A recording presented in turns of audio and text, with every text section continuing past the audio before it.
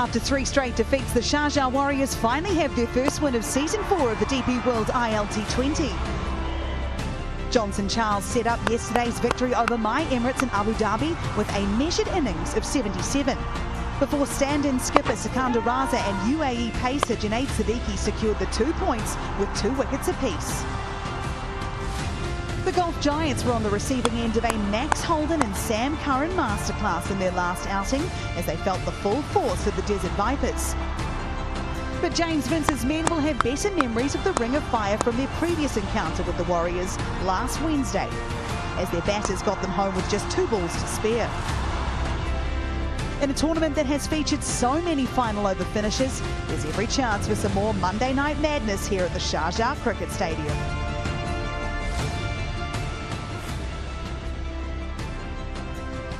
We are here in Sharjah. It is match 16 of the DP World ILT20. It's the Sharjah Warriors taking on the Golf Giants. So the points table might look a little different than the last time you saw it. We've got our first qualifiers. They're, of course, the Desert Vipers, who now have 6 wins from 6 matches. An incredible start to Season 4 of the DP World ILT20. But tonight is all about the Golf Giants and the Sharjah Warriors. The Sharjah Warriors have officially arrived in this competition. Can they carry on momentum here at home at Sharjah Cricket Stadium? We're going to find out. Let's head out to the middle now with the 2 captains and Alan Wilkins for the toss. Overseeing the toss, our match referee Simon Taufel. Alongside him, James Vince, skipper of the Golf Giants, and the Sharjah Warriors captain is Sikandar Raza. Sikandar, you've got the coin. Give it a good flick. Heads. So the Giants have won the toss. I think you just said you're going to bowl. What's the reason for that, James? A bit more of a decision to be made here in Sharjah. Obviously different conditions, but feels like it might be a tiny bit tacky. So yeah, just have first look at it and let them post the score. And you've won 3 matches chasing in this season as well, so that's a good sign. Yep, hopefully that continues this evening. Yeah, big game for us. Obviously a disappointing result last time out, but a couple of days to regroup and yeah, looking to get 2 more points on the board this evening and push up that league. Yeah, the teams are making changes these days. How much cognizance do you take of their team, the changes they have made? Yeah, I haven't actually seen their team yet, but yeah, we've got a couple of changes. Fordy's back from injury, Moen's back, and Fred Clarkson makes his debut. So yeah, we're dealing with a few injuries in the camp, so you know, one change can force a couple, yeah. But good to have a couple of guys back out there, and hopefully we can have a good night. So the team will be happy that you're bowling first? Hope so. All right, James, thanks very much indeed.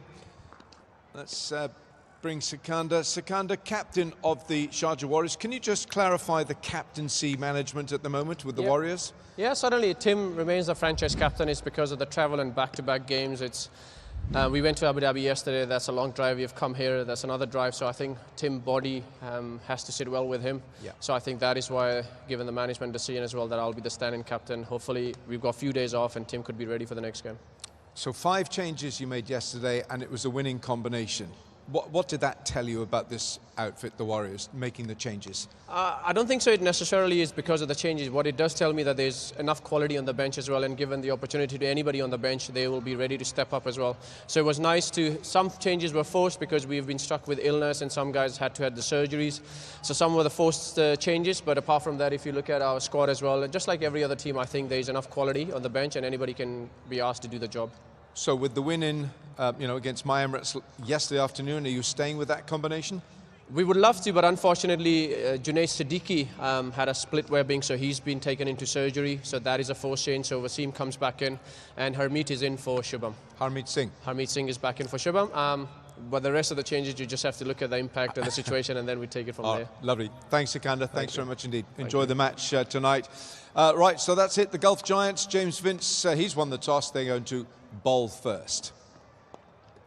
We need to look at this pitch, and I've got Aruj Mumtaz Khan, former captain of Pakistan, and you know a little bit about these pitches, Aruj. So tell us, it's got a lovely sheen, but it's over to you. to tell us about it. Thanks, Wilco. Yes, got a lovely sheen, and we'll come to that a little bit. It is the new surface here in Sharjah. It is the 4th game, and there have been runs aplenty in the first 3 games with an average score first innings 196. Now, let's touch on dimensions. It is a ground where the ball flies, generally smaller, but batting from the near end, behind leg side boundary, just 56 meters. So I'm sure the batsman will target that shorter boundary. Now I'm going to target my colleague here, Michael Hazeman, admiring the pitch.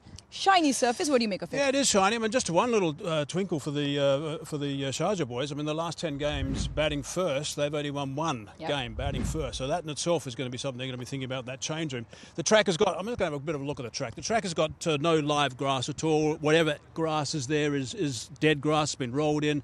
There's no incentive whatsoever for the quicker bowlers. There's might be a little bit for the spinners, but I think it's going to actually sort of just skid on a little bit.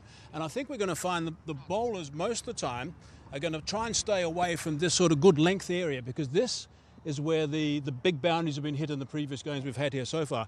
The wickets have actually been the fuller ones, so it's been a bit of a reverse psychology, if you like, from a bowler's point of view.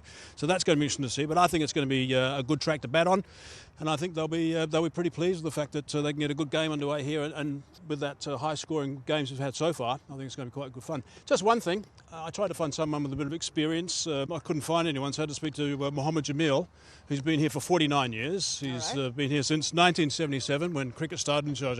He tells me there's no dew at all tonight, because there's a little bit of a breeze coming through. It's just died out a little bit. But he knows, he's been here almost every day, I would imagine, for those 49 years. All right, then PhD Michael Hazeman tells you everything you need to know about the surface tonight. Thank you, guys. We love Hazy, and I love these boys alongside me here. Waka Yunus, Simon Dool, the boys are back, and I'm happy to have you with me. Dooley, I'll start with you. The Sharjah Warriors have finally arrived in this competition. They're here. How do they stay here tonight? Well, to perform like they did yesterday, I think. A couple of key performances for them yesterday. We mentioned Johnson Charles in the top of the show. Secunda Raza taking over the captaincy from Tim Southey, saying all the right things at the toss, wasn't it? Tim's still the franchise captain. No, he's not. You are. Do the job. Did it last night. Get it done again. 5 changes. I thought they were good changes. And you know, if team's not good enough in game number 1, game number 2, I think game number 4, 5 is time to make those changes. So they did the right thing. It worked the oracle for them last night. Just more of the same. They've got to start winning at home, and that's going to be the key for them. It certainly is. They're at home tonight, and for the first time this season, the Golf Giants are out of Dubai International Cricket Stadium. So how will they have to adjust? You've played a lot of cricket here, Waka. How will they have to adjust at this ground? I don't think it's going to take them, take a lot to adjust, because they have played here before. They all know these grounds very, very well, and I feel, getting out of Dubai might actually help them, because the last game they lost there, and after such a good start, winning 2 games in a row, and then they're sort of kind of falling away. They're too good a side to sort of fall away. So I think they'll be pleased with coming out. The surface looks a flat one, and I feel that it's going to be a hell of a game. Yeah, it absolutely is. I think 8 of the games of this tournament so far, 8 of the 16 have gone down to the final over. So expect, I think, much of the same tonight. So the Sharjah Warriors have made a few changes from even yesterday, but some due to injury. Dooley, would you please talk us through the side, getting ready to bat first? Yeah, well, I've made one couple of changes tonight, but enforced as well. So I'd like to see Harmeet Singh back, so he'll offer a little bit of both. Good with the bat, very good in the field, and a little bit of spin with the ball as well. Ethan D'Souza, he's a player I really like. Absolute gun in the field, a real jet, and a local player as well. One of the changes they made, James Rue, last night, product of King's School in Somerset, along with Tom Banton and Joss Butler. So there's plenty of good cricketers that come out of that school. He's another very talented player. We'll talk about him more. But it's a strong side, better than it has been in the start of the tournament, and look forward to them performing as well as they did yesterday tonight. Absolutely, so you can tell Dooley's picking them. The Golf Giants, Waka, would you please talk us through this team? Yeah, they're an excellent side with Gurbaz up at the front and Nishanka. They're the 2 danger men, I feel. If you can get them out early, then you might have a thing or 2 easy for you. James Vince there, Kyle Myers in there, Liam Dawson, and of course Asif Khan, who played really well in the previous match. Ayn Afzal Khan, Moeen Ali. I mean, they've got such a balanced side, with Chris Wood and Clayson coming in the side. So they have got what it takes to, beat any side in this tournament. Yes, they certainly do. They just got to do it, and they need to start out here at Sharjah Cricket Stadium for the first time in this tournament. Ayan Khan, he might live up the road, but that's not where he's from.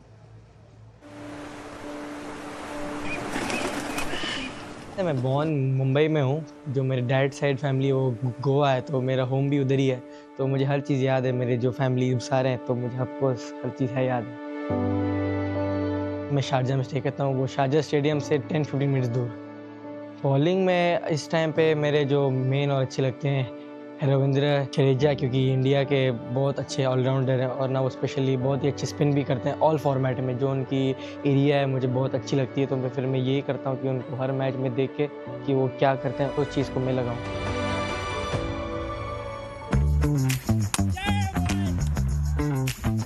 हम चाहे अगर 5 wicket लें, 3 wicket लें, team जीती, ये हमारे लिए बहुत इंपॉर्टेंट है। तो मैंने ये कोई प्लेयर का तो नहीं सोचा है, बट लेकिन हर मैच में यही सोचता हूँ कि जो इंपॉर्टेंट विकेट्स हैं अपनी टीम को मैं लेकर दूँ।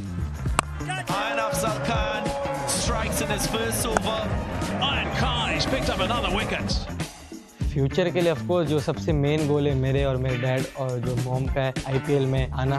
आईपीएल जो मेन गोल है, आईसीसी के बहुत सारे अवार्ड्स हैं, उसमें मुझे आना है। तो बस यही प्लान है कि आगे जाके अपनी टीम को बहुत नाम करूं, इंटरनेशनल टीम के लिए भी अच्छा करूं। जो मेन एम है मेरा यूएई के लिए उनको बहुत ही अच्छी जगह पे मुझे लेकर आना है। अभी तो पार्टी शुरू हुई है। The party is absolutely just getting started, but who is it going to continue for tonight here in the DP World ILT20? We're going to take a short break, and when we come back, we'll have a look at a few of the players that are getting ready to do battle out here shortly.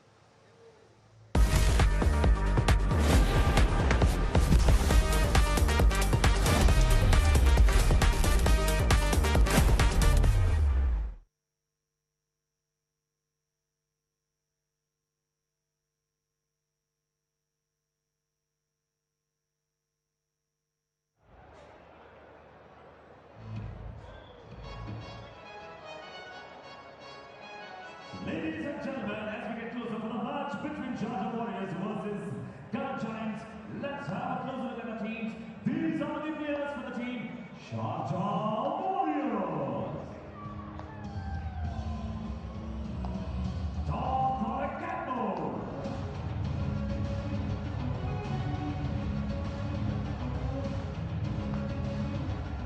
Johnson Charles.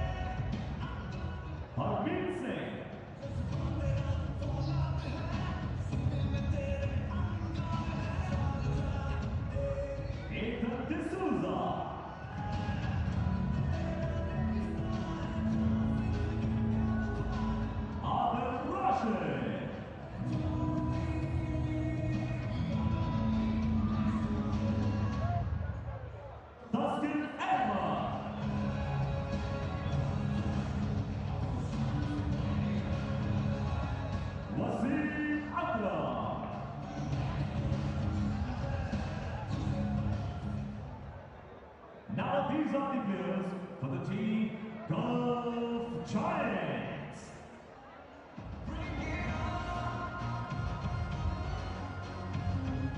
Rahmanullah Gurbaz.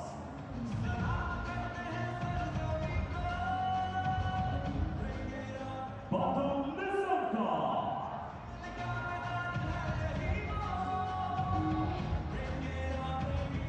The captain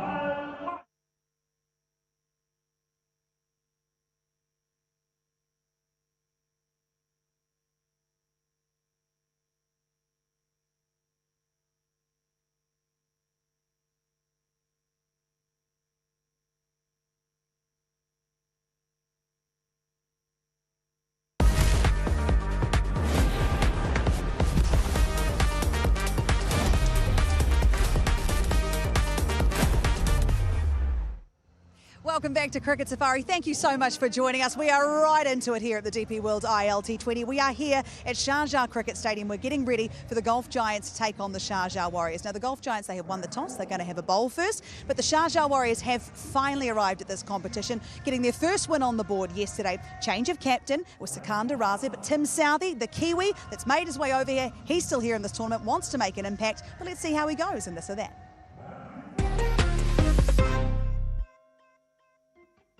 Tim Southee, welcome to This or That. Weights or treadmill?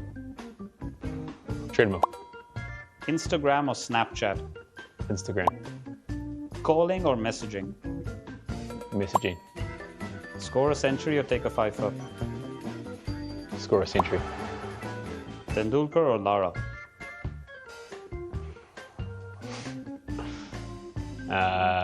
Lara. Spicy or mild? Spicy. Room service or going out? Going out. Dogs or cats? Dog. Cake or ice cream? Ice cream. Sing or dance? Neither. Money or love? Love. Best moment of your life? Winning a trophy or getting married? Getting married. Smart answer. He might have done that piece just after he found out he wasn't captain anymore. I'm not too sure.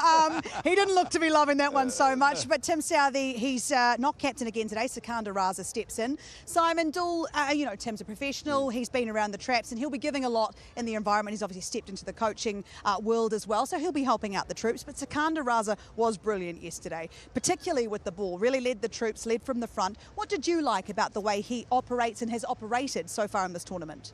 He's an effervescent cricketer, isn't he, Sikandar Raza? He's one of those guys that will lead on the field, even when he's not captaining. We saw a game earlier in the tournament here. We just fielded unbelievably brilliantly. He's got all sorts of skills, and the way he hides the ball, a bit like Sunil Narayan, behind his back. He can bowl that carom ball. He's got the one that turns back into the right-handers as well. He can bowl one at about 117, 118 kilometres an hour when he lets one go. He's just a lot to like about Sikandar Raza, and he will just bring a bit of that energy. Perhaps when you're on a losing streak, you can't find a win. What you want is those changes to happen, but you want the leader you choose to actually front up and really take charge and get the best out of the team. And I think he did that last night, and I think that's the reason why they're going to continue with him. Tim will be offering an enormous amount off the park. He's still going to be that professional guy. I know Sikandar said he was still the franchise captain. He'll still be offering enough, even in a support role off the park, I think. So I like the move. You can't do it too late in the tournament, and they've done it, I think, at the right time, and it's produced a result straight away. Yeah, it absolutely has. And I tell you what else helped produce the result was Johnson Charles. Yeah. You look to your experience at times where, you know, your team might be in a little bit of turmoil, and it was. 3 losses out of 3 was not good. But Johnson Charles for this franchise has been superb. Brilliant yesterday in Abu Dhabi with 77, and a really well-timed 77. Like, he played his role perfectly well, didn't you think? Yeah, I think he's probably one of the most important figure in that side. Whenever they need a start, he's the man. I mean, he favors the onside mainly, but if you ball him outside the off stump, he can't really throw his bat. So he's one of those guys, gets going hard for the bowlers to sort of control the lines and length, and you know, he's been superb. So I feel that they need him to get going again. Scored 77 of 53 deliveries, and he was superb. You know, kind of start he gives, and this pitch, I feel that should suit him. There's no more grass left on this surface. The ball should come onto the bat nicely. I interviewed him after his innings, and he went on to say about, you know, just got to get 1 win, 2, and then we'll win the whole tournament. I thought, good for you, man. That's the messaging. That is it. Fair play to you. But you look at the experience, and then you meet the youth. You see a James Rue come out. He was brilliant behind the stumps, but he batted first. He got a go at it. His first ball, the confidence. What does that say about the group, the environment, and the young man that he is, that he could do this? Have a look at your screens. He could do this on his first ball. Exuberance of youth, highly talented. Both he and his brother Thomas, really well thought of down in Somerset. They've come through King's College down there. I mentioned Joss Butler, Tom Kohler-Cadmore, Tom Banton. So many good cricketers have come through King's and Taunton, and he is just another one. England under-19s, got all the shots, all of the sweeps. A typical wicket keeper, basically. Plays all of these little scoops and reverse sweeps, but a really talented young man. And, you know, the confidence to come out and do that last night, to be given to him by the coaching staff and by the captain, I'm really pleased for him. He is a super talented kid. He will be playing for England in the next 4 or 5 years, I can tell you that. All right, you heard it here first. Simon Dools called it, but he was superb, and I was really impressed with him behind the stumps. It was exciting stuff to watch. No Junaid Siddiqui for the Warriors tonight. He has that injury. How much of a blow is that for the Warriors? Look, I think he was a very important figure in the middle part of the game where he bowls nice and straight wicket to wicket, and that injury really got him out of the game, and I think it's a webbing has just come off, and it's going to take a few days. I don't think he'll be playing in this tournament again. That is a loss, but they do have other players. They have young fast bowlers who can replace him. We had JP Duminy on the show after the game yesterday, and he said it didn't matter about his hand. He was saying, just give me the ball, coach, give me the ball, captain. I want to do this. I want to do this for you. And another player who's been working really hard on his game, saw that it wasn't going so well in the early stages, was Gurbaz for the Gulf Giants, and his fortunes have changed quite dramatically, Dooley. Yeah, I just like Ramanullah Gurbaz when he gives himself a little bit of time. I love to see him maybe just work the ones and twos early on, not be not be too proactive, go searching. He's got all the shots in the book. If he just waits for the ball in his area, he'll put you out of the park no matter what. I want to see him run hard between the wickets, get his innings underway with maybe a few singles and twos, put the bad ball away, and then work into it. Once he's been there for 10 or 12 balls, unleash yourself, go for it. Yeah. All right. He is one to watch tonight, that is for sure. So I leave you with this, boys. Who are you picking tonight, Waka, just quickly? Gulf Giants. Oi, Gulf Giants, Dooley. Everybody's going to go with the chasing team. Everybody. Yeah. Except me. I'm going to go with the Warriors. Back to back the Wars. I'm with you, up the Wars. We love up the Wars. Right, we take a short break here, but don't you go anywhere, because when we come back, it is the Gulf Giants taking on the Sharjah Warriors at home. Can they keep the momentum going, or will the Gulf Giants be too good? They're with the ball first.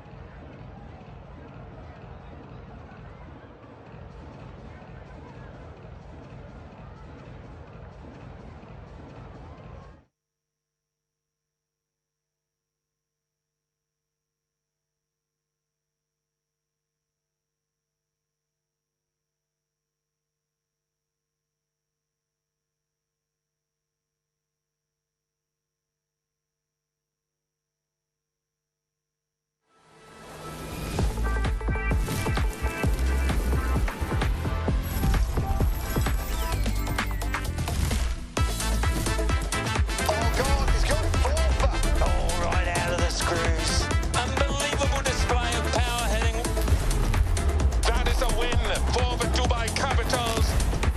That is high class. Races along the turf. DP World ILT20.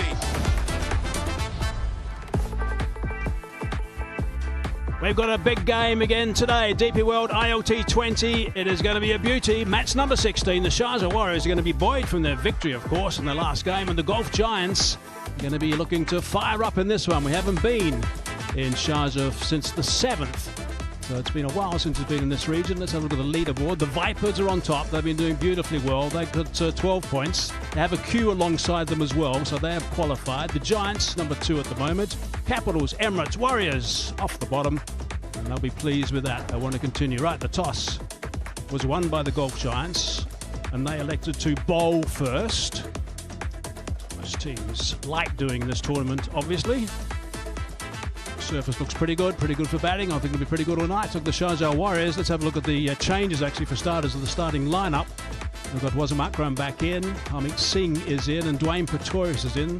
Siddiqui with that split webbing is out, Ranjani is out, and also Patarana is on the sidelines. So they've got some serious players. Tom Kohler-Cadmore, I want to see how he goes today, because Johnson Charles with that 100 stand yesterday was outstanding, but not TKC. You want to step on a little bit. James Root did a nice job, and Secunda Raza was outstanding, particularly with the ball. And as for the Gulf Giants, Fred Klaasen is in. Moeen Ali's fit again, so that's good news. He had a bit of a groin injury. He is okay, and Matthew Ford's back in. Erasmus, Marco Dare, and Amazai is out. That's from the starting lineup. Amazai, we presume, will come in at the halfway mark, so that will be interesting to see how he goes. But of course, Gabaz, he's terrific at the top. Nasank has been outstanding as well. Vince has played well, and Liam Dawson is ever reliable. So there's the DP World Smart Truck, the first delivery of the day, as he delivers the match ball for umpires for tonight. Of course, we are on time and ready to go, just like DP World. And here come the men. The tall of the two is Rod Tucker on the right, Ghazi Sahal on the left. Paul Wilson, the TV umpire, by the way. And Simon Taufel is the match referee.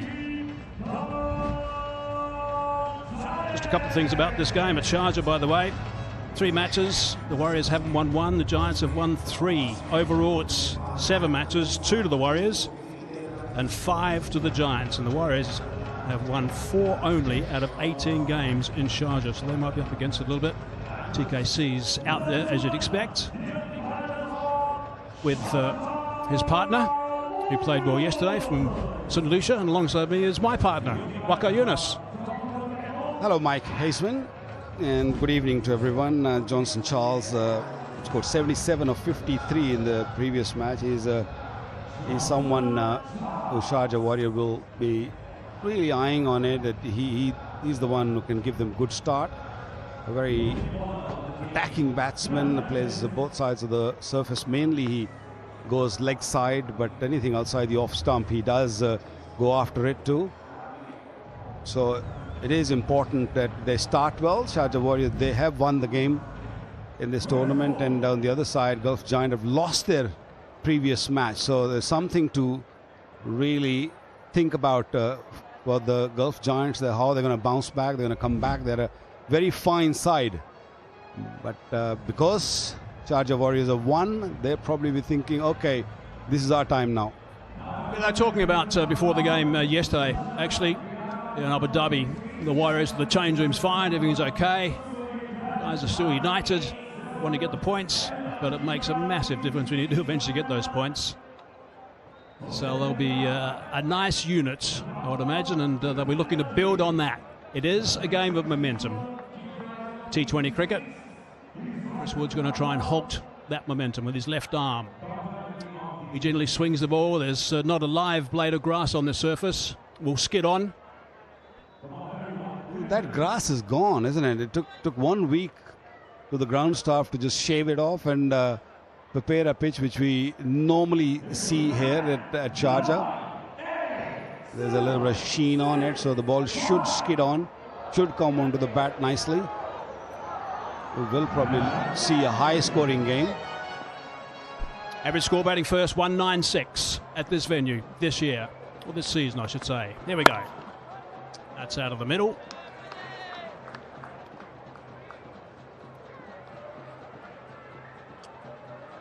Have to watch the pace of the ball pretty closely, I think. Colin Cadmore just giving his partner a bit of a message there that it's nothing in this surface. It just sort of stopped and just gripped a little bit. It's the new ball. Just got to watch out, especially from the left armour. No, he's not watching out. He said, I'll take some of that. Good use of the feet, got to the pitch and bang. What a start. Well, he couldn't get going at all yesterday. Tom Kohler-Cadmore could not get going at all. He's belted this first one, advancing. I think he's going to be nice and aggressive today. Decided to turn the tables. Terrific shot, that one. That is a contender for our DP World Dispatch of the day. Fine shot, that one. Fine maximum.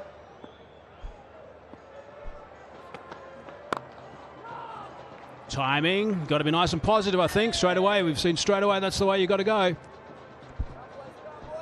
It took him one delivery to understand or know what the surface is going to offer, and came down the pitch and hit a beautiful shot over mid-on. I think that's going to be the order of the night. Just make sure that you use your feet, get to the pitch. It's not going to really do much off the surface. Nice tight line. Straight away, mid-on goes back on the boundary. Third man comes in. There's no one patrolling the boundary on the offside. Square leg and mid-on back on the boundary. The rest of them are just trying to stop the singles. So far, 3 dot and a 6. A wonderful season 3 did Tom Kohler-Cadmore. 388 runs, an average of 55, a strike rate of 139. These two guys became the second pair to get a century stand in the history of DP World ILT20. Makes such a massive difference, you know, Wacko, when you get out there and you're nice and positive rather than just sort of pushing the ball around a little bit, and you've got to be forceful on a surface like this. Yeah, you don't spend too much time to understand the surface. Yes, maybe early days when we had first few games, there were grass on the surface. You probably needed more time to understand or manage the surface, but not this one. This one is flat. 5 dots. That's great comeback. 6 of the over.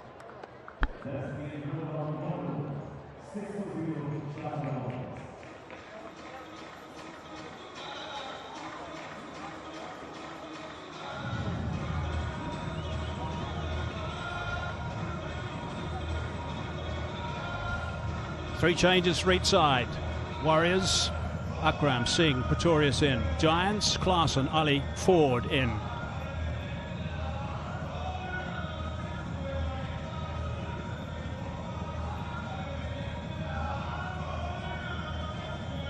So it is 2 versus 5 today. The Warriors at 5th spot on the table. The Golf Giants are number 2 right now.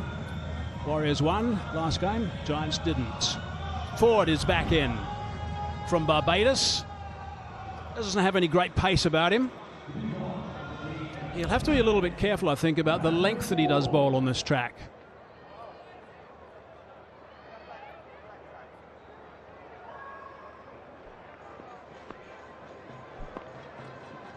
Charles about to face his first delivery. Nice little bounce there. Yeah, he's tall. He's going to get a little bit extra bounce, especially with the new ball. Might not get the same with the ball getting a little old. Swings it nicely. First delivery was spot on. That's the length you need to bowl, where the batter not sure to go forward or back. Yeah, there's no real pace, but the length was perfect. Leg side is the big boundary. That's why he's backing away. I was hoping he was going to follow him, and he just whipped it that way for 4. A little bit of a double bluff from Charles. That is the 351st big ticket 4 of the tournament. Play big, dream bigger, big ticket. Yeah, he started off looking more toward the offside and saw the length and saw the ball coming at him. And he didn't care about the boundary short or Long, he's going to swing his bat if the ball is there. That's the way he plays.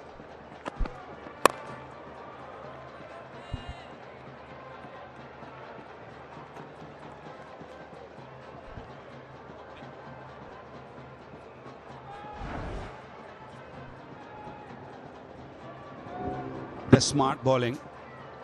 Saw him moving away from the stumps. Charles in good form.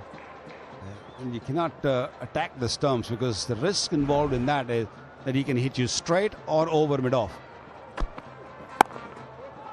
What's happened over the last couple of years too with Johnson Charles is that he's had to play on the offside more because the guys have forced him to play that way. But these two guys have been absolutely outstanding together. Most runs as a pair in ILT20. Charles and Tom Kohler-Cadmore. 600 runs exactly. Andre Fletcher, Mohamed Wasim, 560. Kusal Pereira and Mohamed Wasim, 553. Munro Hales, just too shy of the 1,000 mark. Got that away down to that vacant region, and that's gone for 4. That is smart play. He didn't try to hoik it on the onside. Use the pace, use the bounce, allowed the ball to come to him and then opening the blade. Nicely played into the gap. So much area to explore that third man region. So a couple of boundaries and 3 dot balls in this over. 1 ball to go.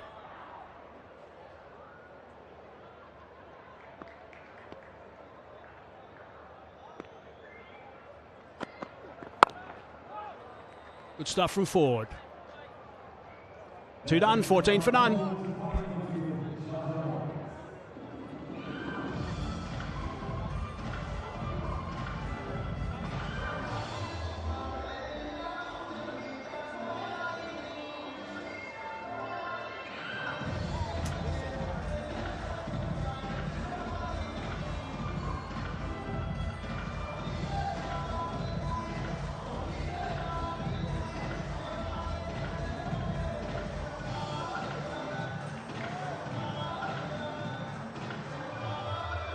It really is unbelievable about the Vipers. All those close games they've had, 3 very close games, 3 thrillers they got up on the right side of, means they've played 6 and they've won 6, so good luck to them. Net run rate's okay, they've got 12 points, twice as many as the Giants, who are sitting 6 points at the moment in second spot. Fred Klaasen.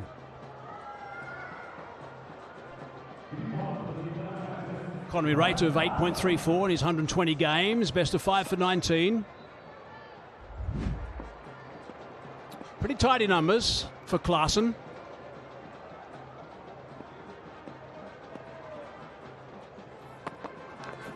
Oh, he's bowled him. He just tipped that off bail. Tipped it right at the very top. He's picked up a wicket first up. It came back a little bit. Straight through him. Wow, what a start. First delivery in the DP World ILT20, and watch that. Nip back, hit the top of the middle stump. What a delivery, what a start for a youngster. Great delivery. And it got a man, got his man. Cadmore gone for 6, is 14 for 1.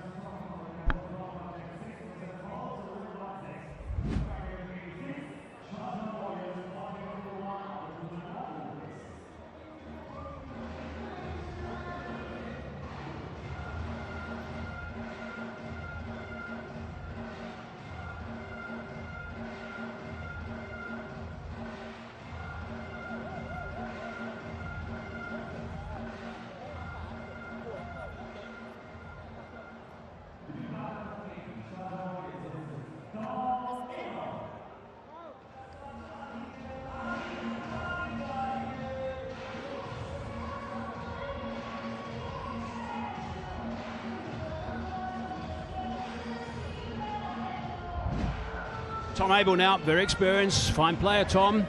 3,700 runs, strike rate of 134, 17 and 1, the 50s and the 100s. In nice and early, so they've done the right thing. The Golf Giants, they've broken that stand that was so good yesterday. What a start for Klaasen. Standing stuff. Yeah, great delivery. Watch the seam coming down nicely, and after landing, nipping back. That was a hike. It wasn't really in control of the shot. Ball just clipping that bail on top of the middle stump. Fantastic start.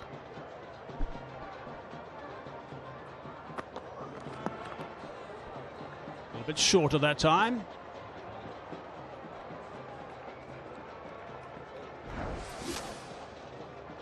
Yeah, tall man playing for the first time in this tournament and getting it right first ball. Not that easy because grew up in different sort of surfaces, and this is a different surface, no grass at all, and landing it a pitch perfect. Nice way to get rid of any nerves.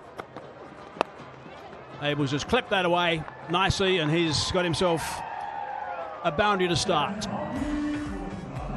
Swung a little too much for Klassen's liking.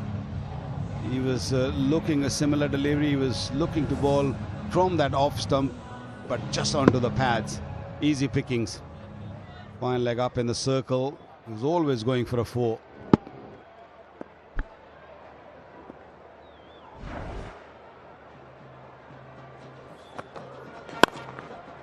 Oh, it's a solid punch. That's nicely played. There's no sweeper out there. That's going to be another 4. That's back-to-back boundaries. Good stuff from Abel. Yeah, Klassen tried to compensate previous delivery on the legs, and he thought, okay, I'm just going to go a little bit outside the off stump. And Bell was ready, was very ready, right on top of the bounce. Beautiful shot, a proper cover drive. Third man in position. I think it's perhaps a bit on the slow side, this deck. And the right moves being made now. Third man has now come inside the circle to a short third man, and there's a man a deep backward square on the offside. Just where that ball's going to go. They're going to scamper back for the second. That's good running. It ends up being a very good over as well. Wicket from the first, and then 10 off the rest. 24 for 1.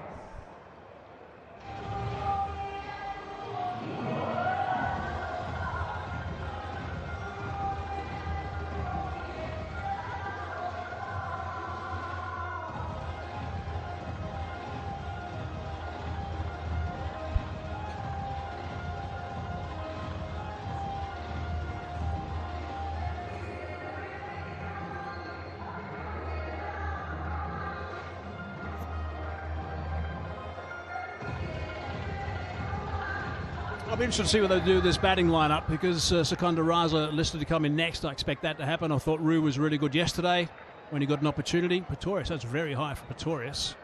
So there might be a bit of a swapping around. Wood again. Track's very much a white colour today. Where we were here for the first game was had a green tinge to it when those 233 runs were scored batting first. And also had a little bit more bounce. This one is very slow. It's got a bit of sheen.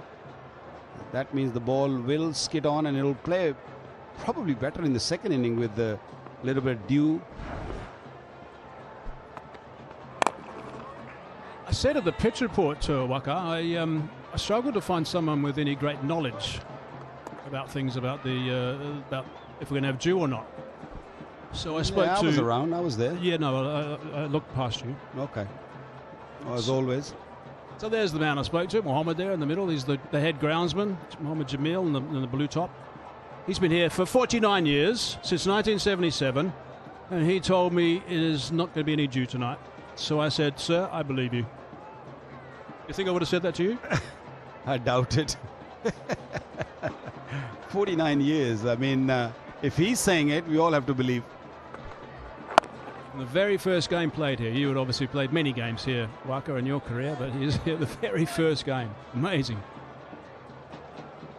Yeah, I remember when I first played here back in 1989, he had lots of hair, and since then he's been around working really hard on these pitches. There's so much cricket played here at Sharjah, international cricket, and then also a lot of club cricket. And this man has always been there, working hard day in, day out to produce good pitches, and he's done a fantastic job.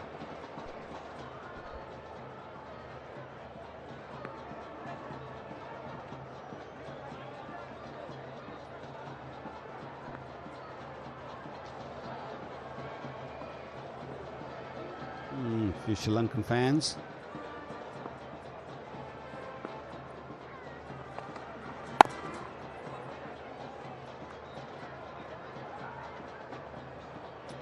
Now we're in the 1x bat power play, of course. Looks like he's got another bat he needs to get rid of.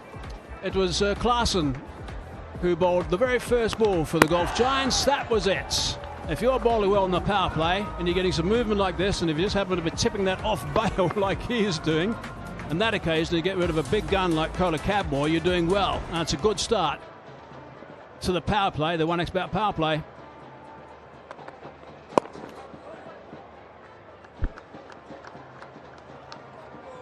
Only 3 off that over. 4 done, 27 for 1.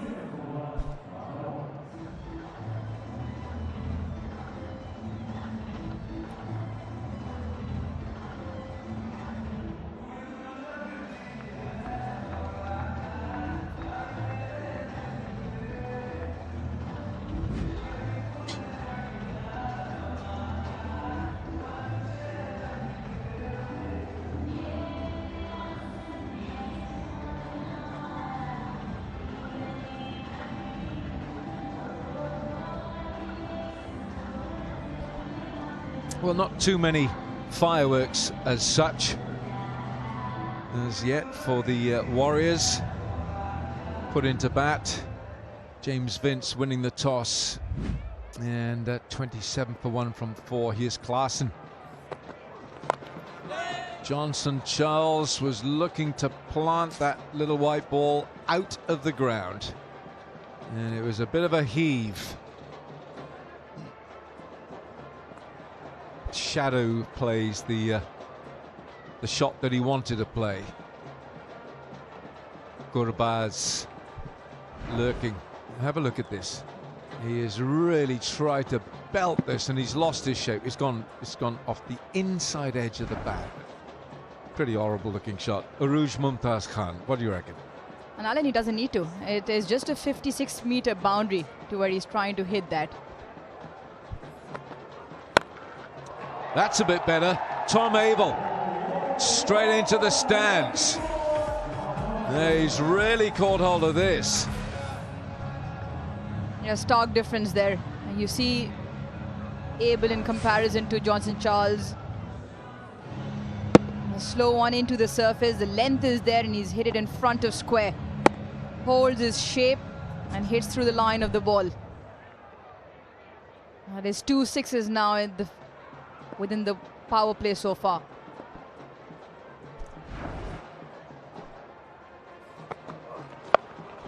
Oh, he's picked him up this time. What a very nonchalant flick that is. It's 6 more. Tom Abel is taking a real fancy to Klaasen's bowling here. Again, it's going to be a feature throughout the game tonight, with the one boundary extremely short. It is only 56 meters in that area, and with that length, it is an easy pickup shot. Almost a pickup shot, a whip off his legs. Klaasen here will have to go a touch fuller. Yeah, he's tall enough, and he should be able to be looking for the Yorker or full. You're right, Aruj, go full.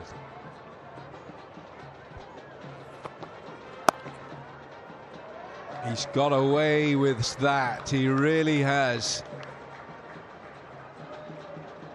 Carl Mayers with the stop, and there's no one behind him. There's a ring of fielders on the offside. This is a bit wide. That is so good from Abel, and maybe that's better. Expensive over, a couple of sixes. And he's still got a couple of deliveries. All fielders up on the offside, so he'll have to be very straight.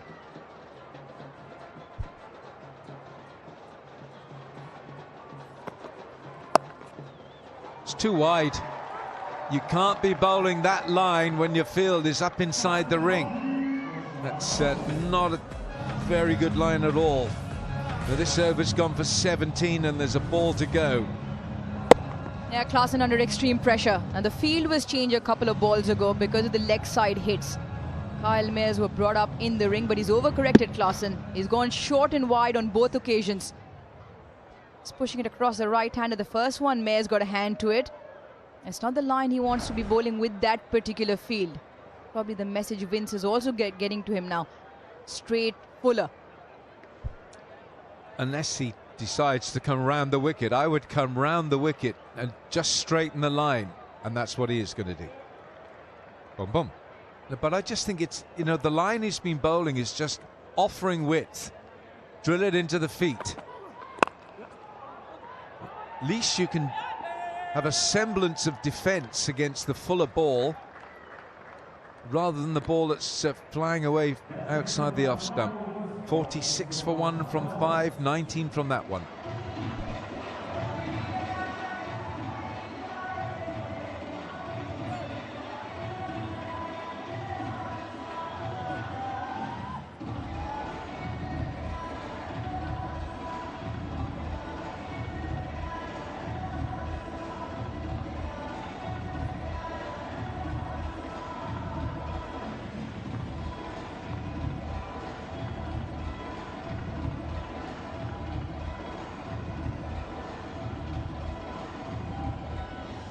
Well, that fifth over bowled by Fred Klaasen.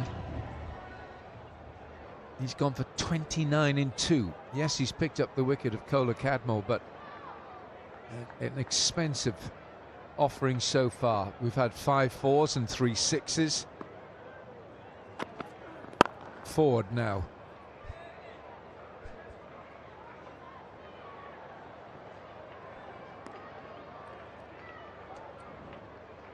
Right, who the commentators have gone for? Simon Doole's gone for the Warriors. We've all gone for the Giants. We're a smart bunch, Wilco. We're a smart bunch. Having said that, you and I lost last night. The Warriors spoiled our party. What do you mean you lost? You had the wrong... You and I both. Oh. Last night? No. Yes. I won last night. Oh, did you? Did you change Nick? Did you get him to change his picks later on? And I got the winner. Yeah. I'm out in front apparently. Oh, we spotted you in the crowd last night as well in Abu Dhabi. Hidden under some mascot costumes. You're dancing away to the beat in a colourful costume from Abu Dhabi last night. It was brilliant.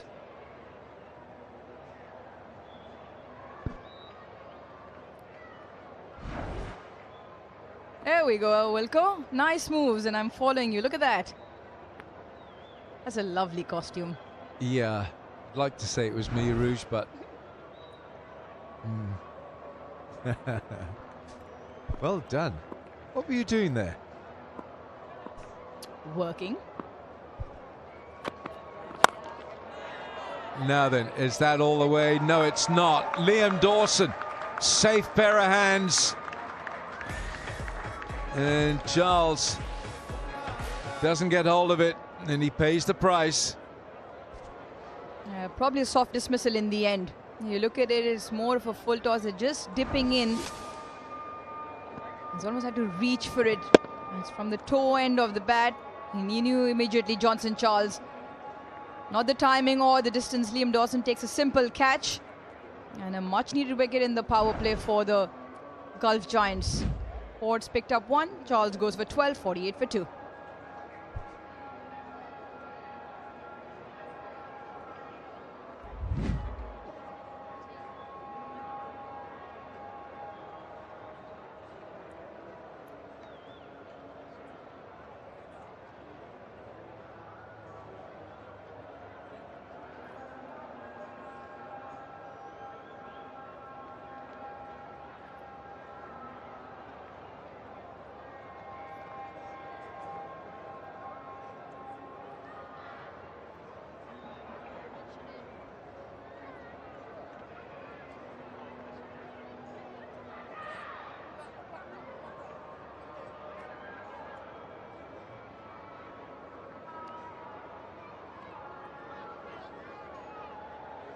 James Rue, young English player, comes in, and he certainly made a name for himself in the England Under-19 World Cup a couple of seasons ago. This is Matthew Ford picking up the wicket of Johnson Charles. It's come off the bottom half of the bat, not very well timed, and Liam Dawson has possibly the safest pair of hands in the tournament.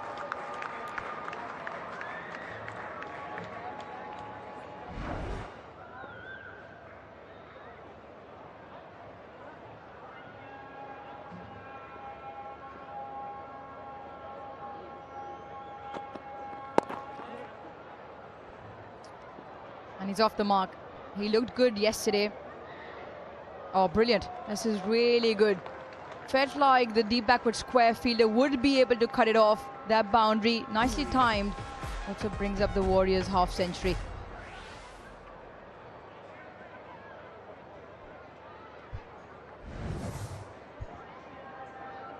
On debut last night, reverse swept Rashid Khan for 4 to get off the mark. Even better fashion tonight.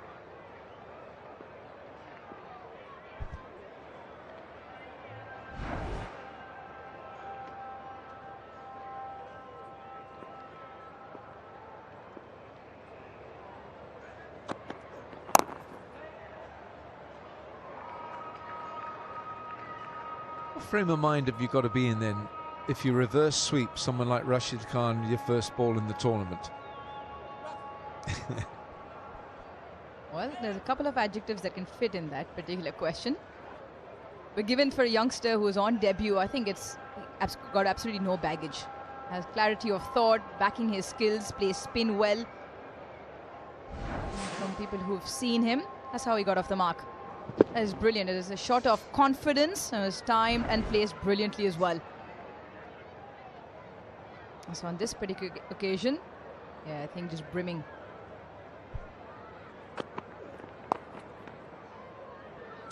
Tom Abel just paddles it round just for a single. So 6 gone. It's the first time the Warriors have made a 50 in the power play this season. 54 for 2.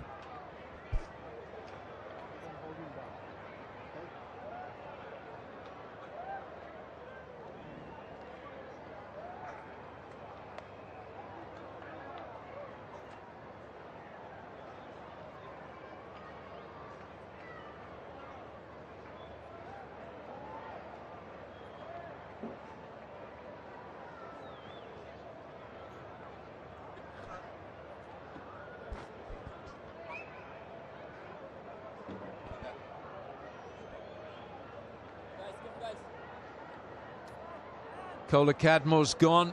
First wicket in the tournament for Fred Klaassen, the Dutch bowler. Johnson Charles, Abel and Roux, well-known legal firm from England. Right, it's Liam Dawson. The English flag is flying proudly here tonight. 274 wickets. Economy is tremendous. 7.4, 5 for 17 his best.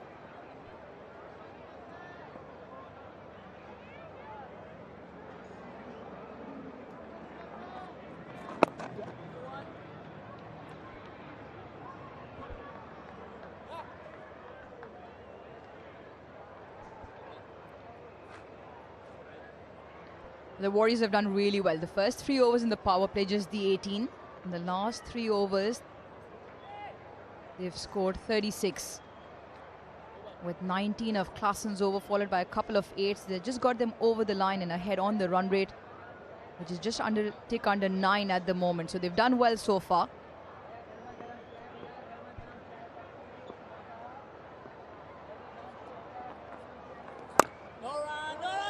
Yeah. The timing wasn't there from James Roux.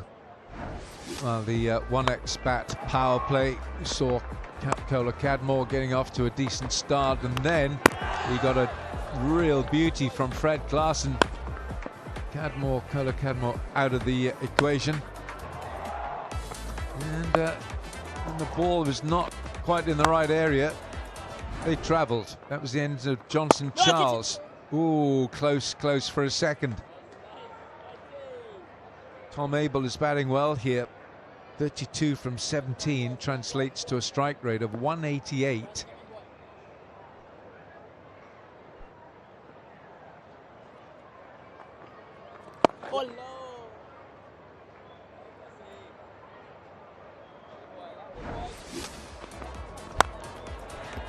This is where Johnson Charles lost his wicket to Matt Ford.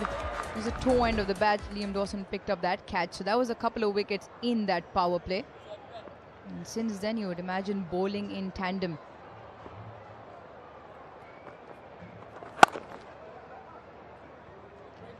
That's a very good looking stroke, isn't it? You just get a couple of runs. All right, Tom Abel, a very good looking bat. He's picks up anything that's not quite line and length. See how the way he's able to just manufacture in an orthodox fashion.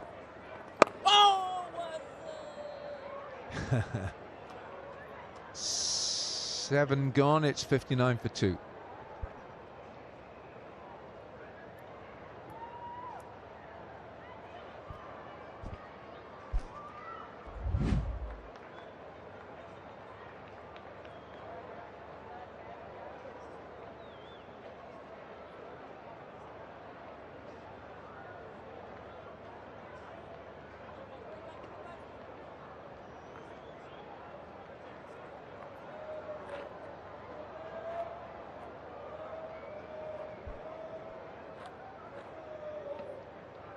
Six fours, 3 sixes.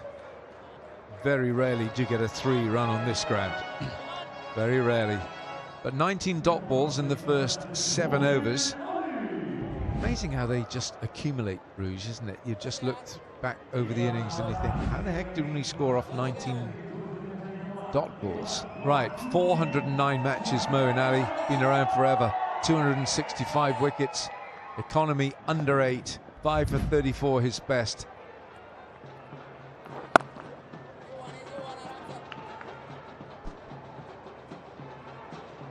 And one of the standout features, yes, Sharjah Warriors got their first win last night and got over the line. They had 174 first innings and it proved to be enough, just enough by 6. A couple of standouts were James Rufus-Shaw got 24 in quick time. One of the features in that innings was his running between the wickets. Played only the 1 dot ball and he ran well. And he was pushing hard to his partner as well. And so far he's had a good start, 8 of 5. It's gone straight after Moeen Ali.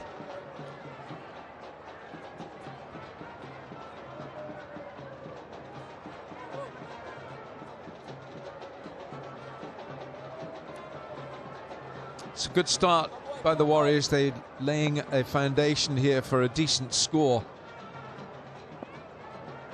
First game we saw here, the Knight Riders were put in. And that has been swept just for 1, and they finished the evening 233 in their allotted 20 overs. So this is looking a very good start for the Sharjah Warriors. Made the changes last night. 5 team changes for the win against My Emirates in Abu Dhabi.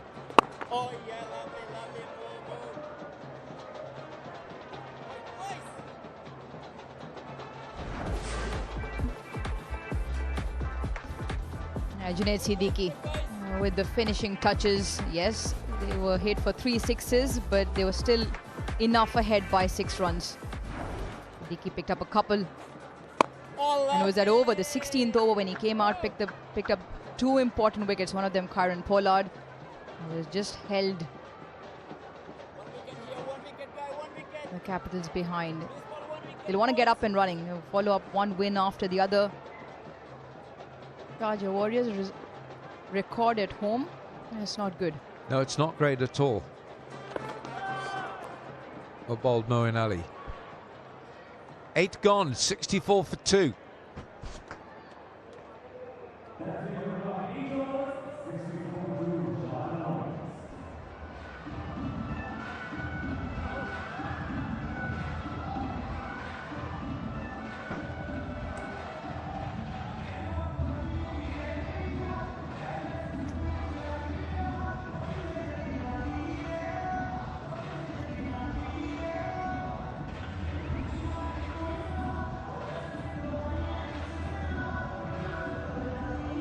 It's an area where the Warriors have had a couple of issues with their run rate against the spin. Spin is involved. It suddenly dropped a little bit. 7.2 they've been going at against the spin. Ain Khan. Now he was absolutely outstanding, and he got player of the match 2 games ago. Got 3 for 18. Quite astonishingly, didn't bowl in the very next game, which surprised a few of us. Gets through his overs quickly. Chopped into the ground. Hello, Simon. Evening, Michael. Evening, everyone. Decent start. I saw you the pitch report with Rouge. Just not sure that this is a 180, 190 surface. I think anything around that 170, 175 mark. 2 very knowledgeable souls out there, I thought.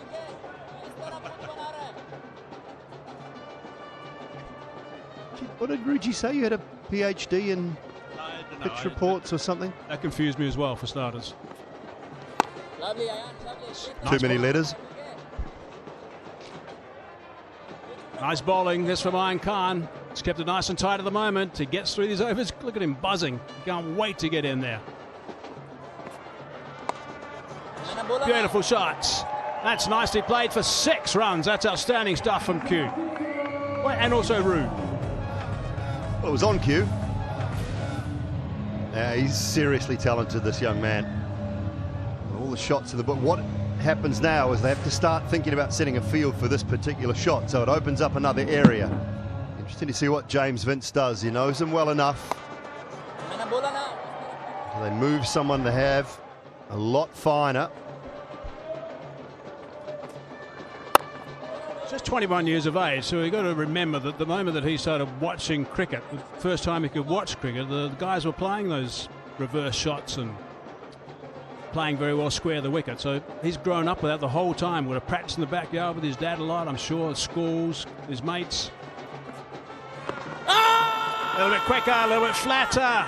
Big shouts from the bowler and the keeper. Is just having a bit of a chat as the skipper to see if they're going to send it upstairs. And they have. Upstairs they're going, I think. No, clapped his hands. No. I think that was signalling he hit it. Righto.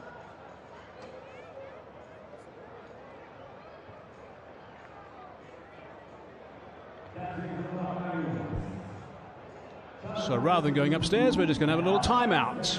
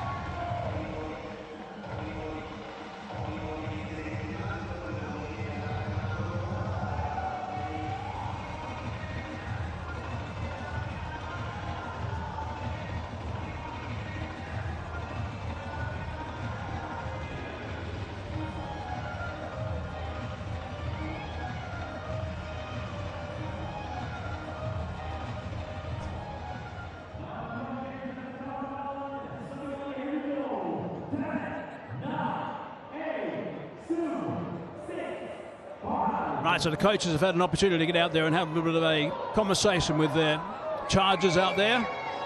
Timeout is done. 9 overs are finished. 72 for 2. Run rate bang on 8 at the moment. Just to let you know we can confirm there was a nick with that last one that James Vince informed us that was the case as we went to the timeouts. And Moeen Ali recovered from that slight groin strain. He's back in that lineup, and the Giants are a much better team when he's around as well, with a bit of bowling, particularly on a surface like this, and his fluent batting. A little bit of turn. Prize of catcher, but he's down to Iron Khan for just one.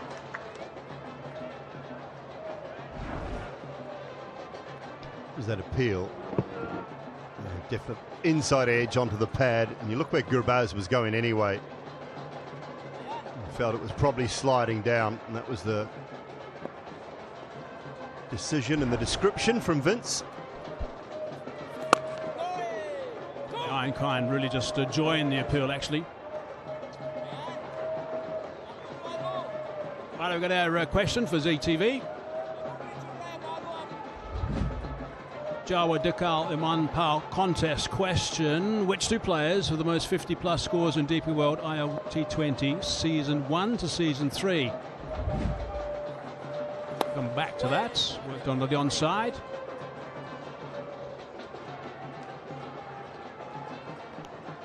Just zip through the A, B, C and D. Vincent Hales, Narayan and Russell, Banton and Fletcher, or Vince and Powell? We'll give you the answer and the winners tomorrow. T's and C's apply.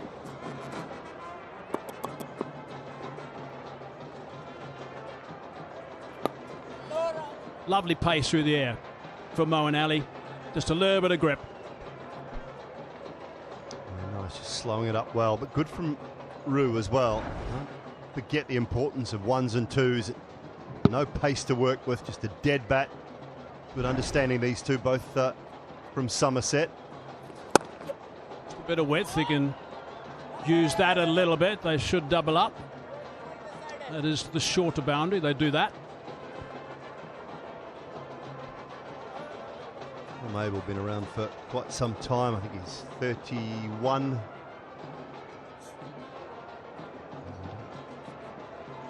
James Rue fairly fresh on the scene, but highly thought after.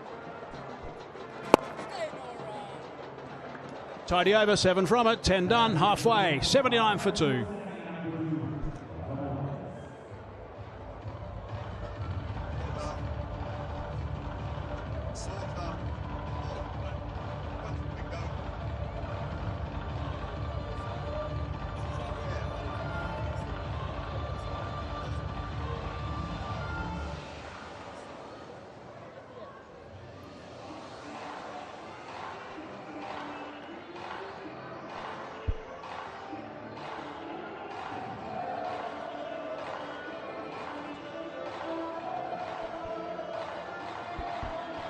Warriors are going at 9.8 against the Siemens.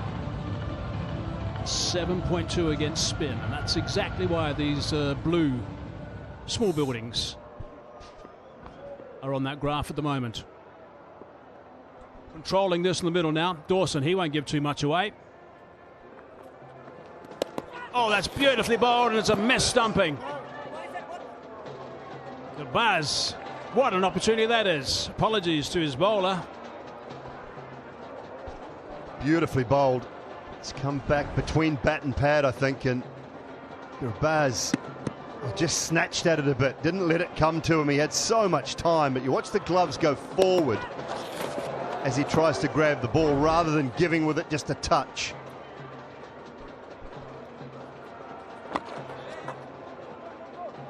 Eased away on that onside. That's going to be chasing downhill. And it's gone for 4. Back onto his body and onto the advertising triangle. So that's how it works, I'm afraid. Liam Dawson and missed the stumping, and then a boundary next ball with an assist from the fielder. Yeah, and he tried to fire that one a lot quicker. Dawson up around the 100-kilometre mark. Jammed down on it. Always running away from Moeen Ali. He did well to get there. As you said, Hazy just popped it up into his upper arm.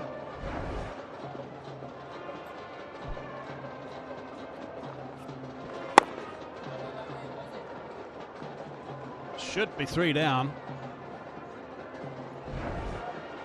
Gabaz. It was miles out. Had plenty of time to grab it again, maybe there. No, went in front of him. It went downstairs. It would have been, or straight downstairs. It would have been okay to smack against the stumps, but no. Had to try and fetch it in front of the crease.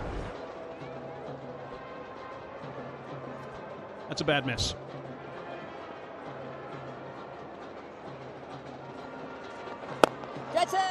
Strong, nice and straight. One bounce and that's gone for 4. Nice shot. Yeah, the beauty of playing straight. Didn't time it all that well.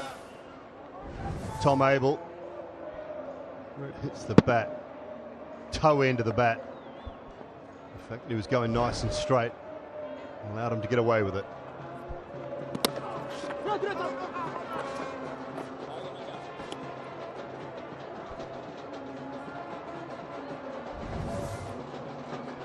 So far he went down the pitch with that shot, Tom Abel.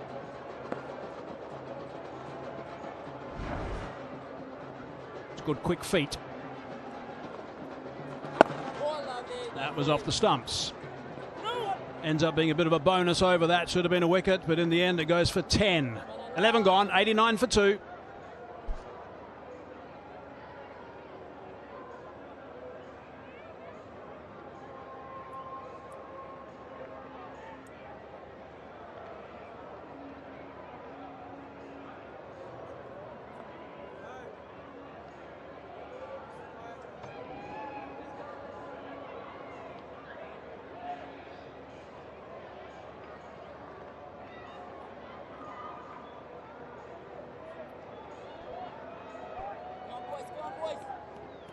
Secunda Raza listed to come in next. This partnership's tidy, 41 off 33. Abel 47 off 30 at the moment. So they continue at this rate. They get to the 161 mark. 10-0 from here to 179. Moeen continues. Cries of catch it. It's a long boundary down there. On the bounce. Takes him to 49 now, Tom Abel. Kundaraz on the right of screen with the pads on. Played really nicely, Tom Abel.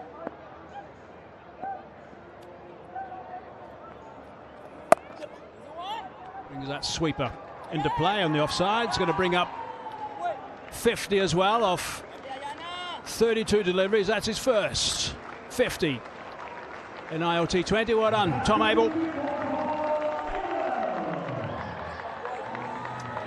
Fifth match he's batting in the ILT20, half century. Terrific innings at a good rate too on this surface, and I don't think it's an easy one. It's not a road by any stretch of the imagination.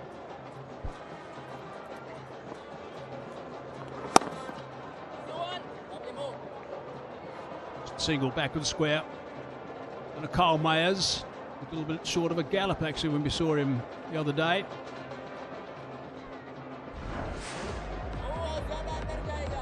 He will know only too well, he's very experienced, Tom Abel. He'll know only too well that that's just the start. He's got to make sure he continues. There's still plenty of overs left. Drag that one down a little bit quicker. Bit of an arm ball for Moeen. Mayers does well on that occasion. Come back for the second.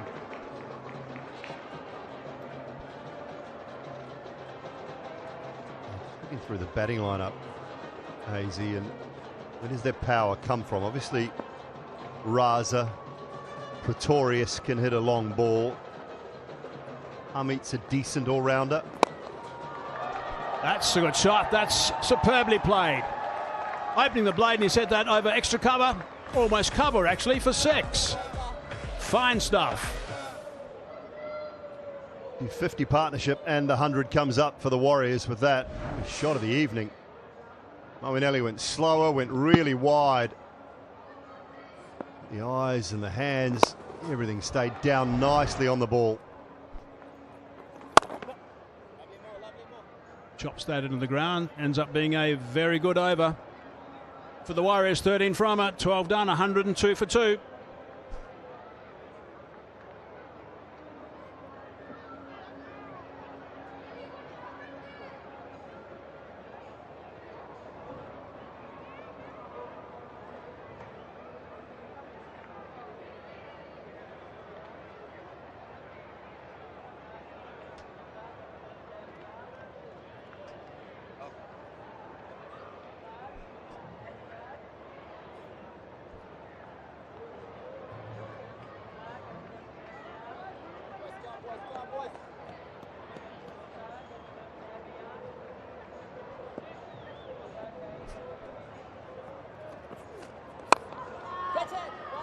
again, a nice looking stroke from Tom Abel here, who's playing a very fine hand for the Warriors.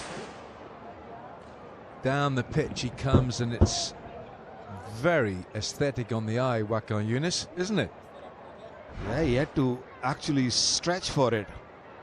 There was a bit more flight on it, and he almost deceived him in the air, but controlled the shot so nicely. Here's the reverse. James Roux, he's very confident, and he's very able to improvise. How good is that? How good a shot is that? The timing of it. Yeah, you don't see these types of shots anymore in cricket. Wow, another fantastic back foot punch through cover point for a couple of runs. These two have done well when you talk about running between the wicket. In between, they have hit boundaries also, but what they're doing really well is just running twos and ones.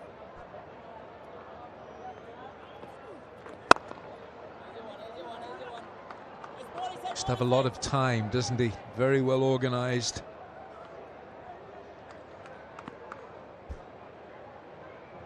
Coming from England on a pitch which is more for the spinners, ball keeping low, he has really adjusted well, and it didn't take long to get going.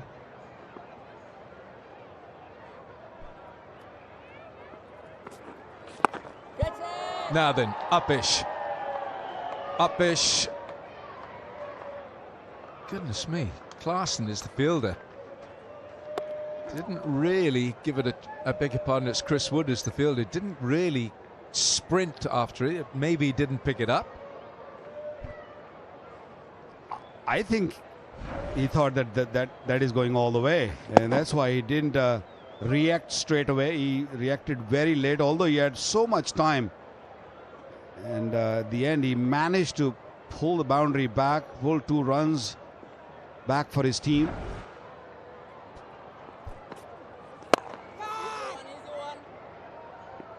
Safe, Matthew Ford. Runs are coming all around the park here. Warriors 13 gone, 110 for 2.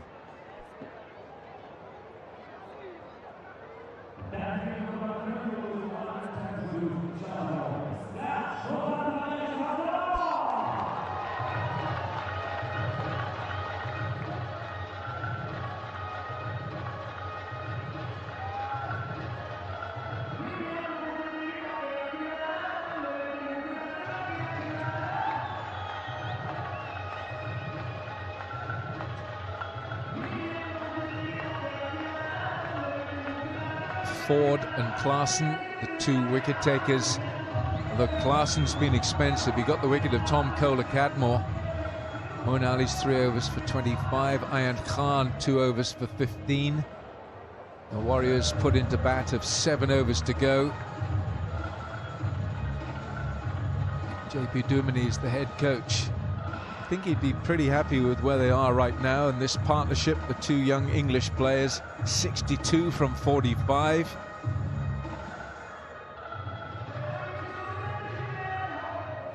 DP World ILT20 surprise everyone with talent. Every year we see new faces, new youngsters coming up and showing their skills.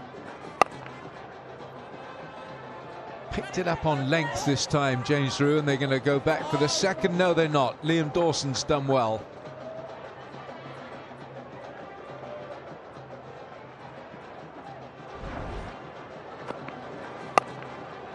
Alan, since these two have arrived at the crease, only 9 dot deliveries, and they have played 27 dot balls. So this partnership was 63. And that is a good going for them.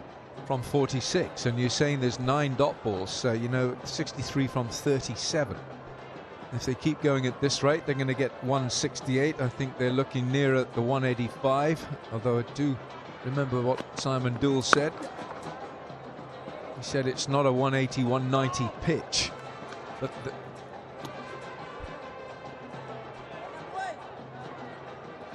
Well, the DP World Smart Truck Buggy Cam, what a great piece of equipment this is with its cutting-edge technology on the ground. It helps us deliver pretty unique perspectives. Have a look at that. Just like DP World, who are also using the latest tech to keep their trade moving, and we keep our pictures moving as well, all around the ground with our DP World Smart Truck Buggy Cam. Right, Rue, 29 from 22. Is he going to maybe put his foot on the accelerator? He's not going to have a go at that, is he? That's too wide. That's the first wide of the match, Vicky. Yeah, you mentioned word organized. I think these two are very organized. They know exactly what they're doing. And what surprised me the most is coming from England and getting used to of these surfaces. It's not that easy to get going. They understand each other really well. Oh, is that wide? Oh no, the umpire's given him the benefit of the doubt. You're right. You would have to go from the top of England to the very bottom of England. Rod Tucker, very, very experienced umpire, and you will never see a pitch looking like this in England, ever, in any part of England. Alan, maybe when I played for Surrey, they prepared pitches like that, you know, where the spinners were more in use, and I had to really bend my back. I broke my back a couple of times. But yeah, I know what you're saying. You think of England, you think of dark green grass. And when you think of England, you think of Duke cricket ball. With a big swings a bit more, stays hard. Don't we love it? Amazing what bowled, full, and well played as well. Yeah, the thickness of the seam of the thread that makes up the seam on the cricket ball, the kookaburra, its reputation is to have not a big seam.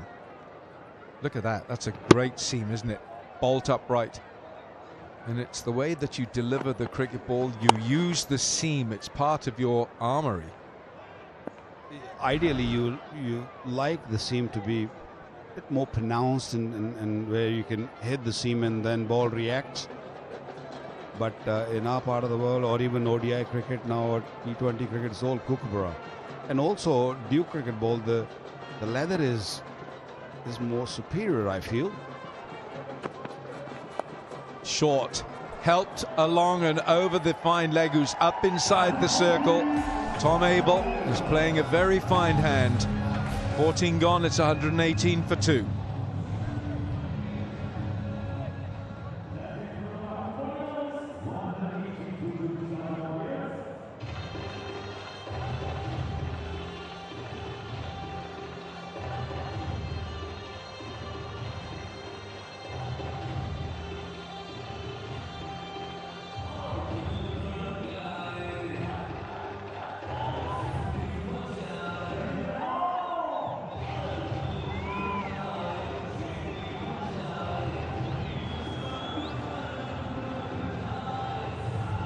One tall over there, the fifth, was bowled by Fred Clarkson, went for 19. He has picked up the wicket of Tom Kohler-Cadmore with a terrific delivery that just swung back and hit the top of middle stump. Always nice when you're doing things like that as a quick bowler.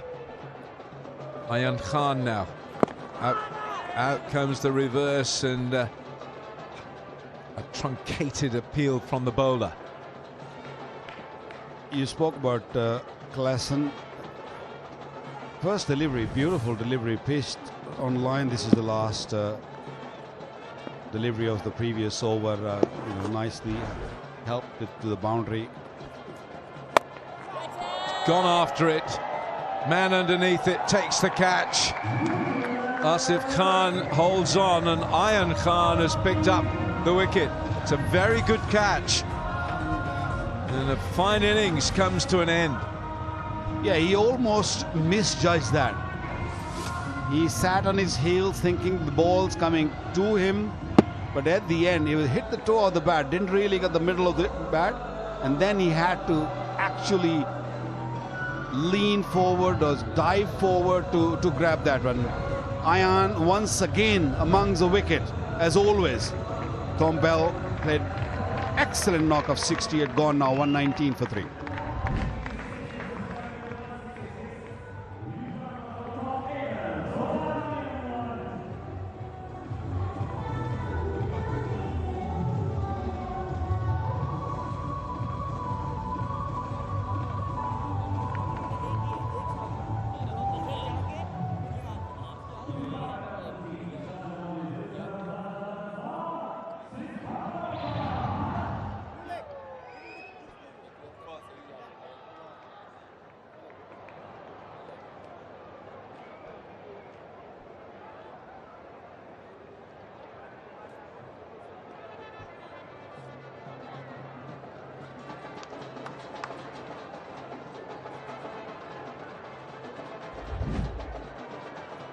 Sikandar strike rate in his career of 138, 136. That's a very confident start from the captain, Sikandar. He means business. There are nets behind us, and I have a feeling that he's coming straight from there, because no wasting time. Beautiful shot. He plays that shot with control. Seen it many times. Right in the gap.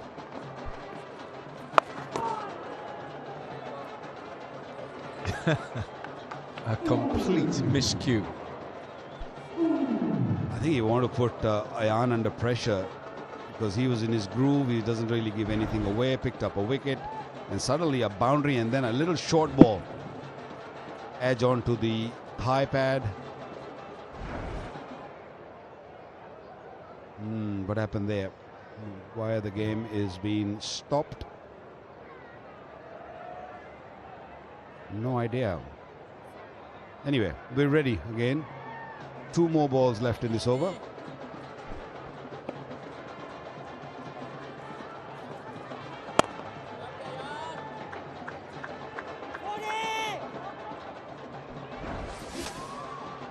Well, the end of Tom Abel, and it's Asif Khan who's out there. Now this is certainly a contender for the Cycle Hub catch of the season. The winner gets a very stylish and super cool cycle, courtesy of the Cycle Hub, and Asif Khan has done very well.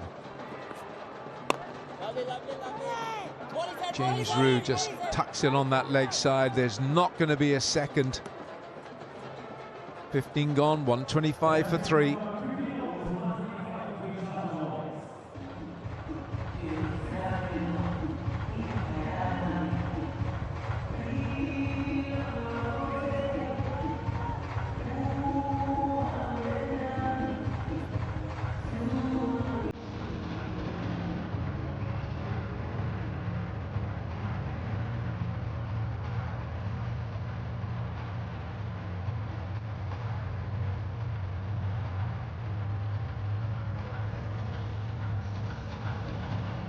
Tom Abel, 68. James Roux, 32. It was their partnership.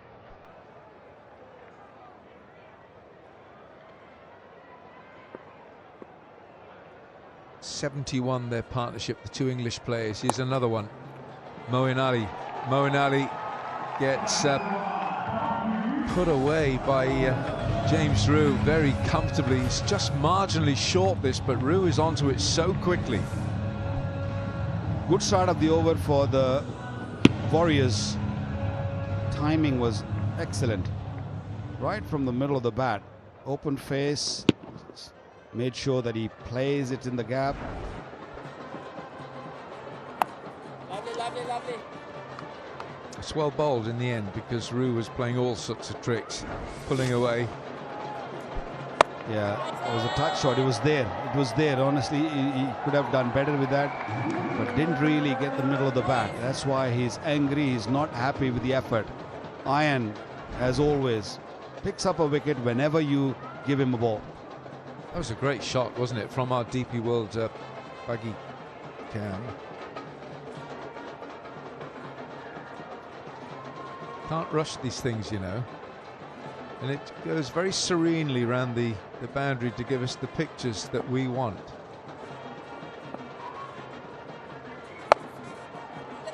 Oh, again, it's not nearly timed at all.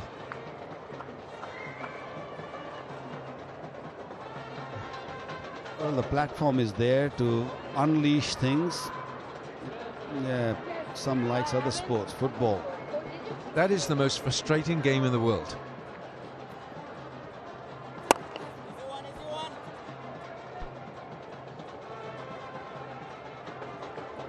For those youngsters that are enjoying it, they haven't watched the ball of the cricket. But why would you when you've got the entertainment like that? It's right at your feet. Right, Sikandar. True, very true. Yeah, Sikandar Raza. He's heaving away, and the ball's going nowhere. He's put everything into that, and it's just sort of lobbed towards long on.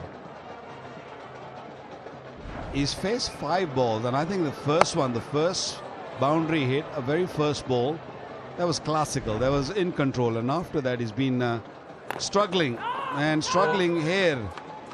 Do also. Gurbaz getting a little bit excited. Hang on. Keep the ball. 16 gone. It's 133 for 3.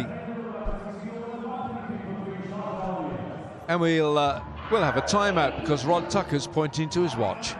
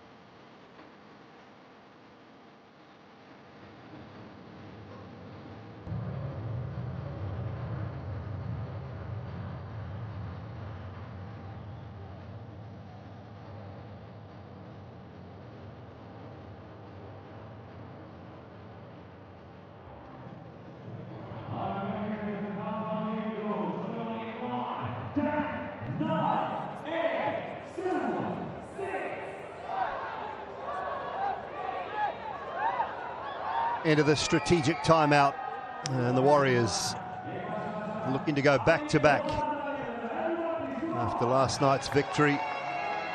They would love somewhere around that 12 and over. 180 mark could be quite competitive.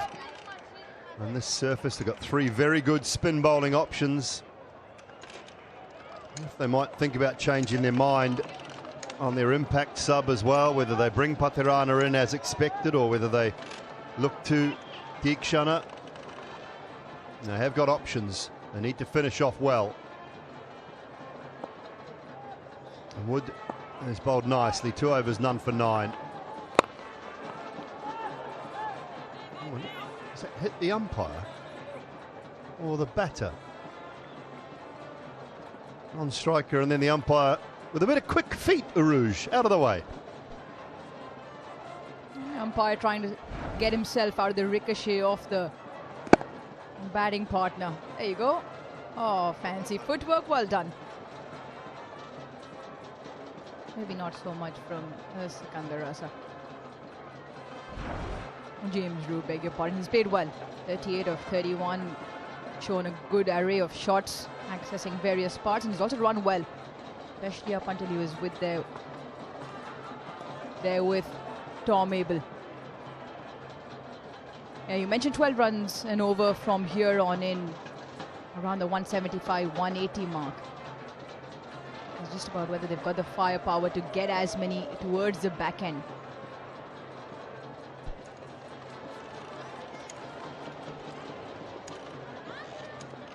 What's going on here? A little bit of crazy hippo.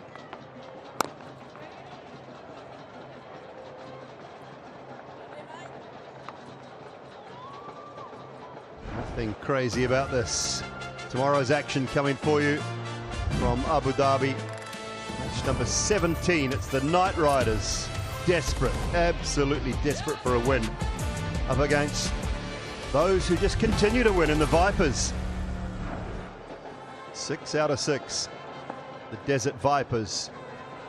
And Jason Holder needs to find something from himself and his men. That's okay, using the angle, goes wide of the crease, makes it look slightly worse by the time it gets to the keeper, but it's not. It's just a reminder. Knight Riders sitting right at the bottom, and the Vipers with the Q beside their name having played only 6.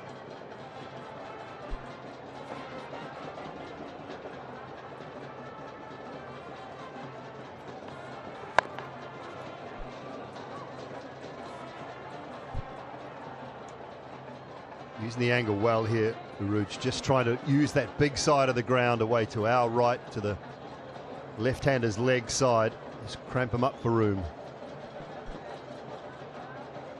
The director is very interested to know whether dude is on the chair or he's standing.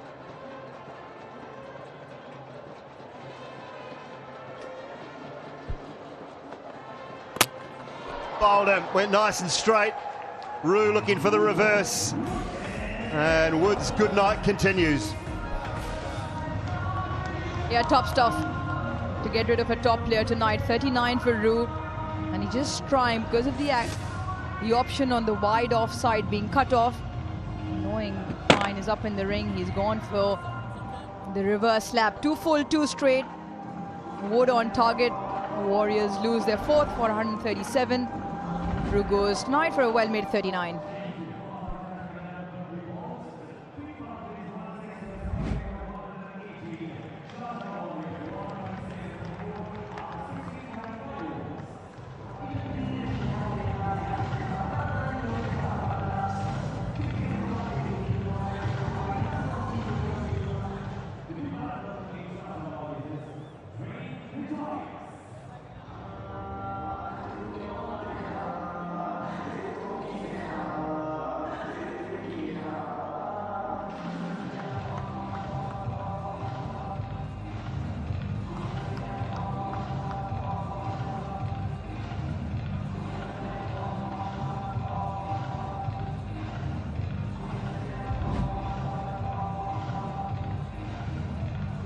Very experienced, Wayne Pretorius. Need something from him. He's got to help his skipper out here. There's been a terrific 5 deliveries so far. Just the 4 runs from Wood. Oh, run out chance, direct hit, he was gone. Captain Vince with the throw, couldn't find the woodwork. We'll take a single, 138 for 4, 3 to go.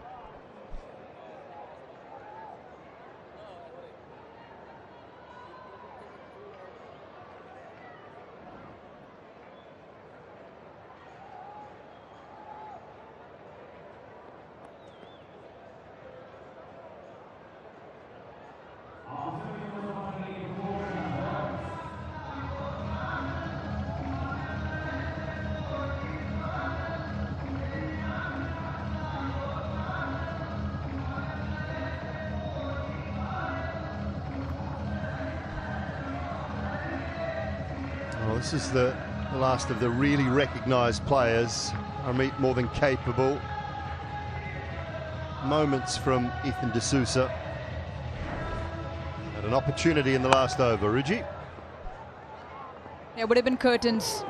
Needed a direct hit, wasn't the case.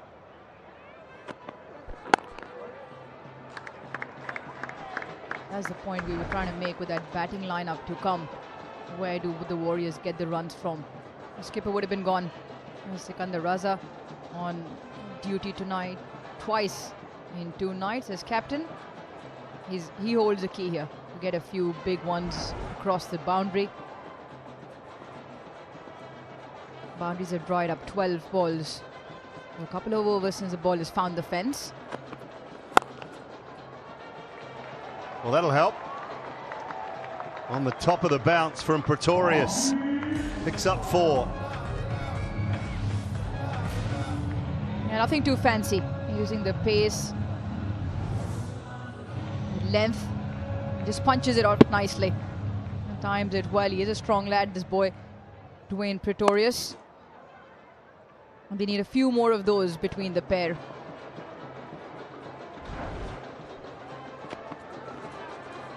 That's more like the angle that the skipper wants him to bowl. 3 men out on the leg side, into the surface and just in around that leg stump.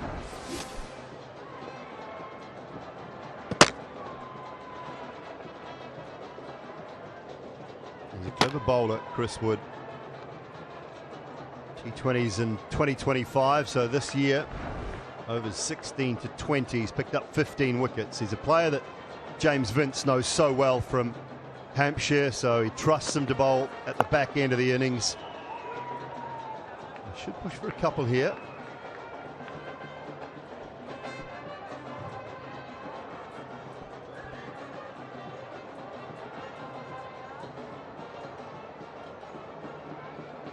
And Pretorius as well has played a couple of good cameos, but this guy right of screen, Sikandar Raza, the 5th this year in T20s, to bag 1,000 runs and 50+ wickets.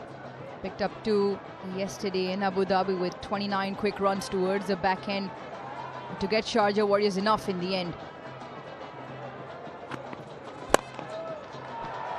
Over the top of extra cover again, so 4 more for Pretorius.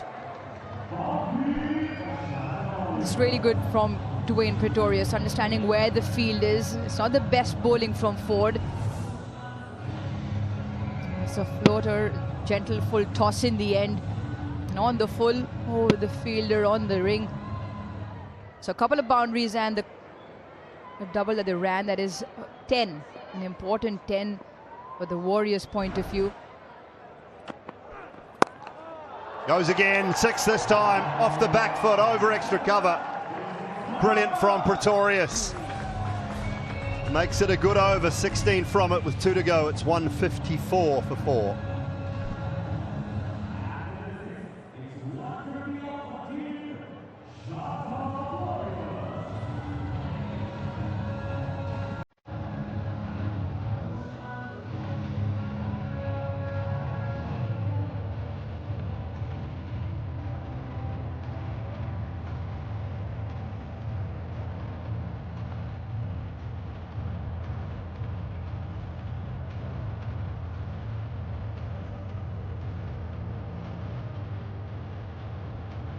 That have breached that 175, 180.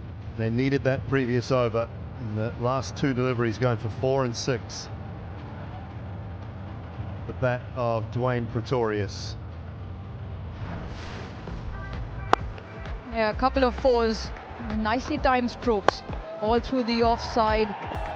And it got even better towards the end. Brilliant, always looking to play it up and over. Goes through the offside, doesn't have the distance taken. Brett Clausen with the catch. Wood has his second. The skipper has to go back. Just clever bowling. Use the dimensions. Big side of the ground, over 70 metres out there into the deep. Take the freedom of the power away by going full and wide. Toe end of the bat, and Clausen comfortable.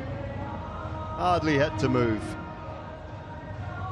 Sikandar Raza on his way back for 9 off 9 deliveries, 154 for 5.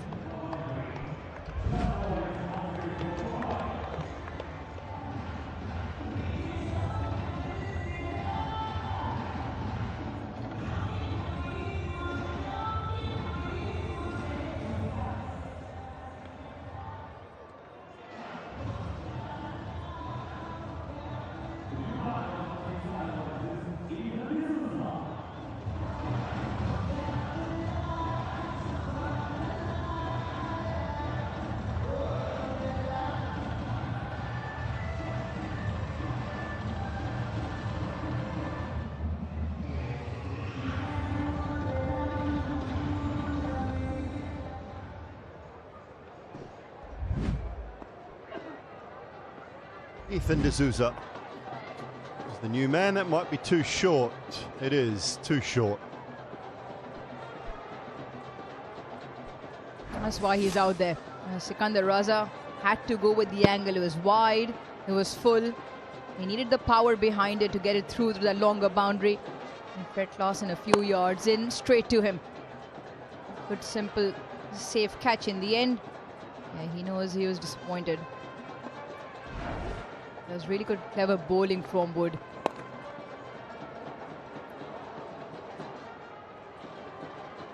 Plan will look like to be Ethan D'Souza just punches around for 1, gives Pretorius as much strike as possible.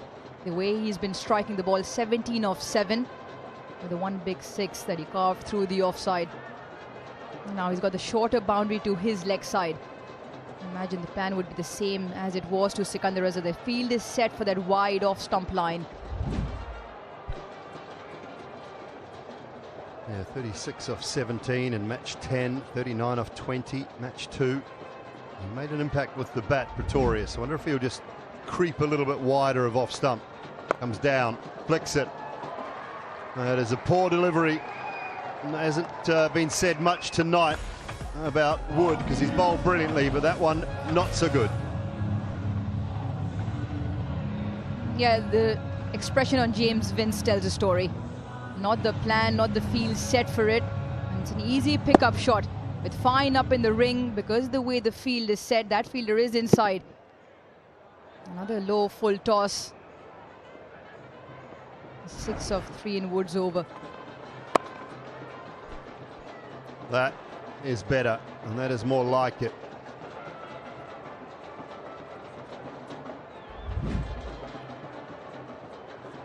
This season, strike rate of a tick over 200. And 3 short of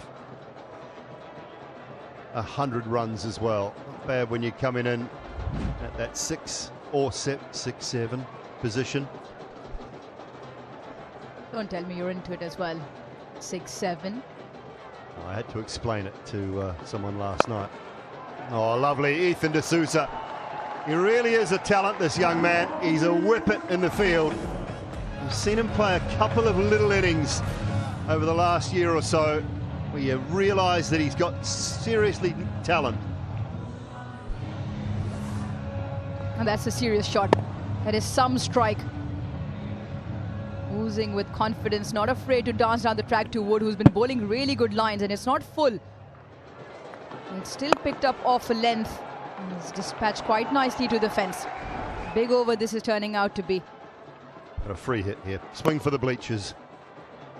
I didn't think 1 was a good option. Thought Pretorius should have stayed on strike, but we'll take it. 166 for 5.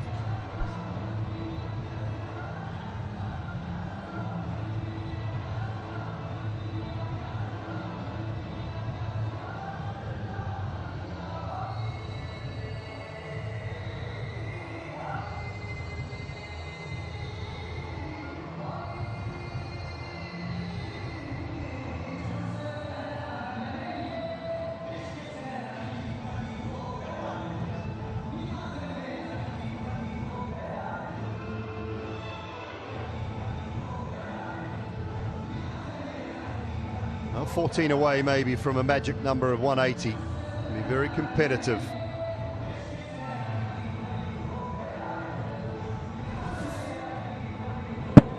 Little shimmy down the surface, 2.6 0.75 metres. Nice from Ethan D'Souza. Left armour to bowl, and maybe the reason they did decide to take the one last over, last ball, was because D'Souza, the left-hander, will have the short side, leg side. Fred Klaasen, a couple of expensive overs, picked up the early wicket of Tom Kohler-Cadmore. Got a job to do to finish things off here.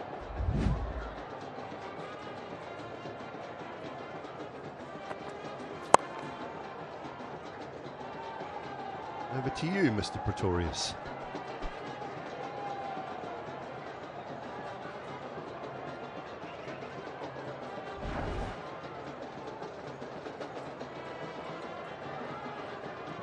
Top brass in conversation with Fred Klaasen. Moeen Ali in there as well with his 2 cents. But it comes down to where Klaasen can land the ball. Now Pretorius on strike.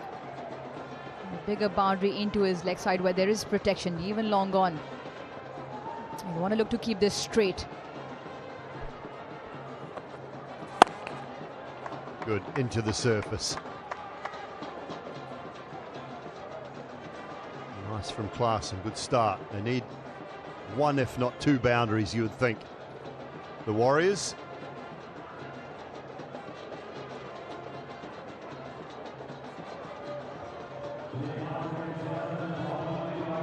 I feel like he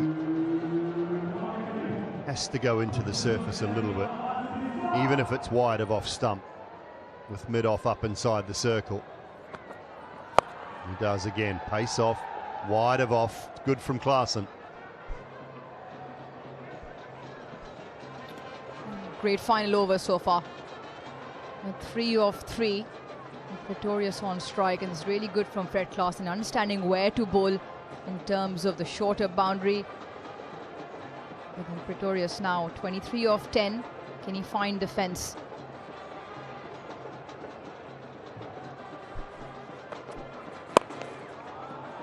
Not timed at all. They should push for 2. D'Souza's quick. And get back comfortably.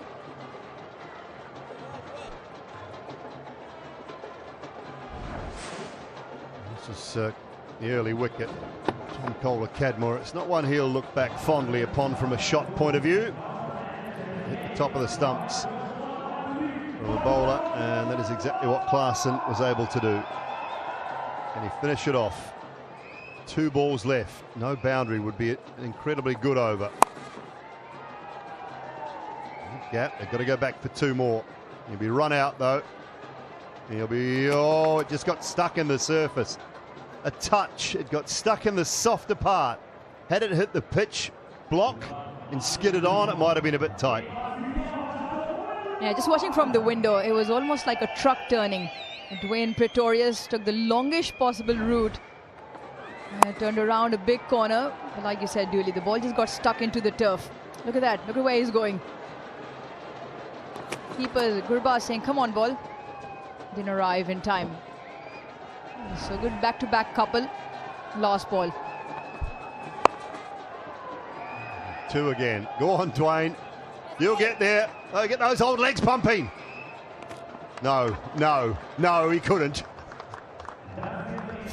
3 2s in a row was a little too much for Dwayne Pretorius, but he's played a fine hand. He'll finish with 28 off 13. Just give the Warriors some respectability. Yeah, not even in the frame. Italian 2024, they defended 174, and against My Emirates, they defended 174 as well.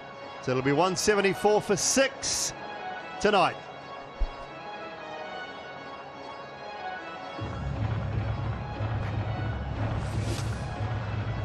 Yeah, last over, a great one from Fred Klaasen. And the matter finished with Dwayne Pretorius not being able to reach his crease. Gurbaz does a cleanup job behind the stumps. And that means 2 nights in a row, Sharjah Warriors being put into bat, have the same score on the board, 174 for 6. It was enough yesterday. Whether it's going to be enough tonight or not, we will find out. 49 for 3 in the last 5 overs. Played the middle phase extremely well once again. Yeah, they can keep that top order quiet, in the form of Nisanka, Gurbaz and Vince, go a long way to getting through those middle overs with some spin. Won't be easy. That'll be what the talk is about there.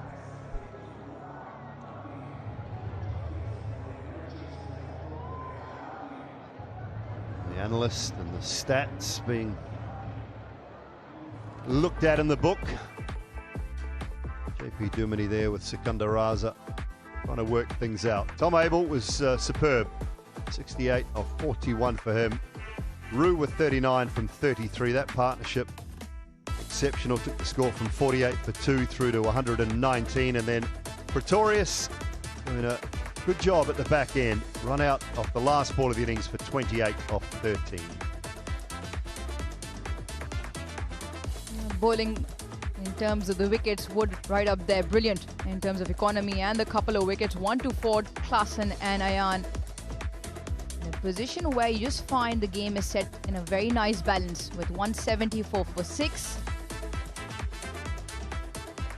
And one of the batters who did an extremely good job in the first half joins Laura McGoldrick. Yeah, 68 with the bat, Tom. Congratulations. How did it feel out there? Thank you. Yeah, it was nice at the start. Sort of got away, sort of in the power play, but then I think we found it pretty tricky, sort of through the middle. It was maybe a little bit low and slow, and you know, found it pretty attritional at times. But you know, we got a score on the board, and we've got to obviously go out and defend it. You like this score. This is the same score as you got yesterday in your first win of the tournament. What is it about this number? Hopefully good signs? Yeah, that's what we planned, obviously. But no, obviously we hope it's competitive. As I say, we found the pitch a bit tricky through the middle. But yeah, I think the power play is going to be important, and hopefully a couple of wickets up top and we'll have a good chance. Yeah, you good partnership out in the middle. You look good. You seem to have found fluency quite quickly. What was it about your innings? Have you been training well? Has it come together quickly, or has it been something you've been working on for a while? Certainly not. I'm not too sure, to be honest. Just tried to go out there at the top and play with freedom. Obviously, when there's 2 men out, there's obviously a fair bit of space, and just tried to take it on. And yeah, we've got off to great starts sort of through the competition. Jono and TKC up top. So yeah, it was obviously nice to get a few tonight. And as I say, hopefully we've got a competitive score. Fingers crossed. Thank you so much. Best of luck for the second innings. Thank you. Yep, played nicely. Tom Abel this evening alongside James Rue and Pretorius at the back end. So that is what in front of the Golf Giants. 175 required here at the Sharjah Stadium tonight to take the 2 points.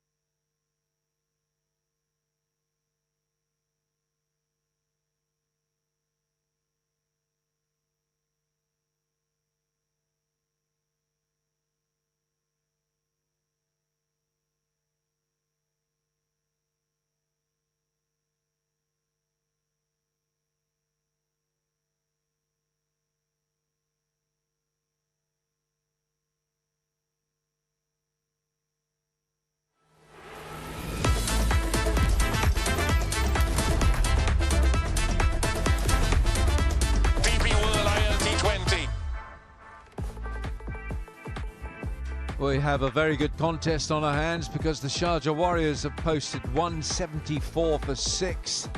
Two standout innings, Tom Abel, young England player, 68, James Roux, 39, another young Englishman, and Dwayne Pretorius from South Africa weighing in with a 28 from 13, 174 for 6.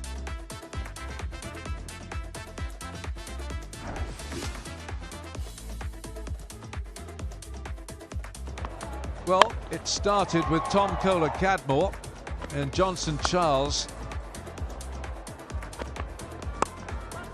with a few fortuitous boundaries, and then this was terrific delivery bowled by Fred Klaasen, his very first ball in DP World ILT20.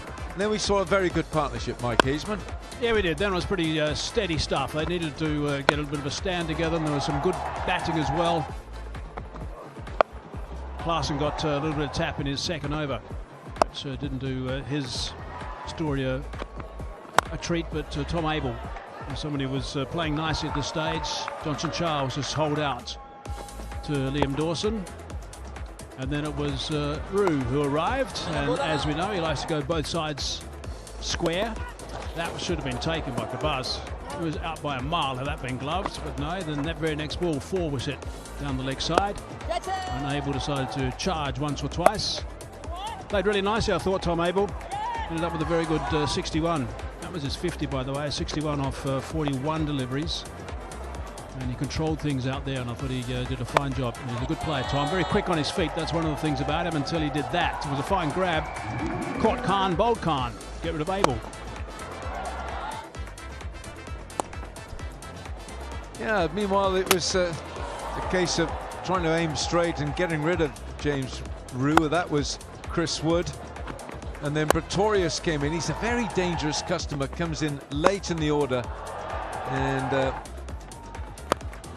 few hefty blows towards the end, and a couple of decent catches taken out in the deep. But Pretorius weighed in with 28 from 13, and that was a terrific shot. Ethan D'Souza came in, scored 8, but just off a few deliveries, just a couple of deliveries, and then the run out last ball, Dwayne Pretorius.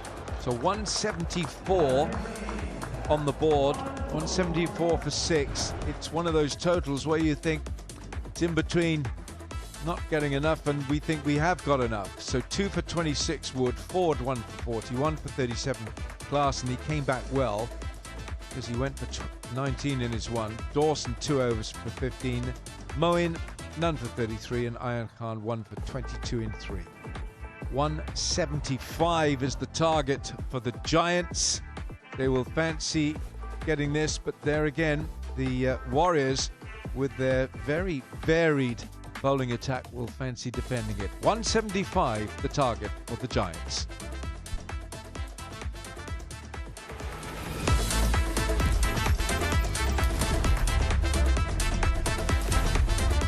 DP World ILT20.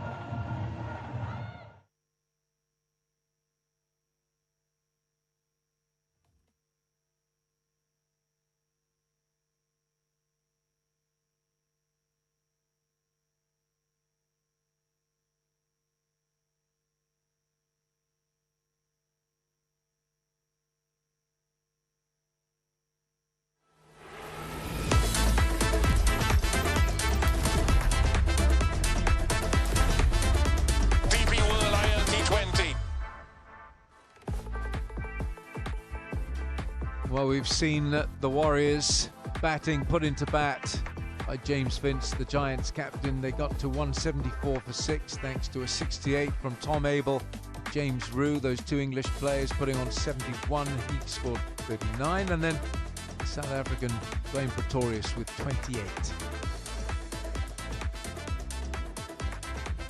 2 for Chris Wood, the English left-arm seamer. Matthew Ford from Barbados, 1 for 41 for 37 for the Dutch bowler Fred Klaassen, and then Ayan Khan, the UAE left-arm spinner, once again showing that he's certainly made for this form of cricket. 3 overs, 6 dots, 1 for 22. The Giants, they require 175 to win this match. They will fancy this. And the Giants have won 3. The Giants will fancy chasing this down, 175. The Warriors, Sikandar Raza is the skipper. Here at Sharjah, it's the 3 matches that they've won against the Giants here in Sharjah. Pathum Nissanka, the irrepressible, diminutive Sri Lankan, is in prolific form. And it's a joy to watch, Hayes. He's an absolute joy to watch. He absolutely is, that's for sure. He's someone that really set the tournament alight, and then he got that hamstring issue, which he had to sit a little time on the sidelines. But he and Gabaz are 2 very different players, but they're 2 wonderful players, and they're great to watch. They're both aggressive players. Gabaz is someone who likes to be a little bit impetuous at times at the top. He is probably trying to feed off Nissanka now just to try and calm things down a little bit, because Nissanka is unbelievably calm out there in the middle when he's playing his shots, and he's developed unbelievable in the last couple of years. Changed his game totally. 360 player, fine leg, square leg. We go around the clock here, mid-wicket, long on. See if we get something a little bit straight. Yeah, that's good enough. What about through the mid-off region? Yeah, long off. Let's put it there. Extra cover. Backward point as well. Has he got that one down a third man as well? Of course he has. He's got them all. He's a wonderful player to watch, and he's a real talent. Yeah, and he's the right man to have coming in. This season, the Giants have played 5, they've won 3, and the 3 matches they've won, they've chased the target down. The 2 that they've lost, they were batting first against the Vipers, and the one went to a super over.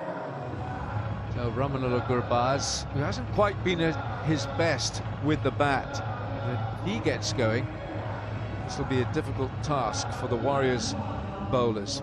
Nissanka has been, well, I think he's possibly been the standout player of this tournament with the bat. Yeah, absolutely. I agree with that. He's been superb. I think a key area is going to be with Sikandar Raza when he gets the ball in his hand. In that first innings of this game, 4 overs after the power play. The next 4 overs, 7 to 10, 4 overs and just 25 runs were scored. And I think the spinners in this scenario on the surface are going to have quite a bit to say on this track, and the ball's coming on with the balls nice and new. I think it's going to be reasonably easy for this opening pair, because they like playing their shots and they'll use that pace. Here's the news about the subs. What do we got? What's the news we've got? There we go. There's one. Johnson Charles has been talked to just a bit of a breather, and the super sub is Patarana. You just cannot take your eyes off Pathum Nissanka, who has centuries in all formats of the game for Sri Lanka, heading to 4,500 runs in his T20 career with 2 centuries, strike rate of 131. But it's just the extraordinary aesthetic way that he gets his runs. And Ramanullah Gurbaz, have a look at that strike rate. Short of 6,000 runs, 36 50s, 2 centuries. His best is 121 not out. Loves to climb into bowlers to destroy them early on if he can. Taskin Ahmed, the Bangladesh speed man, economy under 8, 254 wickets at 21. These are all good numbers. Yeah, they are, and he did a pretty good job actually yesterday. Taskin Ahmed, he had nice rhythm, he bowled some reasonable pace, he was getting up towards that 140 mark, and I thought he looked pretty good in his first outing, and he's going to try and set a tone at the top.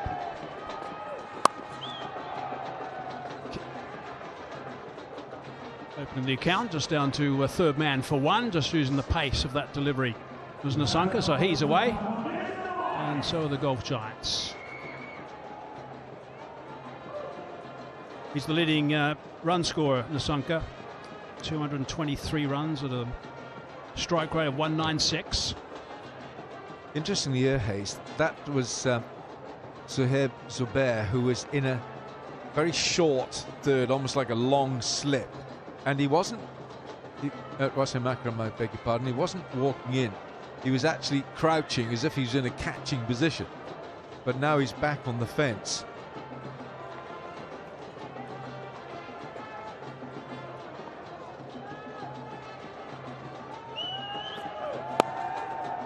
There you go.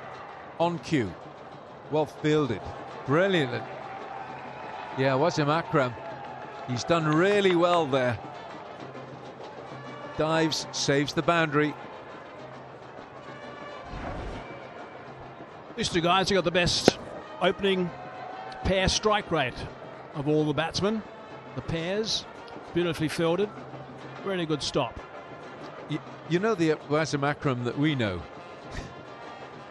Didn't see him do that too often. He didn't have to. The wickets are falling over. He didn't have to. Upish, have another go, Wasim. There you go. Oh, he's down. He's down and the ball doesn't want to be picked up. And with the fumble, they took a second. So Taskin Ahmed just having a little glance down to that third area, third man. Whoopsie, just lost his balance. Grab the handle. It's an electric ball. Mentioned that best strike rate of all opening pairs, these two guys. It's a strike rate of 168. Interesting piece of cricket that, because Gurbaz came down the pitch, I think with the intention of launching at him, and then thought, you know what, I think I might just leave this. Just a little shimmy down. Well, you might have remembered what Virat Kohli said to you on that phone call about 5 days ago, and he said you just got to be a little bit more patient at the start of your innings, and then you'll catch up, you'll be fine. Just be more balanced, more patient, you'll be okay. Gave him a call and had a chat to him. It's nice, isn't it? Yeah. Invoice coming.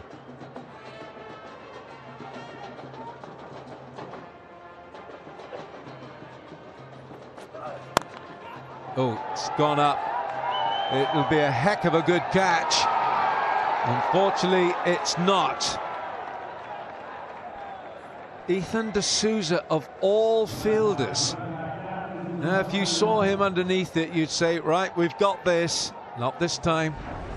That's, I think, exactly what the bowler would have been saying and the rest of his teammates, because he's terrific in the field. Just couldn't quite settle, that was the problem. Going backwards is always quite difficult, but he would have practiced that a few times and just couldn't quite grab it. Came down quicker, I think, than what he anticipated, which can happen with a white ball against the black sky. And his hands were so low. So the hands are so important where they are in alignment with your eyes. That could be a wide.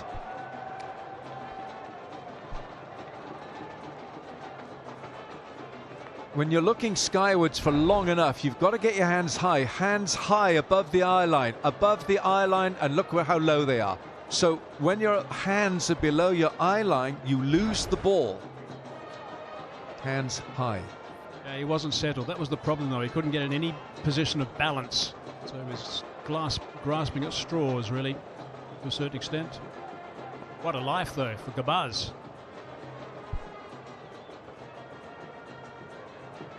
Last 10 matches is the stat that stares at me. The last 10 matches have only won once, batting first. The Sharjah Warriorz had an opportunity to get rid of the opposition opening batsman, who's a star. Couldn't grab it. Was given a life.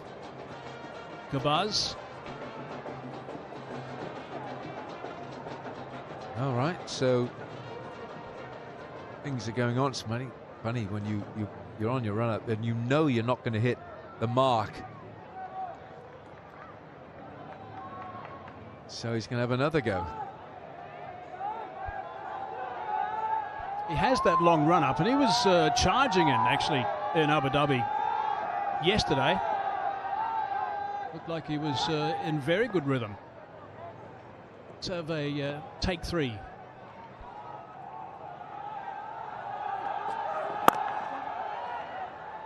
Well bowled. And 2 overs gone. The Giants are 8 for no wicket.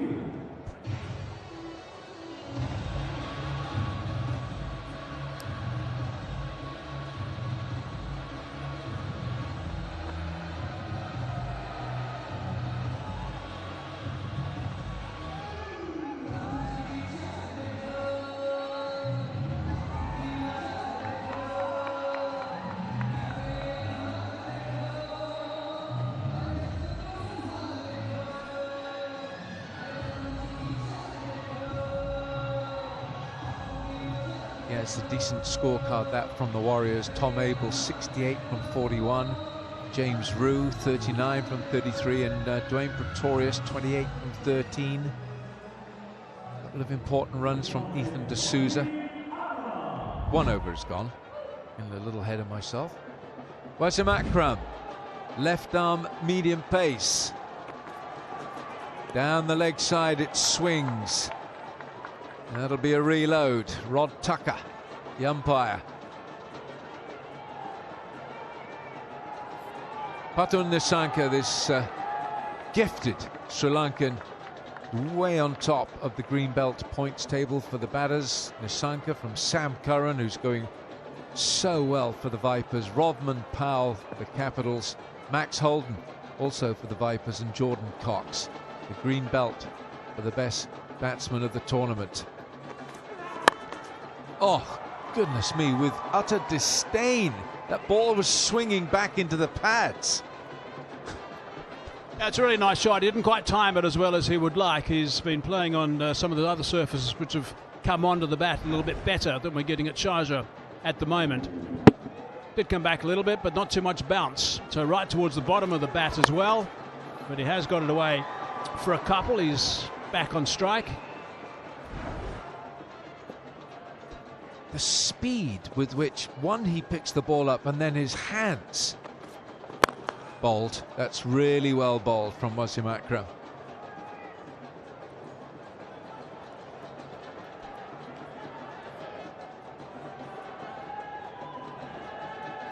Right, what about the white belt points table? There's Waqar Salam Khil.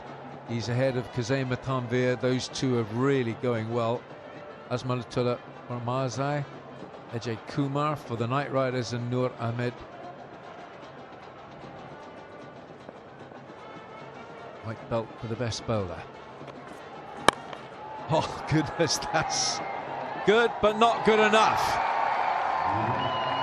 He has found the hands of Tom Abel at deep mid-wicket, and that is a big strike to remove Nisanka. Couldn't have picked him out better. Tom Abel didn't have to move. It is the long boundary. Swinging into him a fraction. He miss-hit the one before that he hit in that region. That one's nicely timed, but he would have known straight away that it was going straight to Tom, who doesn't drop too many catches, that's for sure. So he's disappointed with that, I'm sure.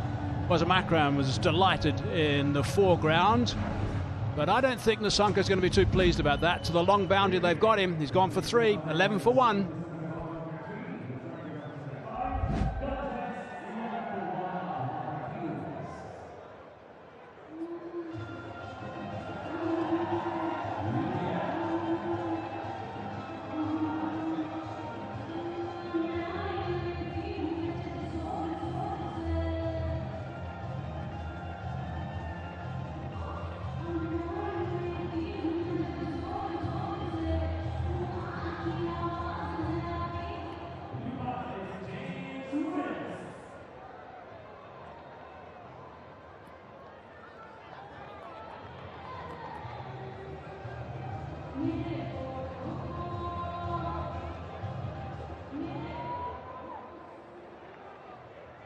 James Vince, the captain, 12,765 T20 runs, 7 centuries.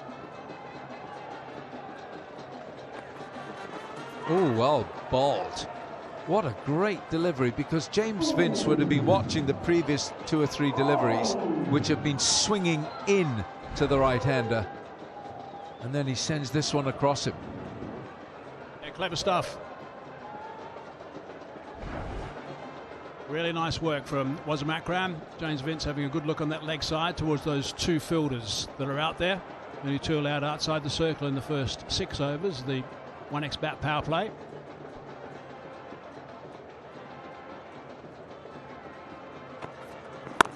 Bowled. Oh, hello. Hang on a minute. Don't have to do that, Wasim. Keep calm. A bit ambitious this from Nissanka. Maybe the ambition getting a rush of blood. It's a long way out there. And Tom Abel, I've not seen him drop a catch this year. Well bowled. And that is only the 2nd wicket that the Warriors have taken in the power play this season. He took 1 against the Knight Riders. That's an extraordinary stat in a tournament that is a lot of focus is on the power plays. Power plays are, you've got to make sure you play well in those power plays. Oh, it's a wide ball. It's not a wide, but it's wide of that off stump. 2 gone. It's 11 for 1.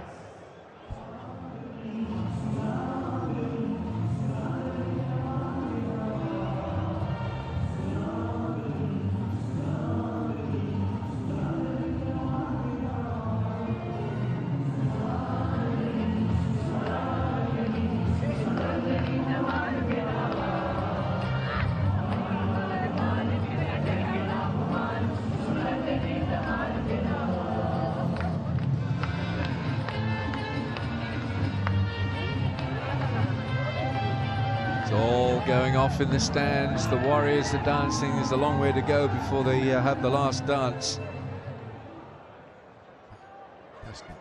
Taskin Ahmed, the Bangladesh speed man. Gurbaz goes up and over very elegantly.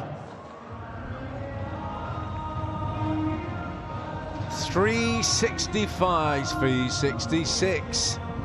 Big ticket for the innings. Play big and dream bigger. Really good shot from Gurbaz. Taskin Ahmed would have been thinking about the last over, the fact that he couldn't get his run up right, so that might have been preoccupying his mind, and perhaps Gurbaz thought, well, okay, if he gets anything that's going to be pitched up, I'm going to go down the ground with a bit of strength, play my percentages rather than try and be too adventurous. Oh, wonderful noise off the Gurbaz bat. Gosh, could that be our DP World dispatch of the day in this match? Oh, that's gone a long way. That really has compounded the problems for Taskin Ahmed. Terrific shot. That speed again. Threw that very quickly. So 10 now off 2. That's got the big fella on the back foot, that's for sure. God, the noise that made. Sikandar saying maybe bowl it a different line and length. Taskin Ahmed is certainly one of the clutch, the group of fast bowlers for Bangladesh these days. Sharaful Islam, the tall left armer, Mustafizur, also left arm, Hassan Mahmood, Tanzim Hassan, Nahid Rana and Saifuddin. They've got so many good fast bowlers. Meanwhile, our DP World Smart Truck buggy cam, there she goes, and we get some great shots from that camera. Yeah, how about this, Hayes? That's from that buggy cam, DP World Smart Truck, showing us that nice shot. Beautifully followed, well done. Delighted Wasim Akram. Many commentators have said that over the years. Yeah, about 1,000 times. Yeah, that is a very fine piece of equipment. Our DP World Smart Truck buggy cam. Down the leg side this time, that's a wide. You know, not so long ago, Hayes, we talked about the Bangladesh team with all their spinners. And you look at this sort of group of fast bowlers they have. Taskin's out here, and then Shoriful, Mustafizur, Hassan Mahmood, Tanzim Hassan, Nahid Rana and Saifuddin. They really have got a good group there. And who was the bowling coach that got them together? I think it might have been Alan Donald, wasn't it? 100% correct. AD, yep. He worked with them very hard. He was delighted with that pack, and he thought he was going to bring them up and get them up to speed, and he's done it. Slog. He hasn't caught hold of that at all. Yeah, I know that Alan Donald has coached in all parts of the world, but he'd be really pleased to see how these Bangladesh seam bowlers have come on as a group. I had a long conversation with him. I was in Bangladesh doing some work, and I had a bit of chat over something cold with Alan, and he was telling me that the most important thing about that was that they believed and they bought into what he was talking about all the time. Initially, he didn't try and change too much, but then over time he got them to work more harder on the nets of various things, and they bought into his plan, and it really uplifted them, upskilled them. Get back, get back. Alan Donald would have never done that off his own bowling. That would have gone for an easy single. He'd never dived and sprawled. Perhaps he might have.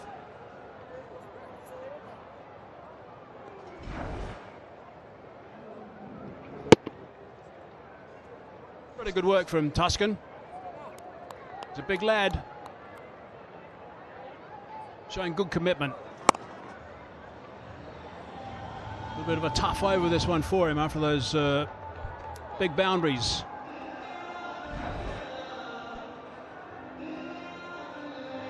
They're checking this.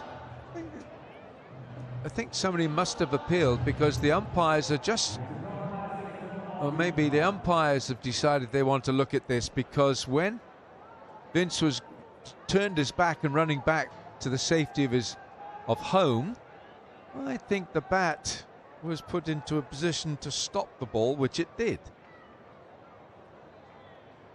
The key, if that's the case, is going to be if he was watching, I suppose.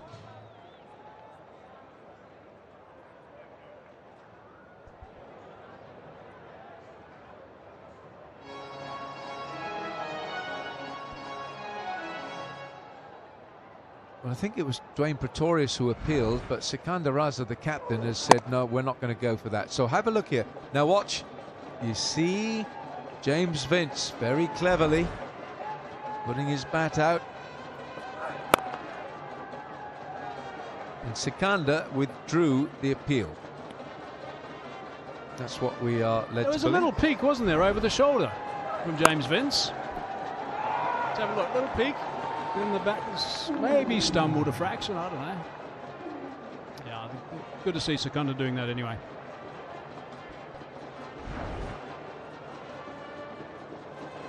Good lip read. He said, we're going to withdraw the appeal. Well done, Sikandar.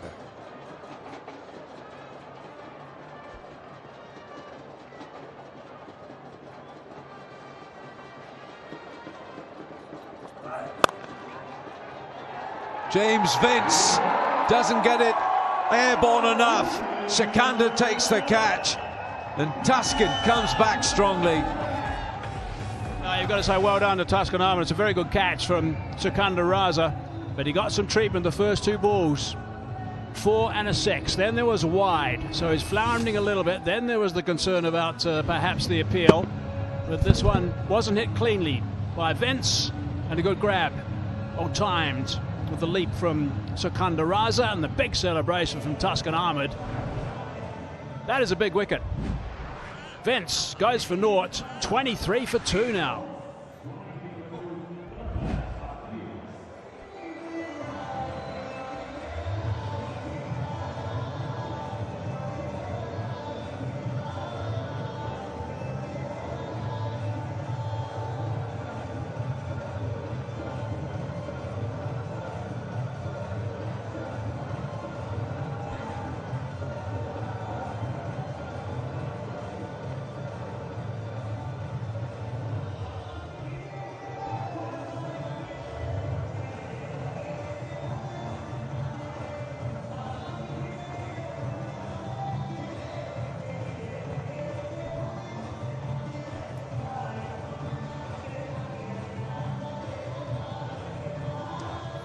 Palmeiras, the hard-hitting batsman from Barbados, is in at 4,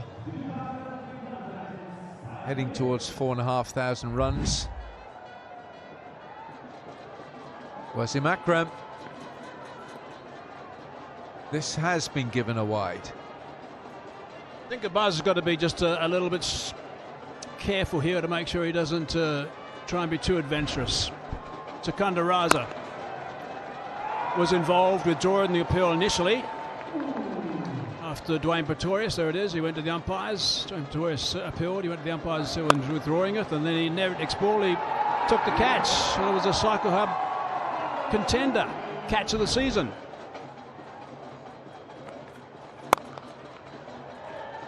Gurbaz is not holding back here.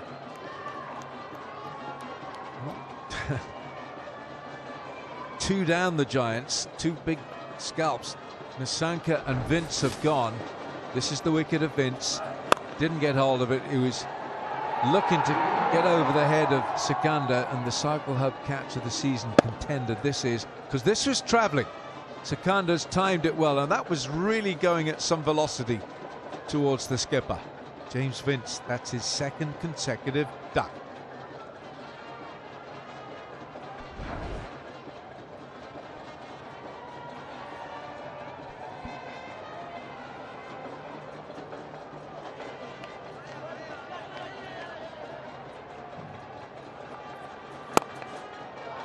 Gurbaz throwing everything at it. He is playing like D'Artagnan out there. That's a shot of ball from the Afghanistan man. Yeah, he said that pretty well. He's always someone who takes full toll when he can of the power play action. Only 2 allowed outside the circle, both of those on the leg side, so he's fully aware of that. But that sort of line, he can just open his arms, go over the top, and he's guaranteed a boundary. It's really good connection, 1 bounce.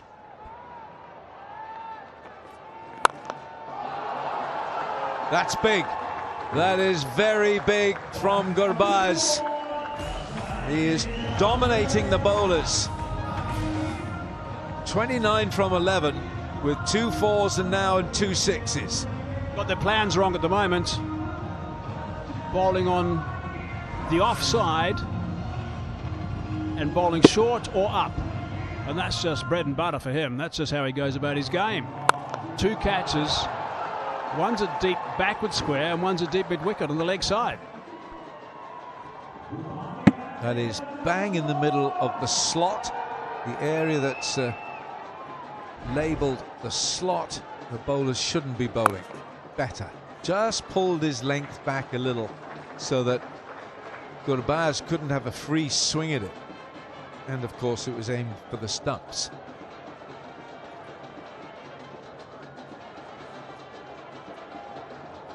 Yeah, 2 6s. Gurbaz is going well. Palmeiras has been watching it from the non-striker's end. It's going to be interesting to see how Kyle Mayers goes about things, because he wasn't at his fluent best in the last innings. He likes the ball coming onto the bat more, so that'll suit him if it is when the ball's a bit new like this. I guess being out there nice and early might be advantageous to him. He's on strike now, facing Wasim Akram. It's a waste of a delivery. You've got a new man who's in and you push it down the leg side. That's a lack of concentration from Wasim. Already 5 extras, and there have been 5 wides. I mean, 2 balls away from completing 4 overs. I have a feeling this is going to be a bit of a tight game, this one.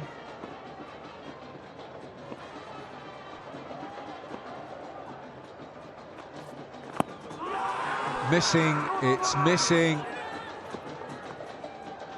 It's a good appeal. It's wrapped him on the pads, but it didn't look good at all. Rod Tucker, very experienced, of course. Rod Tucker, brilliant umpire, wasn't the slightest bit interested. Walked away straight away. Behind those stumps, there he is, Rod. Nice to have him involved in the DP World ILT20.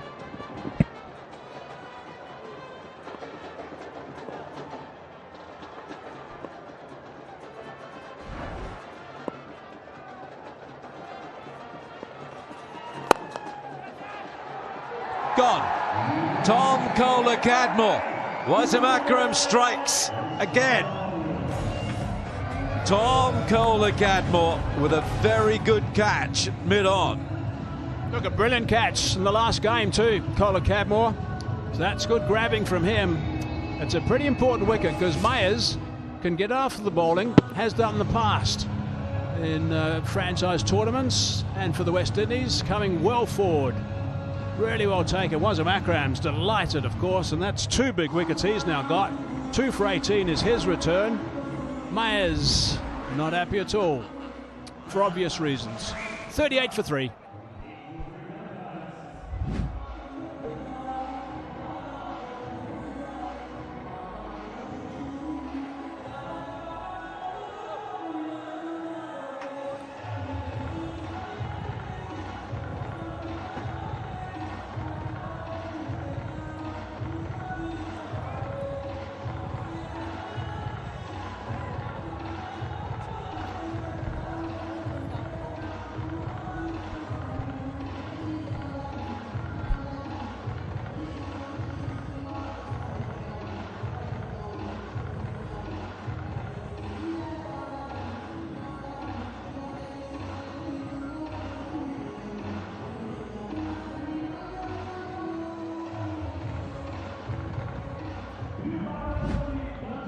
Well, 3 down on the power play now. The Giants, Moeen Ali, vastly experienced. Out in the middle to join Gurbaz, who's had a life and is now 30 from 12.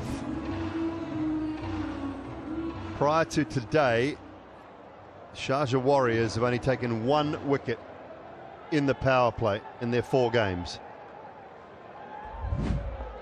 Now got 3 in this one, and impact substitute Matisha Patirana into the attack.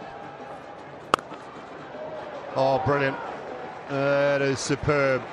Put one down early, did Ethan D'Souza. So they run to him here. They need every bit of this, Waqar.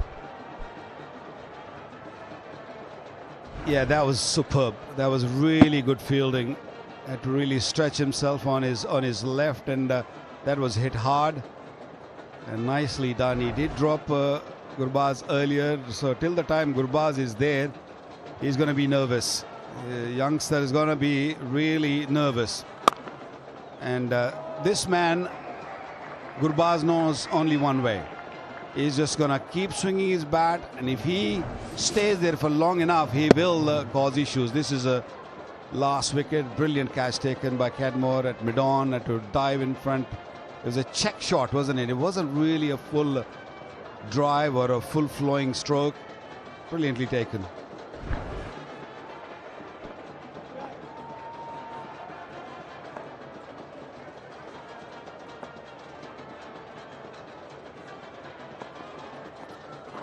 Oh, then pace off.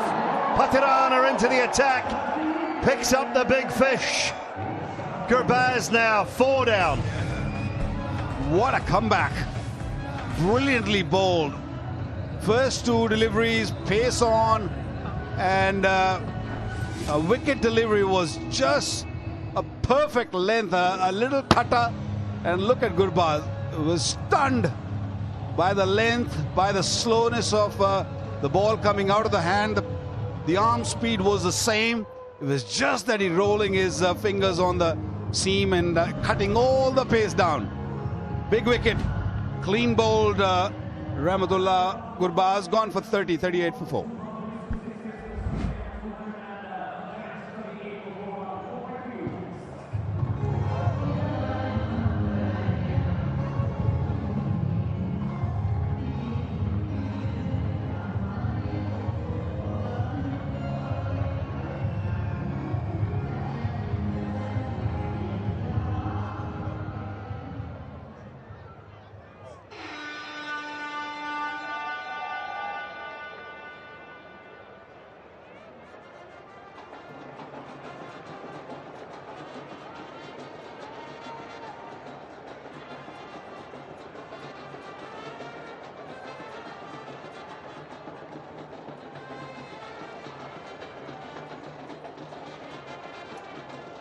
Well, super sub, impact sub.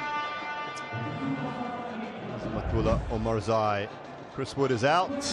Held nicely. Omarzai, believe at the moment unfit to bowl, but okay from a batting point of view. And certainly need him now. 4 down inside the power play. Patirana started with a couple of dots, and those 2 dots, 2 brilliant or very good bits of fielding as well.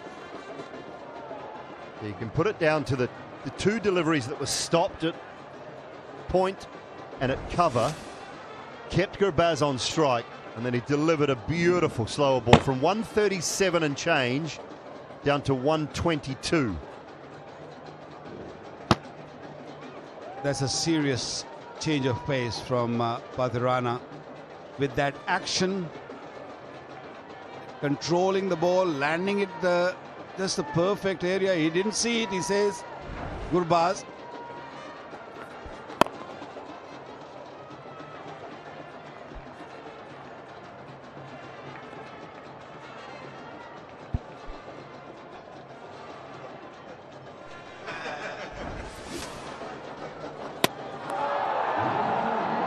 So I'm visualising actually, Waqar, as all the Warriors bowlers were warming up and going through their paces to the keeper, Patirana was on his own, out to the left of, as we look down on the ground, just running up, no ball in hand, just visualising what he was going to be able to do in the game. Not sure whether that was part of it, but he goes about his warm-ups just a little differently. Short one, good short one as well. I think that's okay. And it is a wicket maiden for Patirana, 38 for 4.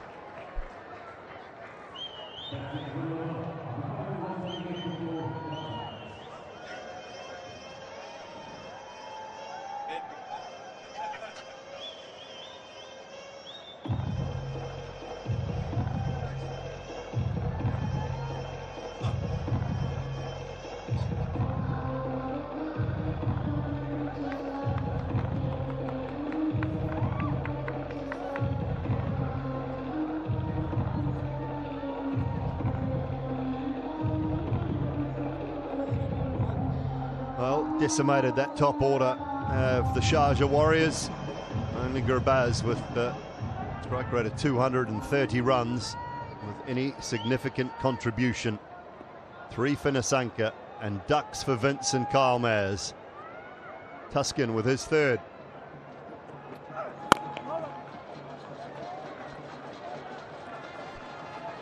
Well, the 1xBat power play is on. You know what they say. In the power play, win the match. Well, the Warriors are going a long way towards doing that at the moment. 4 wickets to fall.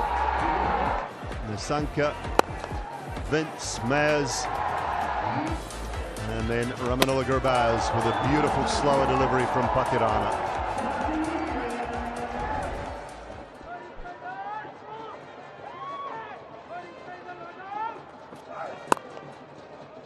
Timing. Lovely from Moeen Ali. We've not seen Tuscan Ahmed bowling his 3rd over in this tournament yet. It is the first time, purely because they have picked up 4 wickets. They want him to get another one. They want Moeen's wicket somehow, and that's why he's been asked to deliver 1 more over, and that's beautifully played. Right on top of the bounce and opening the blade. So important for Moeen to spend some time and get used to the condition here. We've seen in the evenings, once the dew comes in, it becomes very easy. The hit through the line becomes very easy. But they cannot really afford to lose any more wickets from here on for a bit. The bleeding's got to stop. Gulf Giants are seriously on the back foot. They have lost their previous match. You don't want to go into that zone. They started off really well, winning two of their first games, and then they lost one, they won again, and then previous match and this one on the verge of losing. That's not good signs. They're such a good side, they have to really stop this bleeding.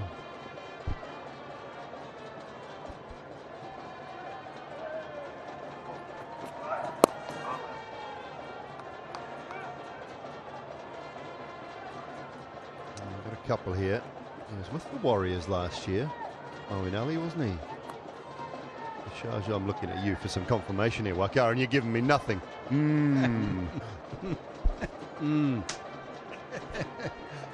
Oh, I'm sure he was. We've had the nod of approval from our stats man anyway, we're okay. Yeah. I was just thinking, you know, when you hear means I'm thinking. I was just about to say that, yes, you're right.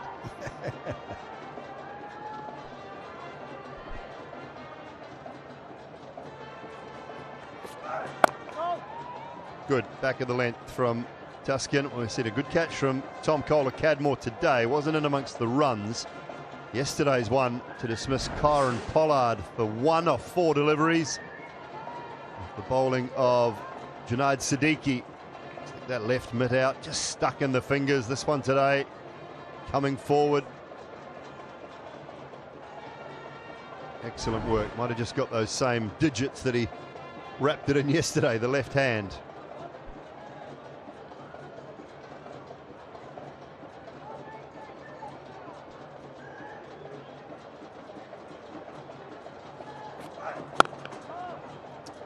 Nice again, good line, good length, and Pretorius gets a hand on it. So power play done, it's been a successful one for the Warriors.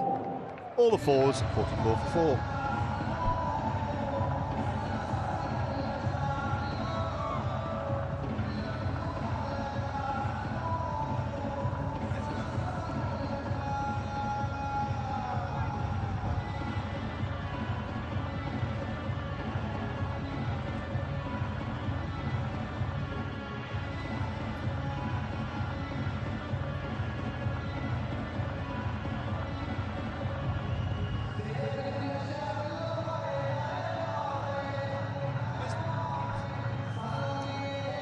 Tom Abel and James Roux were both very good. Roux a little slower, but that partnership allowed the Warriors to give themselves a chance, and Pretorius put the icing on the cake at the back end with a well-struck 28 from 13.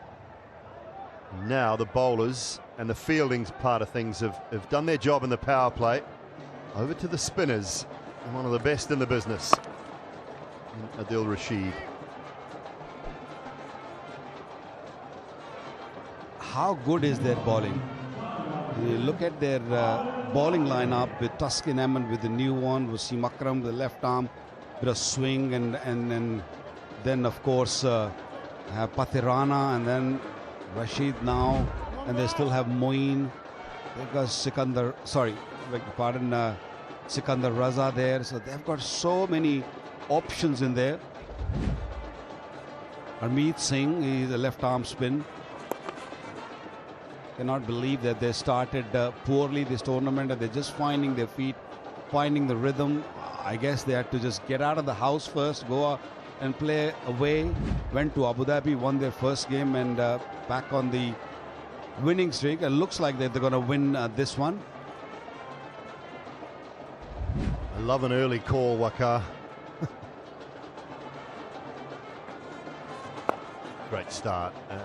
Lovely pace there from Rashid Khan. One of the keys to Matisha Pathirana is the variations, and that's what brought about the wicket. Have a look at the speeds here.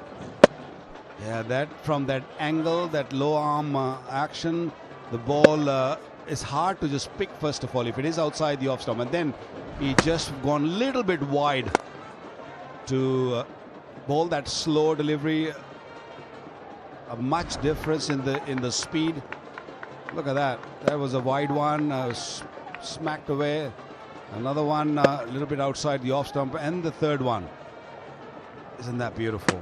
Ball just holding its line purely because he's cut his fingers across the seam.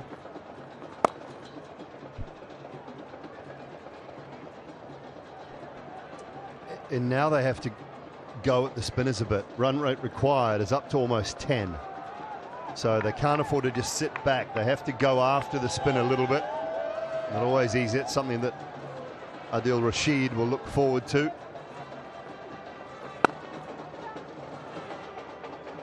Six fairly comfortable singles off Adil Rashid's first over. 50 comes up for 4 after 7.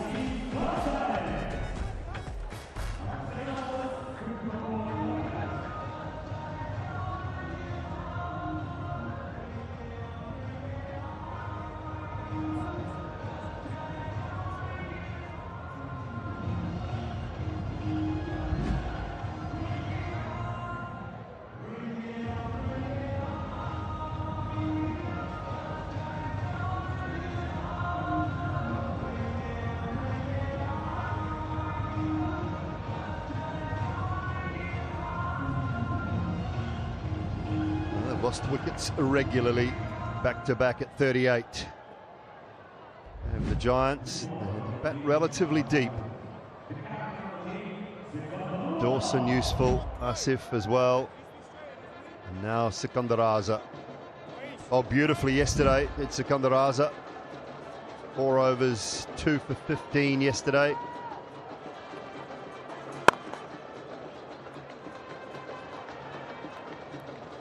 Dealing in ones at the moment.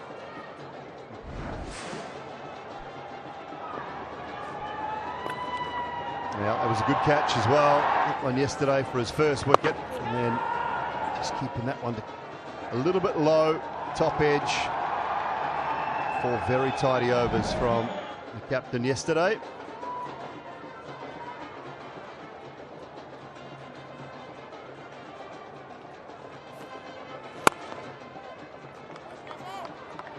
I'm a little surprised that Pathirana didn't bowl one more over. They've got 4 wickets. They pick up one more wicket, they'll be in deep trouble, Gulf Giants. For that, I thought Sikandar Raza might just ask Pathirana to come and bowl one more over. But I guess he wants to slow the game down a bit, and singles aren't hurting them right now. They just don't want the boundaries to leak, because by just taking singles, this required run rate is going to go up and up.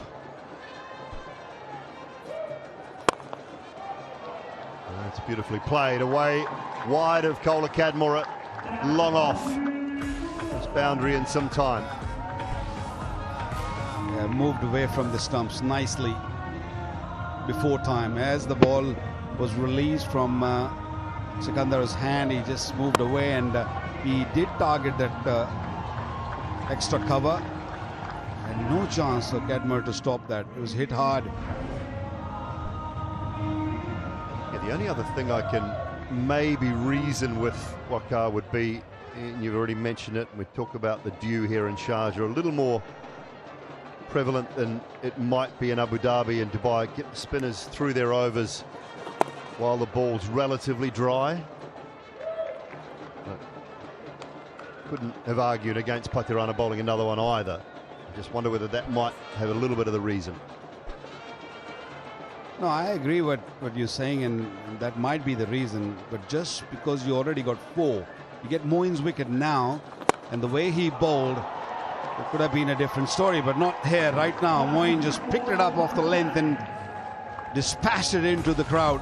8 gone, 64 for 4.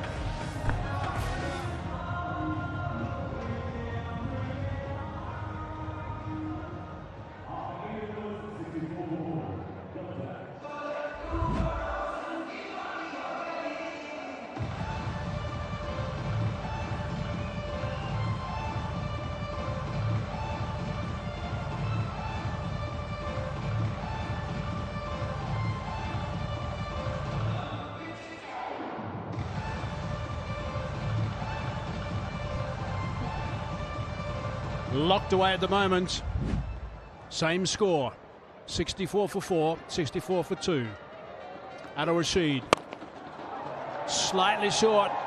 He's hammered that as well. That's gone for 6 more. This is a really good performance right now. This is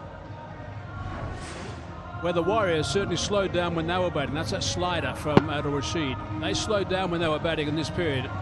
Overs 7, 8, 9, 10. I have the feeling that the Giants have decided they're going to try and step on it as best they possibly can to try and play catch-up with these 2 guys at the crease. Hello, Rouge. Hello, Hazy. Just setting up interestingly with the 2 of them putting 34 from 23, Moeen Ali and Umar Zai, both with 1 6 apiece. This is the previous one. A touch short and nicely picked up. He likes that area, plenty of 6s in his career on that side from Moeen Ali. And the 2 of them need to go big. That's clever. Deft touch. 6 with the first ball makes a big difference. Righto, question time from DTV viewers. Jawa Dikal Imam Pao contest. Who was the Warriors' most expensive buy at the DP World ILT20 auction? Siddiqui A, Pretorius B, Wazam Akram C.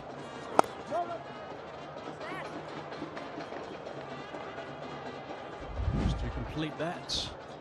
Nathan Souter D will announce the winners. And the answer, of course, tomorrow. T's and C's apply. 9 off 4 balls in this over.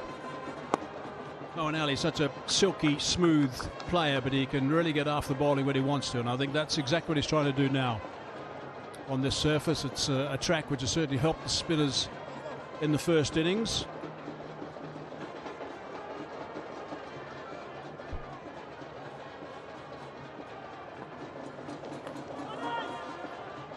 That one again, it's not there. Oh, now there's one. Secundaraz is not totally impressed, given the field a little bit of glare. Ends up being 11 runs off that over. 9 done, 75 for 4. I think we're also going to have time for a strategic timeout.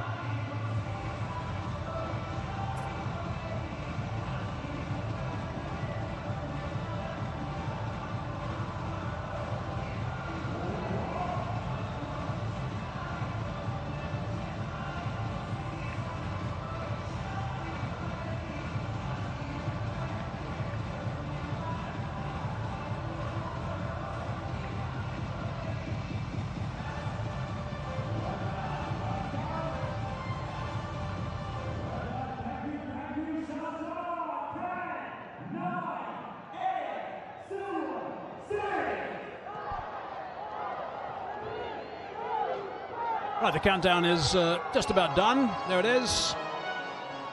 3 zeros, time is out. 75 for 4 now, 9 done. Need to get exactly 100 runs. That's what they need from 66 balls. Required run rates a shade over the 9 mark.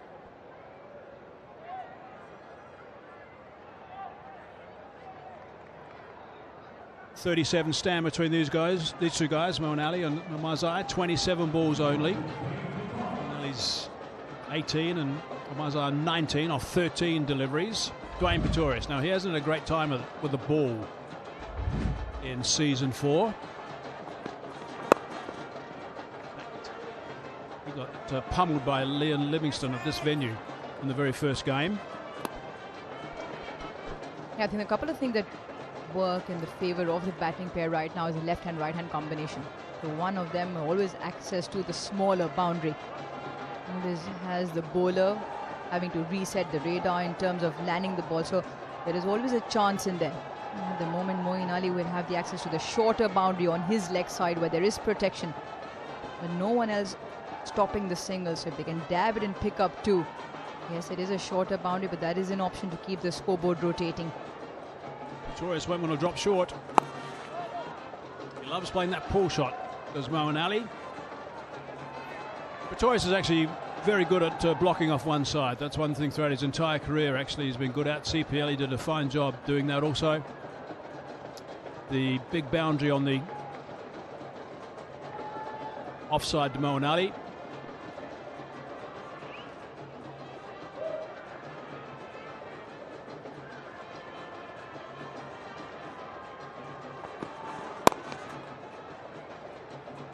It's going to be the single down the ground. Need the one boundary every over to keep up with the asking rate of 9.3. Picked up 11 in the previous over, and that's what they need. One boundary run hard between the wickets.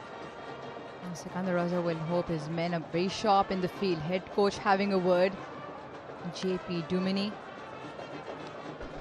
Now he'll again try and make it nice and tight, yeah, so he can't really have any room to manoeuvre on that offside. The right-handed Marzine strike.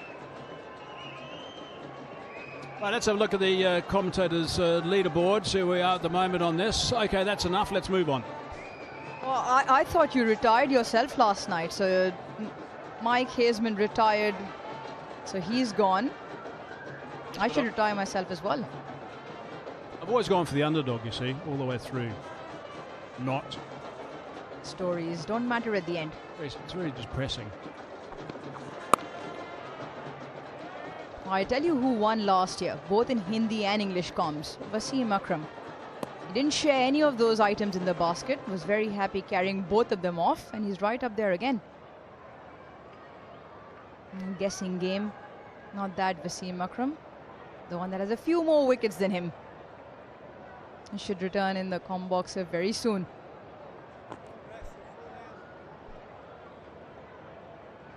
Pretty quiet so far. 5 balls in this over, just 4 runs from it. 4 singles.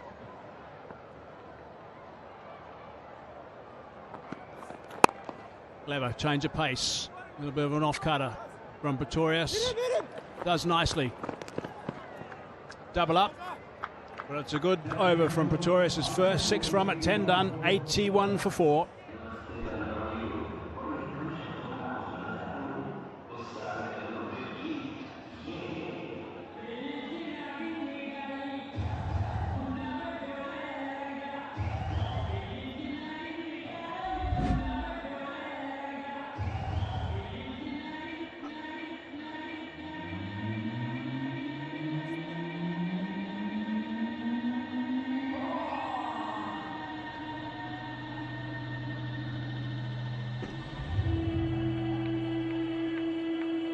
There's nothing in it from the runs point of view. The Giants have lost 2 more wickets than the Warriors had at this stage. They kicked on nicely for the rest of this innings. The last 10 overs they played very well. This has a feeling of being a really key partnership between these two guys. Marzine and Moeen Ali, 43 now off 33. Got to make sure they take this game deep, these two guys. Akram back in.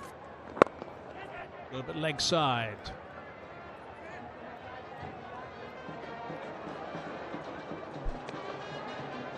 He's bowled well, picked up a couple of wickets. In the middle phase, last 30 balls, 44 runs, but we haven't seen a bound in a couple of overs now, and that's the one thing that's got to change for the men in orange and red in the middle. Umar Zai has found the fence on 2 occasions, 1 big 6 in that. He just looks over his left shoulder now into that leg side. Batsman to come, Liam Dawson.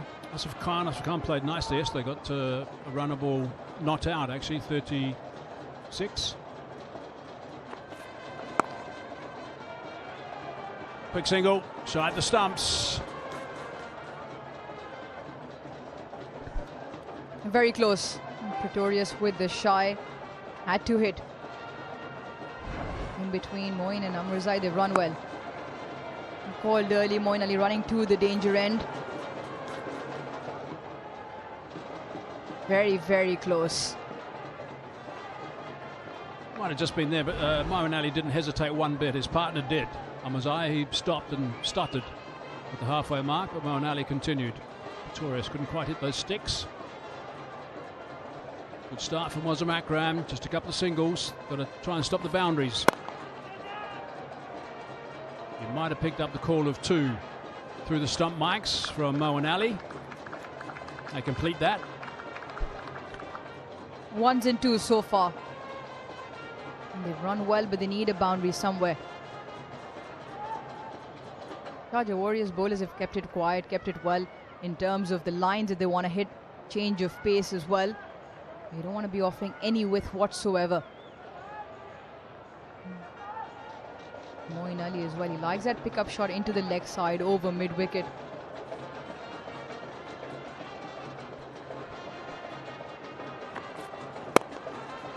Toss, nicely timed, but he couldn't have picked out the fielder better. Straight to him. Amit Singh. Real opportunity missed, I would imagine, there from Moeen Ali. That was a juicy full toss that he could have drilled through extra cover.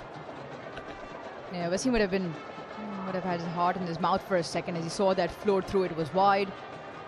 This is the lone man on the fence that could have gone either side of him a few yards. 15 deliveries now. Keeping it very tight, the Warriors. Man's got to be right outside the off stump and also not short.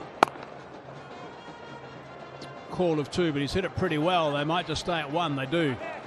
Good fielding. Coming in off that sweeper area. I think the other thing Moeen Ali and Umar Zahir realize that they are the batting pair that need to bat for longer, keep up with the rate.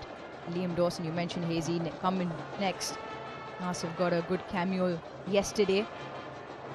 They can't let the run rate fall too far behind now. Now 9.6, so still well within reach. Still picking off 7s and 8s and over. The big dive out. Just takes that single. Brings up the 50 stand off 39 deliveries. The end of the 11th, 88 for 4.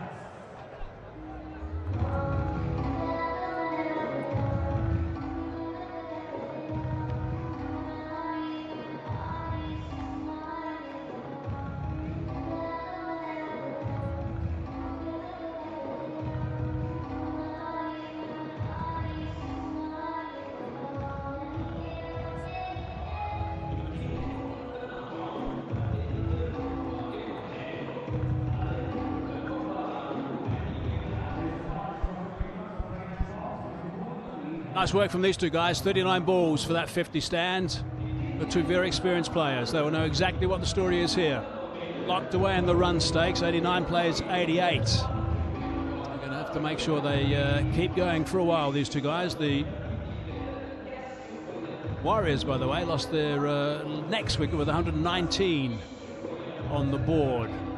So they're some way off that. They'll be simply looking, I'm sure, at that scoreboard and just checking the target. Make sure they're going to be okay. They'll have some numbers in mind all the time. Let's look at the work done so far. Wazam 2 for 25. Terrific stuff from him, actually. He was elated when he picked up both those early wickets. Got to stay away from that short boundary, which is the leg side. Straight away. Now it's been chipped.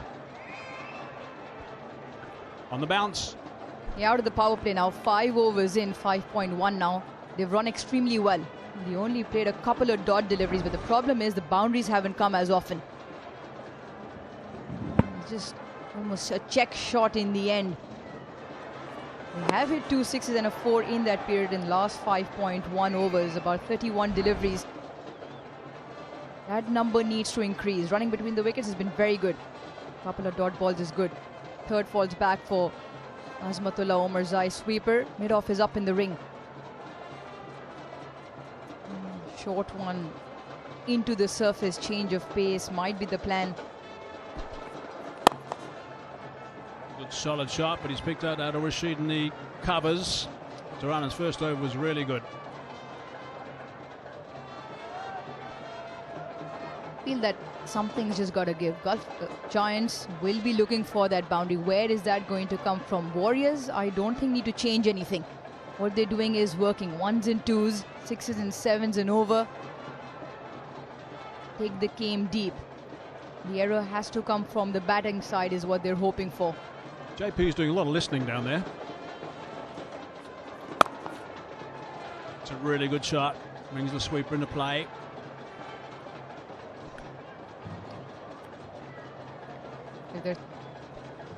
Close watch and see. Oh no, they've moved away. I was going to see if we can have a close watch and see if there's any plans coming from the coach towards the skipper, or perhaps there wasn't enough time. Well, the captain had a fair bit to say in terms of this is what I think, coach. We'll go back to him on the boundary. We'll follow him, Sikandar Raza.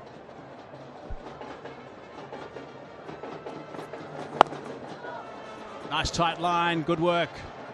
Good stuff from Patarana. Animated as always, Sikandar Raza. Having a chat to all his charges, encouraging. Just having a withdraw of the appeal. The umpires. And taking a good catch to get rid of James Vince. He's been chatting to JP, who's been saying pretty much nothing down there as well. Short delivery. He's flipped that away on the onside. And it's gone all the way, I think. Nope, one bounce. It's gone for 4. Fine enough from Moeen Ali, just away from the deep backward square fielder. Maybe thought he was in with half a chance at some point. Slow one into the surface. It's not quite out of the middle, more of a top edge. But he's got it fine, which has got him a boundary. After 21 deliveries, a much needed boundary for the Giants. And just with the bounce inside the fence. The icing on the cake if Moeen Ali can get 2 from 2.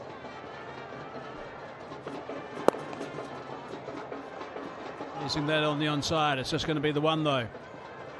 It's tidy enough. 7 off that over, 12 done, 95 for 4 now.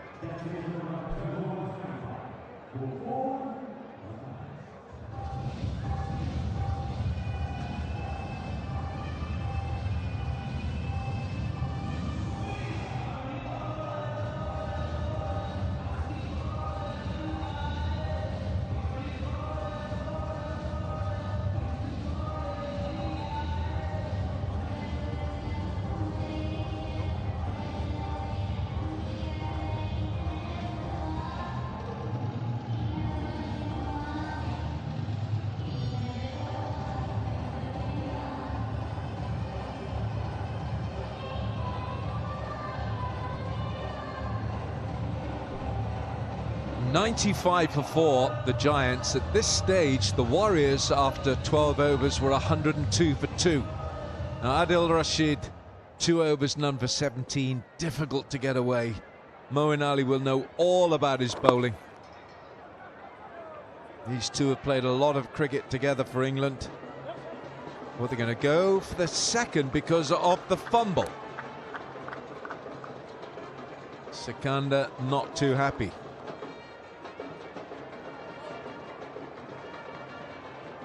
He doesn't like all of this stuff.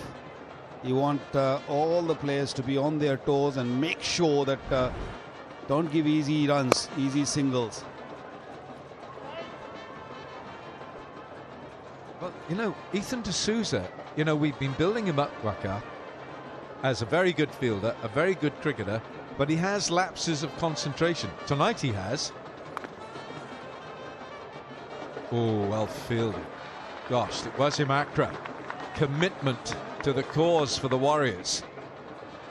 Yeah, we've been hearing this for the last, 30 years. Wasim Akram, commitment. It goes together, isn't it? Always. That was a good try. Very, very good try. Good stop. Look at that. You know the Wasim Akram, you know. You ever see him do that? No. Up and over. Omar Zai with a powerful shot for 6. Look at Adil Rashid. That doesn't happen too often to him.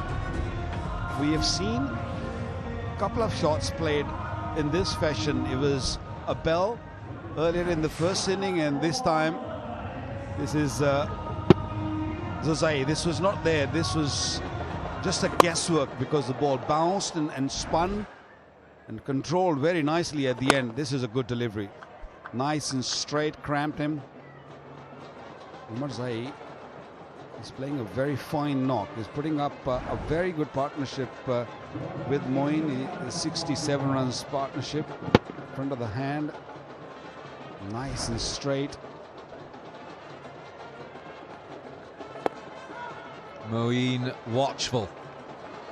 He's not taking chances against his mate. 105 for 4, 13 gone.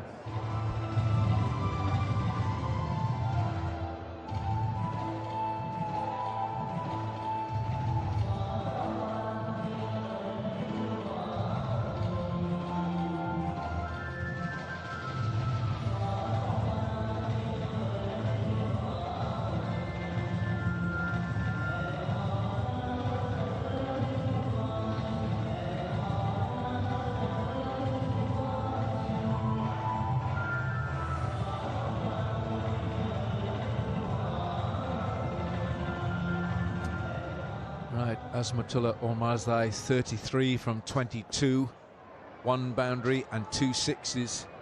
Here's Pretorius. Omarzai goes big and big enough. Welcome to the crease. Pretorius. No real pace on that delivery, and it was there, and Omarzai was ready. He was ready to take him on. Big side of the boundary, but smashed it. The 6, 78 meters. It's a heck of a good hit, isn't it? I mean, it's just gone back.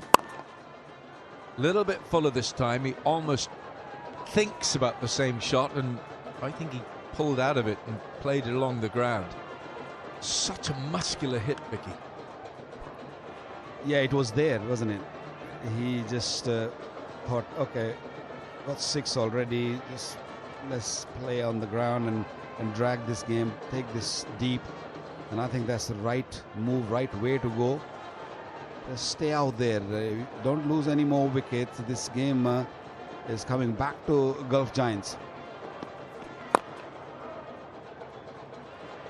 And if they can pull this game, I mean, losing 4 wickets in the power play with nothing on the board, that'll be a serious chase. 63 off 39. There's really nothing in this. Giants are 112 for 4, and the Warriors were 113 for 2. The Giants, look at the first wicket going at 11. Moeen Ali, no, his timing's just deserted him. Wickets going at 11, 23, 38 and 38. They were 38 for 4. This partnership 74 now from 55 balls. Moeen 34 from 31. With 38 for 4, the Warriors were, well, I won't say they were dancing, but there was a spring in their step.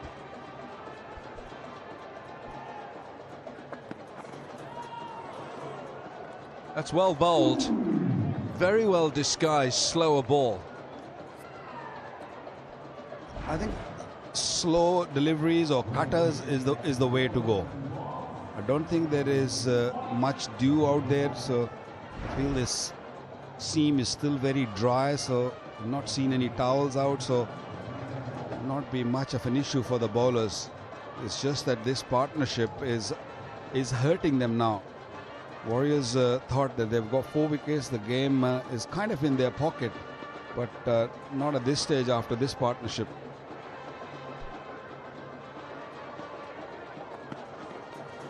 That's a wide.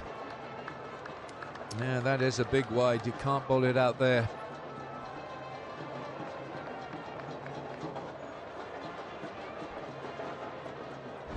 I don't think Pretorius is happy with that wide, because the Moeen just moved on the sort of kind of 5th stump outside the off stump, and that was his question to the umpire, saying, no, he's come to my zone, I have to just move away from him. But I feel it was still wide. Just wide.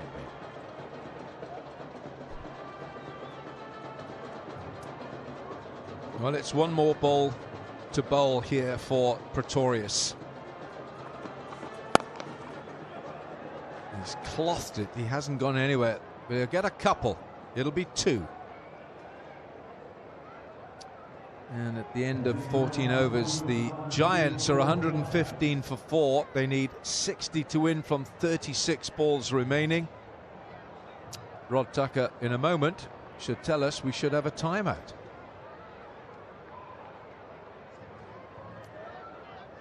What do you reckon, Rod? Are you going to point to the watch, or maybe not? Maybe not.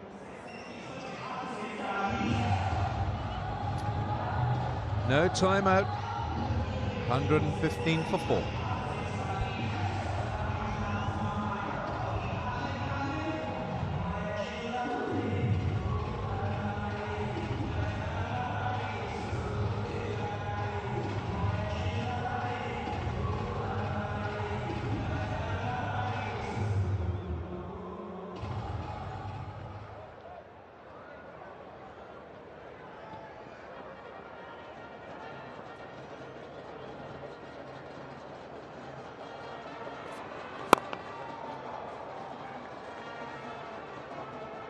Right, Wasim Akram is back for his final over. He's bowled well tonight. He's got the ball to swing early on, and as a left armour, you want that ball to swing. He's done well. Beginning his final over. Pathirana, look at those numbers. 2 overs, 8 dot balls, 1 for 7. He's going to be key as this match goes into the very harsh business end. Banged into the middle of the pitch.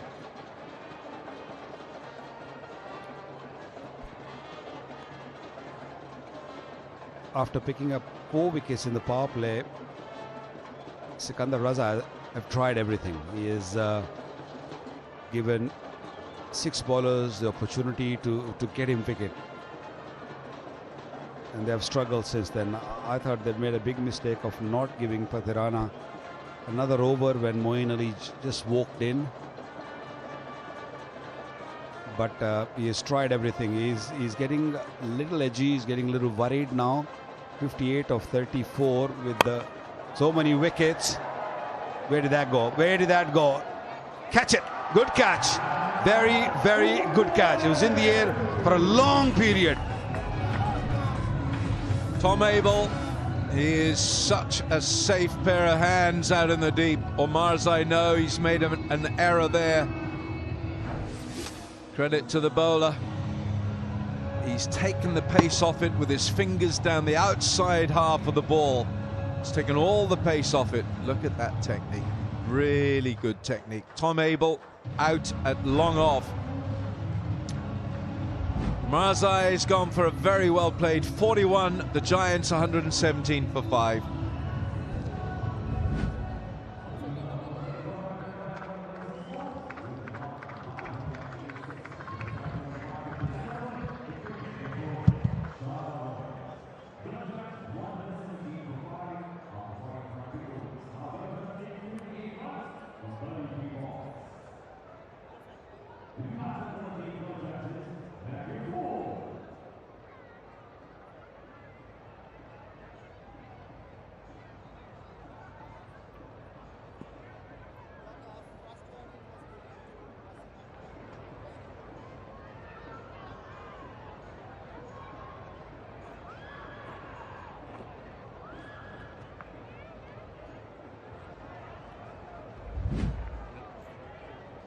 Very healthy strike rate. Not a lot of runs in that career. The 150, 52, that would do nicely.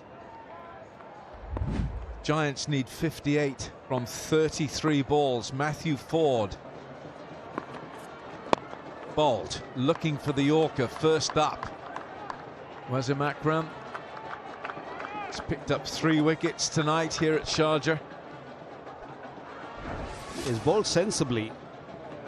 Whenever slow ball was required, he did came out with a slow delivery. And Sikandar Raza, look at those eyes. Let's have a look at that catch first. How brilliantly that catch taken. Very unhappy Omarzai. Brilliantly bowled. He's improving day by day, Wasim Akram.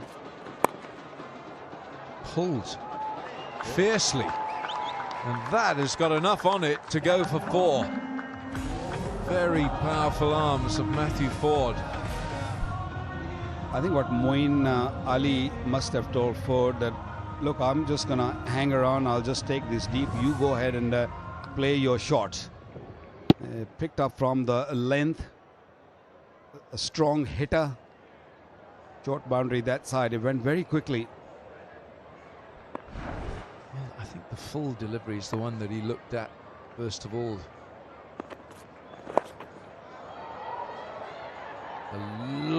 Agonizingly close. Taskin Ahmed made a lot of ground quickly. He needed a couple more strides. 15 gone. It's 124 for 5.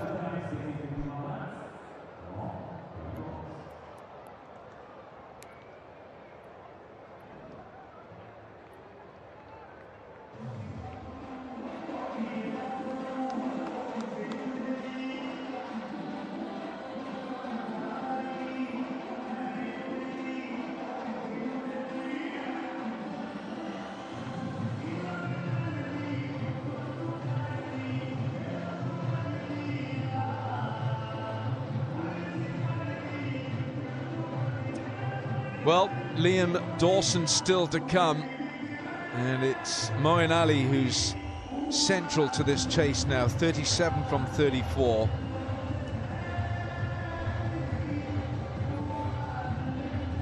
.51 required from 30.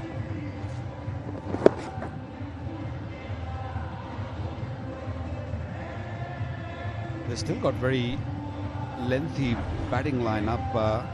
Liam Dawson and Asif Khan are still to come, and they all have to deal only 5 overs. So it's not that they have to deal with 10 or more overs. Right, Patirana. Lovely deception is so good, isn't it? Patirana, one thing you've got to contend with, its low, slingy arm action and the change of pace. Well, it's not easy at all to get the length and line right, especially with that action. Look at that, how sideways he gets. He's actually front bit goes in front first, and then you can see his right shoulder from the front angle, because he pivots so much on that front foot. Oh, it's gone straight up in the air. Keeper underneath it will take the catch. It's James Rue. And Matthew Ford stays a very short one. If you haven't played him before, he's probably the most difficult bowler to face up front when you just walk onto the pitch. He had no clue what he was doing. He didn't pick up the length. He didn't know what pace the ball was coming, and just literally scooped it in the air. Another piece for a young Patirana. Matthew Ford gone for 7, 124 for 6 now. Ford trudges off, and it's a timeout.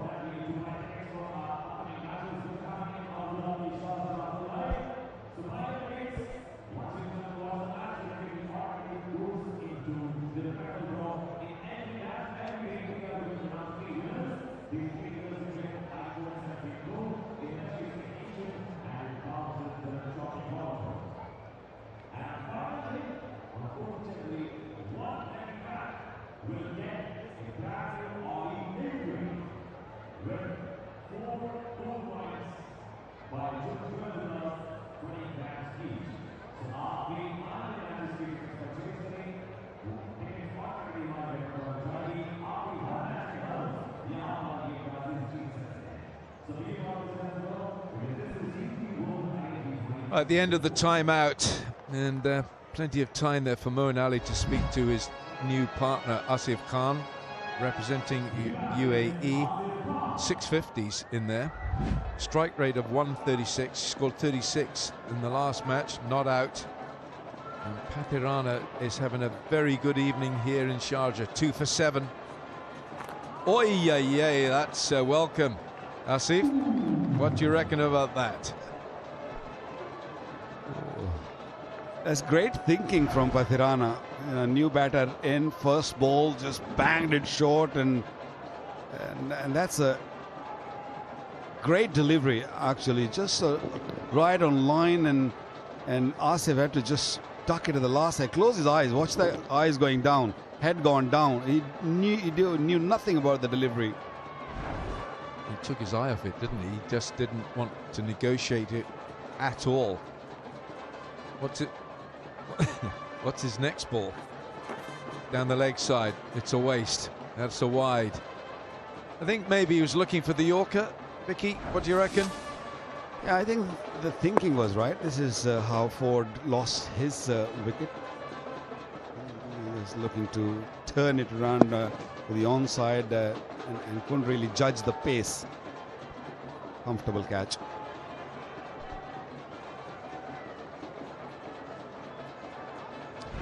The asking rate is over 11, 50 from 27. And Asif Khan gets off the mark with a boundary. Square offside. Full delivery. He just helped it on its way. Yeah, he used the pace nicely. Tried again for the Yorker. And outside the off stump, the back lift was very, very small. He didn't really lift his bat. He knew the Yorker was coming. And a nice tapped away for 4.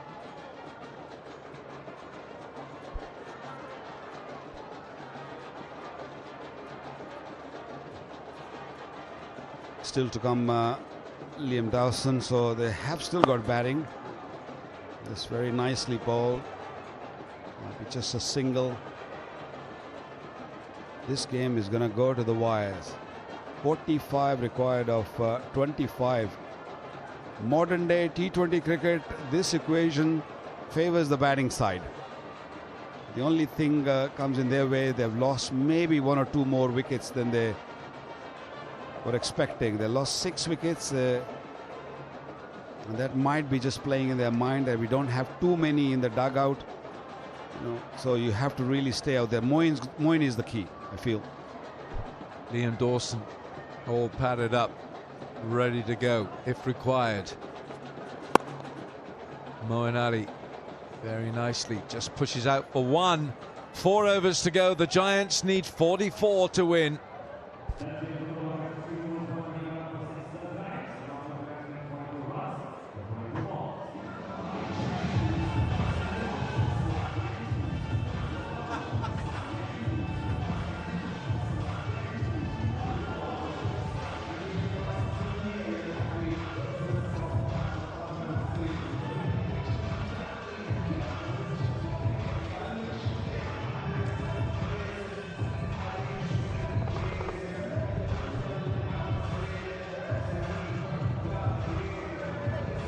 I think we might be in for another tight one here. 44 off 24.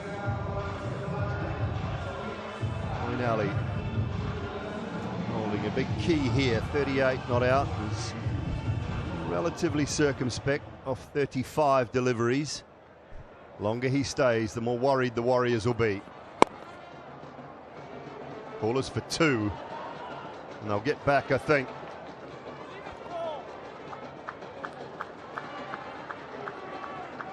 Good smart batting. Rouge, where are you at? Giants, Warriors. I know you went for the Giants, didn't you? Yeah, rethinking that decision of mine. Well, 42 of 23 with Moeen Ali still out there. And Pathirana has been exceptional. You can see the 1 boundary in his previous over, so he will definitely bowl 1. Haskin's got 1. Liam Dawson yet to come in. Asif's already got a boundary through that offside.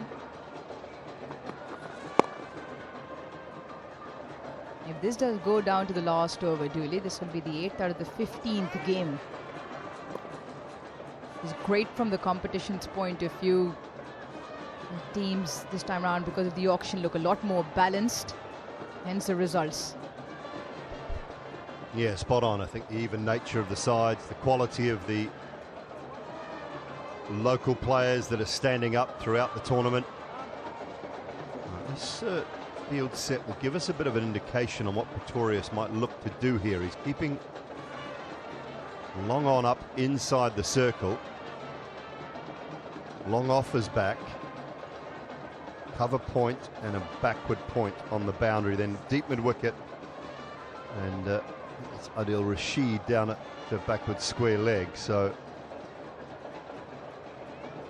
wide of off stump. He can take the Yorker, or he can go into the surface, maybe wide as well. That's good. Oh dear, the batter's moved, Mr. Umpire, sir. If it's not a wide in the first or second over, why is it a wide now? Has he moved? Yeah, really tough. The second time Pretorius on the receiving end of a very, very tight call. Batsman's moved, so the wide line moves with the batsman. Look how far across, covering all his stumps.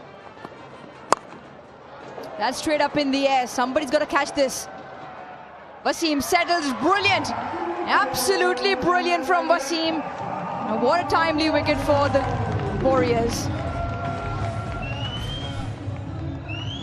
Short into the surface, wide, and Asif could not help himself. He walks across again. Pretorius sticks to his guns, top edge. Roo took off, but he saw he probably wasn't going to get there, and Wasim Akram, brilliant. Wraps the big hands around it, lofts it back up in the air. And Asif Khan, 5 from 4, 135 for 7 now.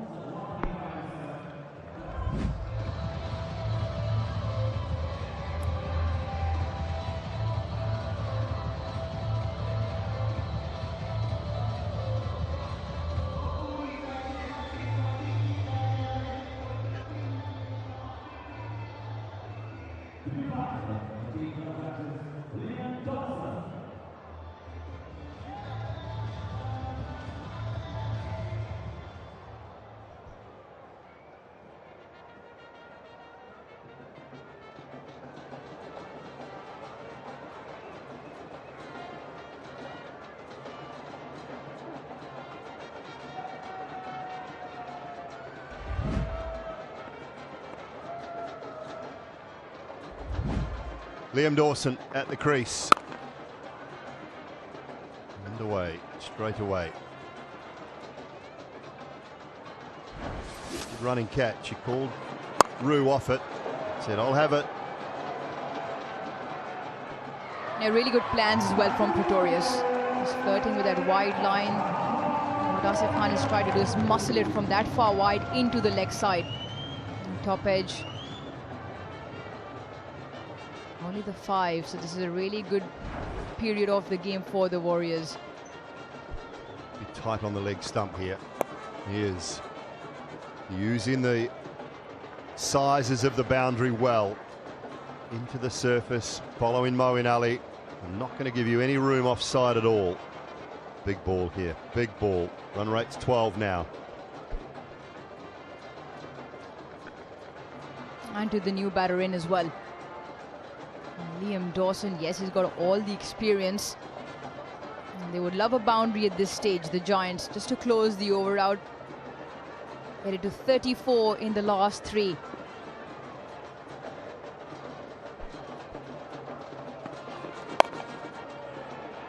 Straight to the man in the deep. And end of the 17th, 138 for 7.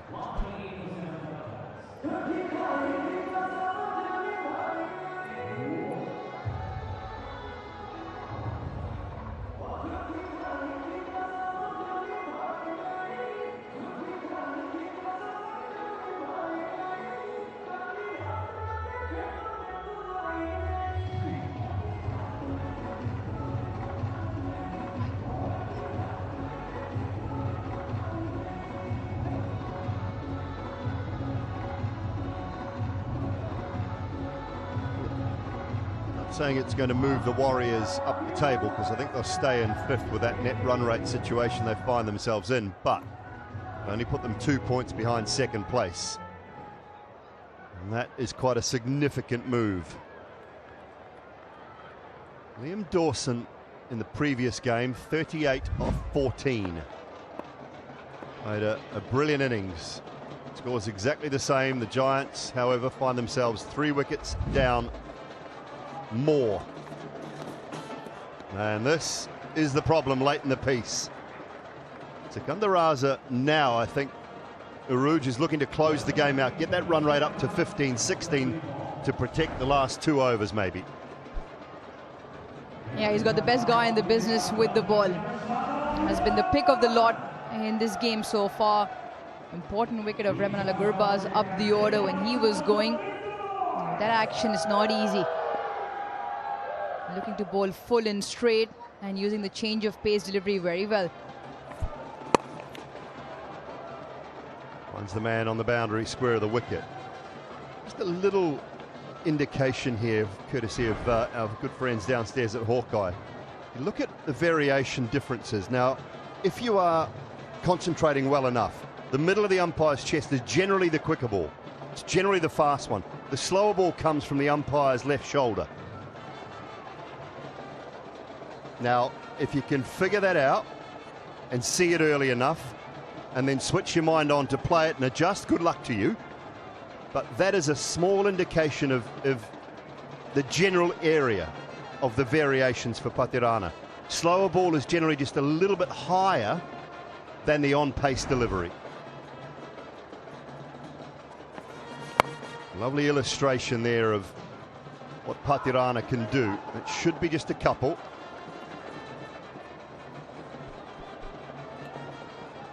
Yeah, he's so effective with that change of pace because of the fact that it's so difficult to pick it up.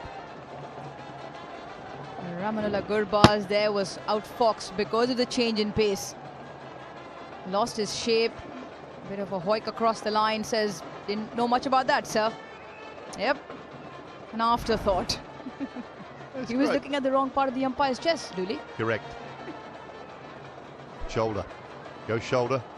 Chest for the fast one, shoulder for the slow one. Swings it away, but straight to the man. A little bit of anguish in the commentary box on those who have backed the Giants, but just the one. Just the one. Settle down, Alan.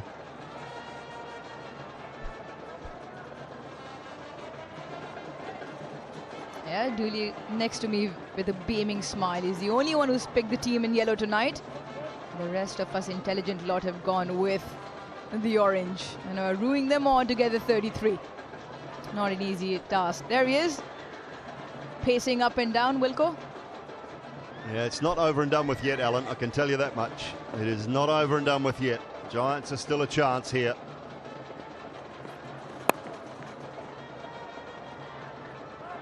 I did walk into our break room and I said to Alan Wilkins, I said, Nick just asked me who you'd like tonight. I told him you wanted the Warriors. He said, no, I want the Giants, I want the Giants. He ran in here as fast as his new knees could take him. And he said, no, I want the Giants. But if it does transpire that I'm the only one right, I probably will remind him. Well, his dear friend Hazy's already retired from the game. I think it's time for Wilco to do the same. Laura went for the Warriors as well. Up, high, chance, deep mid-wicket. Is this the game? It is! Pretorius. Pathirana has more to say in his last over. Is that the last chance for the Giants that's disappearing in the form of Moeen Ali? At 45 or 41, he had to go boundaries. Into the surface with a wide angle, asking Moeen Ali to drag it. Well-judged catch from Dwayne Pretorius. Pathirana celebrates for the 3rd time running. Exceptional spell tonight. 3 in his 4. Moeen Ali goes for 45. Gulf Giants 143 for 8.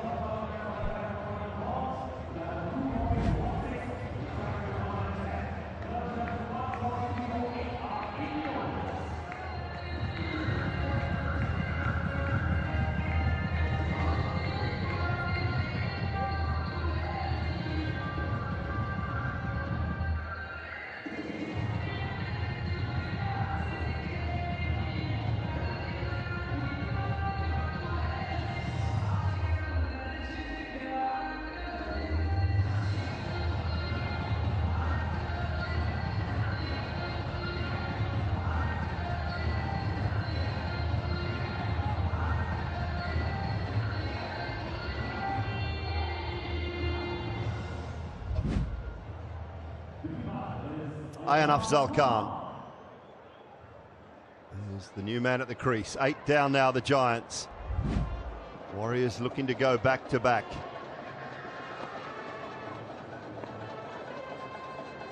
Over to Tuscan Ahmed, 3 overs, 1 for 26 for Tuscan tonight. Pace off into the surface, nice. Last ball of the spell, Rouge. Something had to give, and it was Moeen Ali.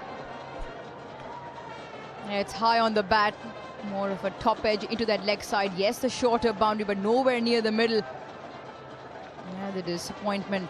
A couple of changes in the batting order as well. Liam Dawson just being held back in favor of Ford and Asif Khan, who haven't paid that price in terms of a benefit. Yeah, you're right. Sikandar Raza has marshaled these troops exceptionally well with the bowling changes and looking to close the game out early.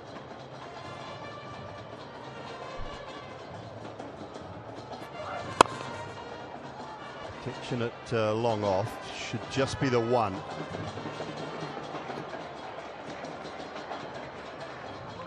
Well, if they get the job done, going back to back, big road trip as well, Abu Dhabi to Sharjah. Game the night before. Our crew, who work harder than most, the Rouge, they're doing that same trip tonight. And they'll be on ground tomorrow in Abu Dhabi. Gee, I'm glad they get, I mean the director as well, I'm glad they get paid very well. So they deserve it, they deserve everything they get. They do a terrific job.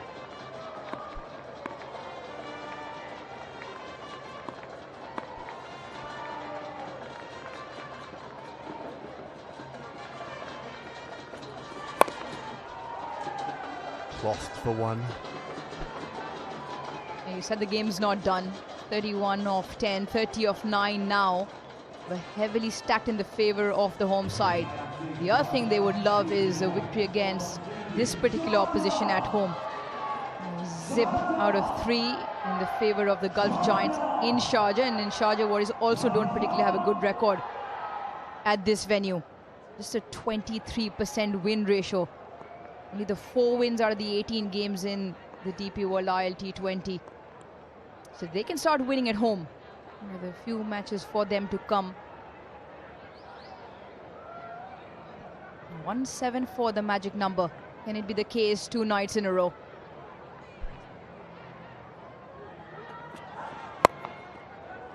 Again, into the surface, pace off. Yeah, well, next up, we've got the Capitals on the 19th. They go back to back again, 19th and 20th against the Capitals and the Vipers. And then back against Abu Dhabi Knight Riders, 22nd, 24th and 26th. So they've got a pretty packed schedule from the 19th onwards. So 5 games between the 19th and the 26th of December. 5 games in 7 days, so it's a tight schedule.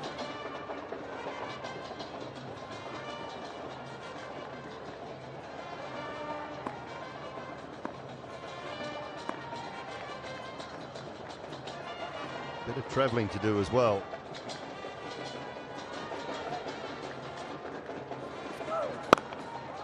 Puts that away to the bigger side. Bounces and trickles into the advertising, cushioning for 4. It'll be a case of swinging at every delivery now. If it's in the arc, Dawson and Ayan will hope to get it onto and past the fence. Picks up 4, makes that 7 off the over. Would be great if they can pick up one more. Short and wide, and Ayan Afzal Khan hits it into that vacant offside. Mid-off is still up in the ring. And just as I say that, Sikandar Raza makes that change, drops himself back to long off. Third comes up at the ring. It'll have to be pace off. Maybe a leg stump Yorker if he wants to go that option. Feel this ball has to go for 6. Pace off. Just the 1. It'll be 24 required off the last. 151. Great.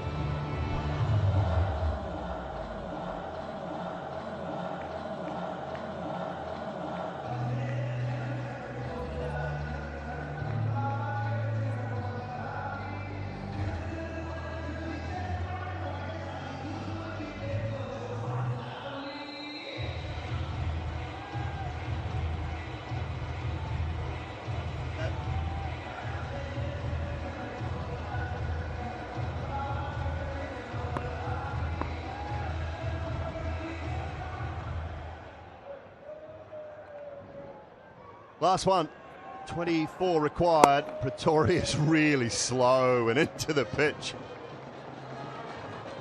No chance. It was 25 required off the last over yesterday. Nicholas Puran on strike. Junaid Siddiqui with the ball.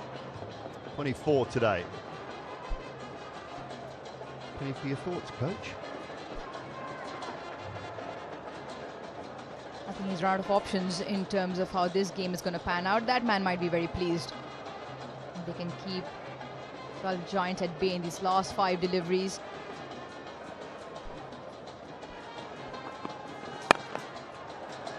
Down to long on and takes it. Captain himself, he's been stellar tonight as Sikandar Raza. And that might just about do it for the Sharjah Warriors. Pretorius picks up the wicket, his second. Leader in charge. He's all around and he's a gun in the field, Sikandar Raza. Liam Dawson hit it straight into the pouches. Safe hands from Sikandar Raza. He's led the side well. And he's caught well as well. Liam Dawson goes for 6, 152 for 9.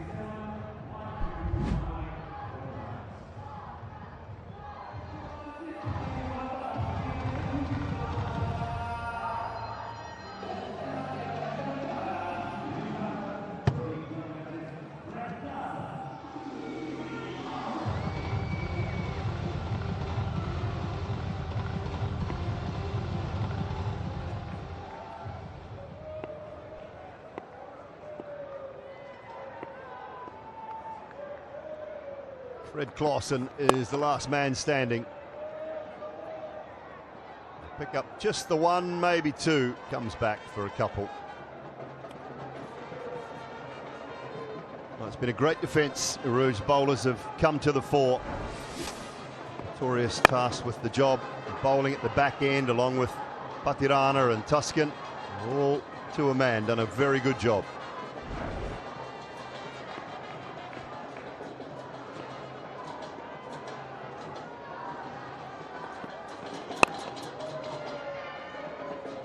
Gap at deep mid-wicket for a couple more.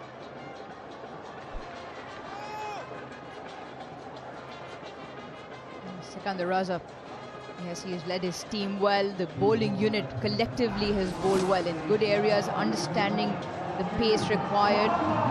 He's just done his right knee when he's landed there. We talk about wickets, 3 apiece to Wasim and Patirana. Pretorius with 2, and the change of pace deliveries, understanding to access the one shorter side, one longer side of the fence. They've done well as a group. And the way we saw the Gulf Giants spinners operate, we were considering that spin bowling might be the better way to go on this surface, but it's been the seamers. Tuscan, Wasim, Patirana and Pretorius who've all performed well. All wickets to seam. And even in the first innings, 5 or the 6 wickets to seam. Only Ayan Afzal Khan with the 1 wicket to spin. So tonight, yes, a touch drier surface, no grass on it. The wickets have all gone to pace. Might finish with a half a dozen. Ayan Afzal Khan, he does. Deposits it away over long on. All too little too late though for the Gulf Giants. It is the Warriors who go back to back. Abu Dhabi last night. Sharjah tonight, bagged 4 points in the process. And that is a comprehensive victory over the Gulf Giants here at their home.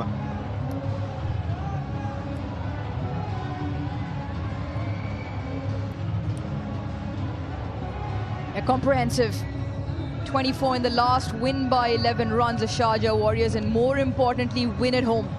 Win at home in the sense of dismantling the opposition. Never won against the Gulf Giants in Sharjah, but tonight is different. 174, the magical number, comes good 2 times in a row for the Sharjah Warriors. And Sikandar Raza, the stand-in captain, will be very happy with the way the troops have performed, in particular with the ball. 3 wickets apiece to Patirana and Wasim to set things up. Jonathan Trott, yes, they still stay in that middle of the table. Have a few things to look at in terms of the loss tonight. For the Warriors, Everything done extremely well tonight. Back-to-back wins. This one better than last night by 11 runs.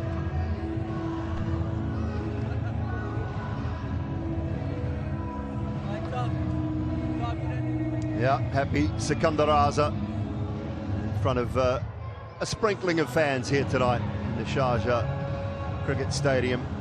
They made all the changes last night. It worked well for them. Had a horse change tonight with Siddiqui and split webbing being out of the contest, so changed things around a little bit, but nowhere near as dramatic as last night. Once again, courtesy of a decent batting performance, particularly from Tom Abel and that man there, James Roof, finished off by Pretorius. And the bowlers have delivered in fine style.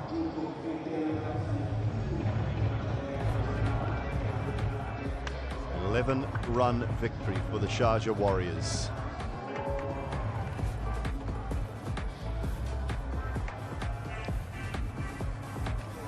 Silverwood, part of the coaching staff, will be pretty happy, along with JP Duminy. Struggled to put wins together, let alone back-to-back wins.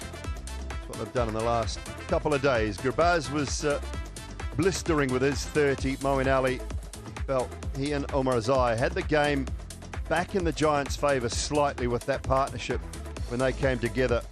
48, they took it through to 119. Didn't quite continue on. Sorry, 38 to 117 it was. So these guys, Wasim in particular, Patirana with 3 for 19 and a couple late in the piece for Pretorius, doing a good job for the Warriors.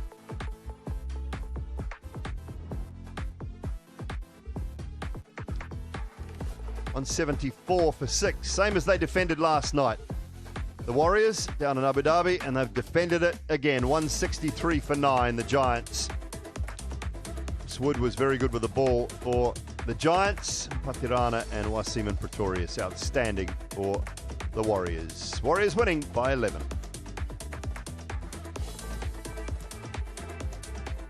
Jumped to 4 points, and they haven't moved on the table from that 5th spot, but they are now just 2 points below the Gulf Giants.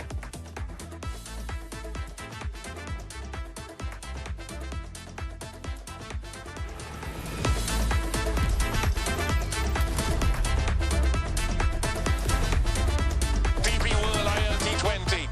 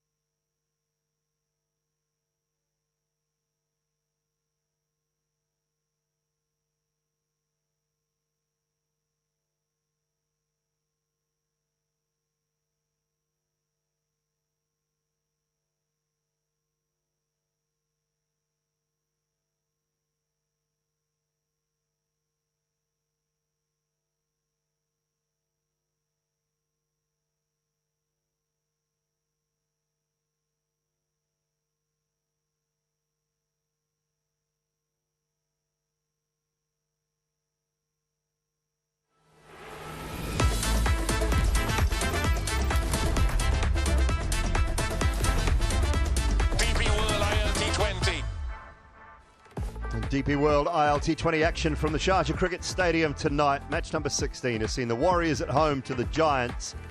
And the Warriors getting the W and the 2 points, courtesy of Tom Abel and James Rue. A little bit of Dwayne Pretorius at the back end with the bat.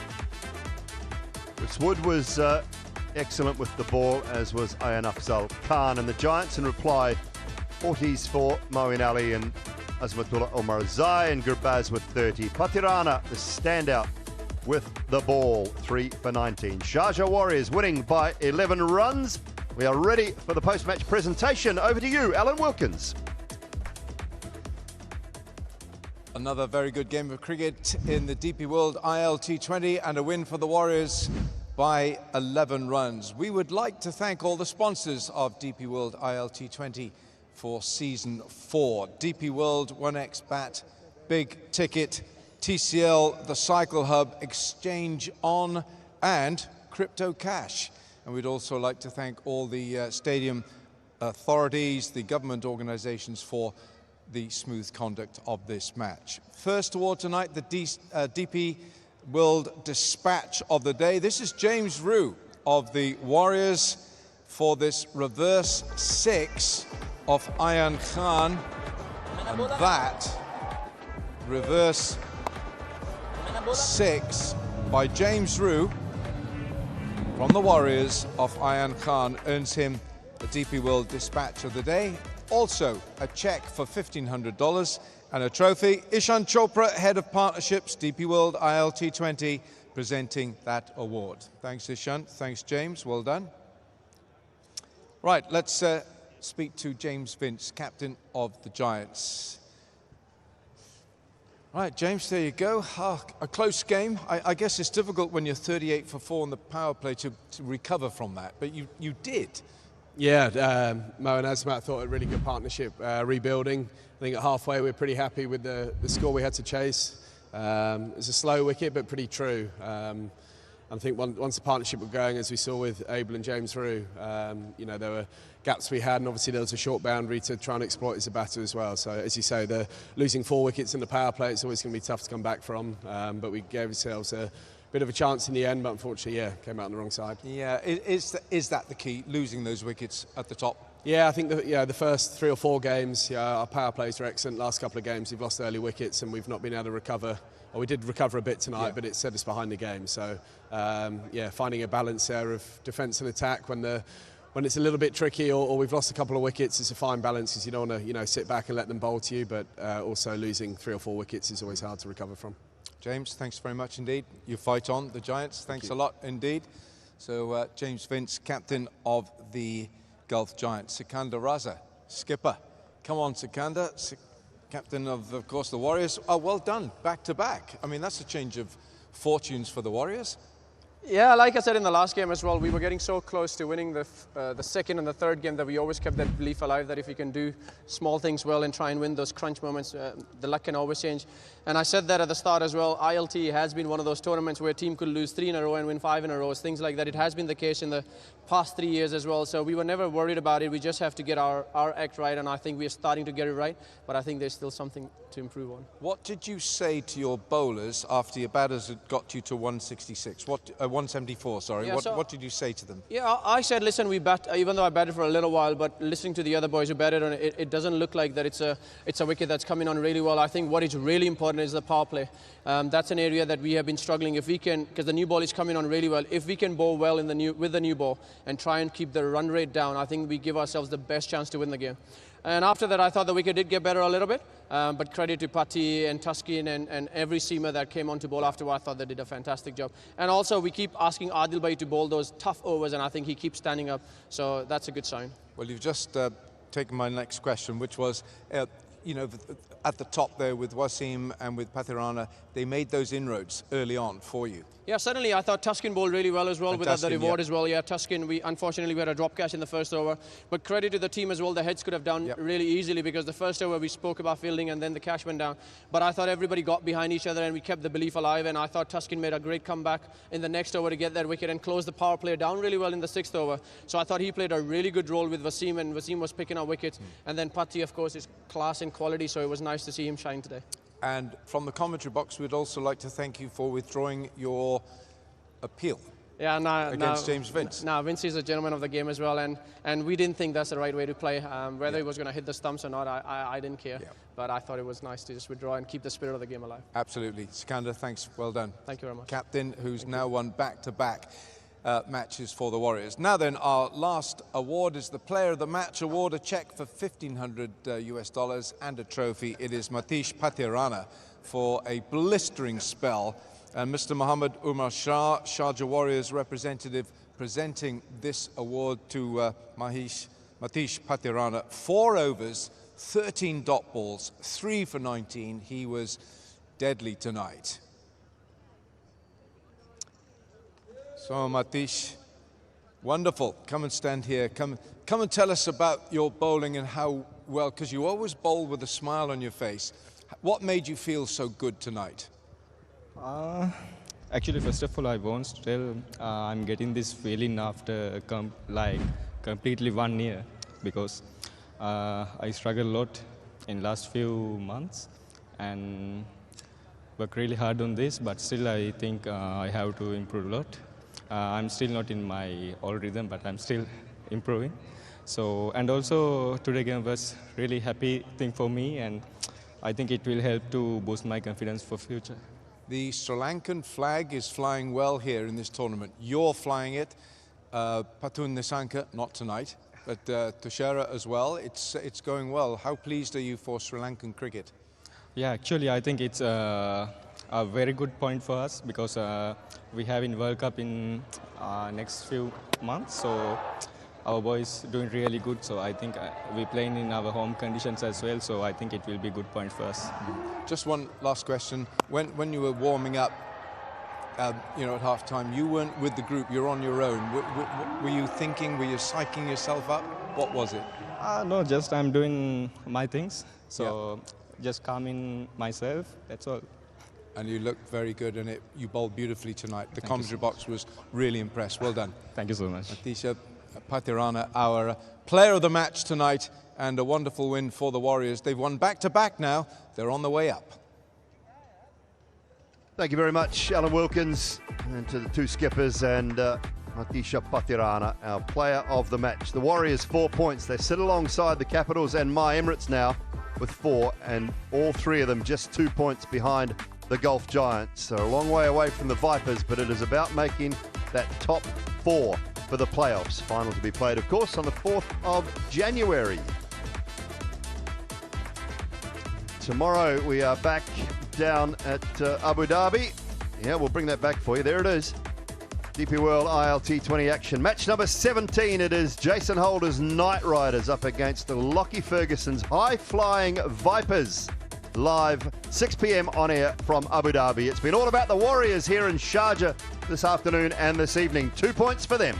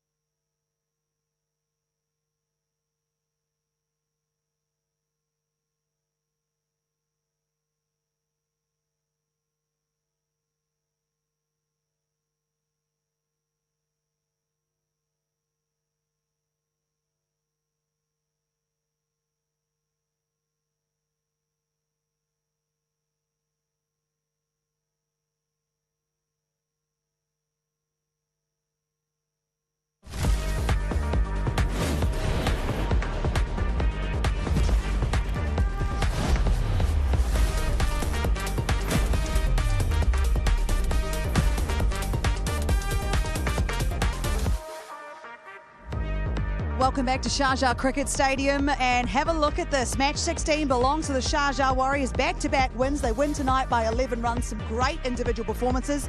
The Golf Giants not too happy about that one, that is for sure. But the Warriors get the points and they get that momentum. Hello, thank you so much for joining us here on Cricket Safari. It's great to have your company. I've got Ruji alongside me, Mike Hazeman and Chris Silverwood, the bowling coach for the Sharjah Warriors. Firstly, mate, congratulations. Another good win. Back-to-back, that must feel nice. Yeah, it's lovely. Obviously, we needed a bit of momentum coming into these games. So obviously picking up a win last night and then following up today with what I felt was a really good performance as well is superb. So hopefully we keep that momentum going and take it into the next games. As of yesterday, the last 9 games that the Sharjah Warriors lost was batting first.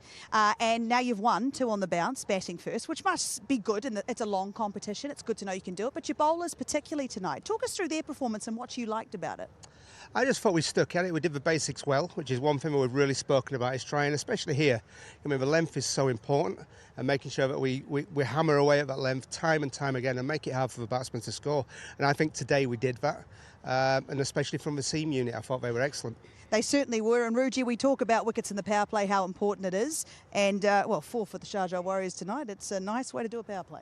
100%. James Vince touched on it at the post-match, saying it's always difficult and always chasing the game if you lost 4 wickets for absolutely nothing in that power play. Yes, 174, I felt on the surface was probably a very good score, but they had to keep up with the rate. So it was always catch up for Moeen Ali at the back end to do what he did with Azmatullah Omarzai. But like Chris said, I think the bowling unit together, I thought Sikandar rotated the bowlers really well to give Patirana that 18th over just to close the game out. I thought his lengths were magnificent, taking the pace of the ball, trying to asking the batters to drag the ball with that change of pace into the longer fence. I think collectively the seamers bowled really good job.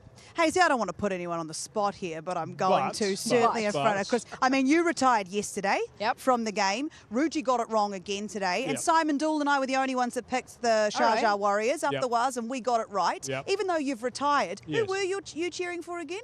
Righto. So, Chris. No, you ask it. Yeah, okay, all right. Stick with me. I'm good. I'm right at the bottom of the table in the commentators list at the moment. And that's okay. We're not mad at. Look at the Sharjah Warriors. They were bottom, and now look at 2 in a row. Now 2 in a row, absolutely. I want to know what difference has that made to that change room. I mean, we keep hearing about the Sharjah Warriors talking about the fact that the change room's still good, and they haven't won a game, they're sitting bottom for some time, and Sikandar mentioned that to me at the toss yesterday.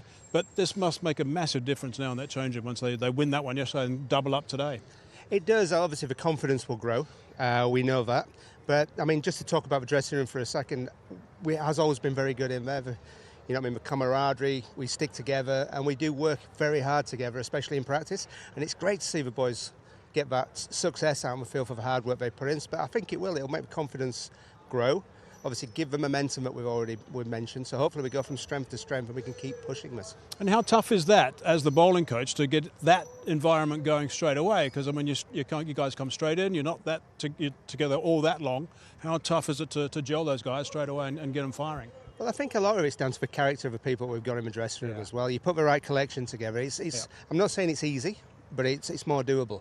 And I think the fact is that we have got some very good characters in there. We've got people that like to work hard, and we've seen that, and we've seen it play out on the practice field, and frankly we're seeing that now come to life on the field out there. Good stuff. I'd like to ask you about a couple of individual players if I could, and the first one would be Patirana, and what he did out here tonight is 3 wickets. He was crucial really in the victory. What do you like about him? What have you been working on, and what have you seen translate from nets to out here? I've been very lucky. I've spent a lot of time with Paddy over the years, obviously with my time with Sri Lanka and that, so I've seen him come through, but do you know what, he is world class, and he can turn a game on its head. And the one thing that we have talked about in the dressing room is the fact that he can come and produce that spell that can blow a hole in any batting lineup. He is different, he does it his way, but I think that's the beauty of him as well, and you wouldn't want to take that X factor away from him. So his variations, he's got pace. I've seen him clock up 152 in the past, but again I've seen him blow many a hole in strong batting lineups.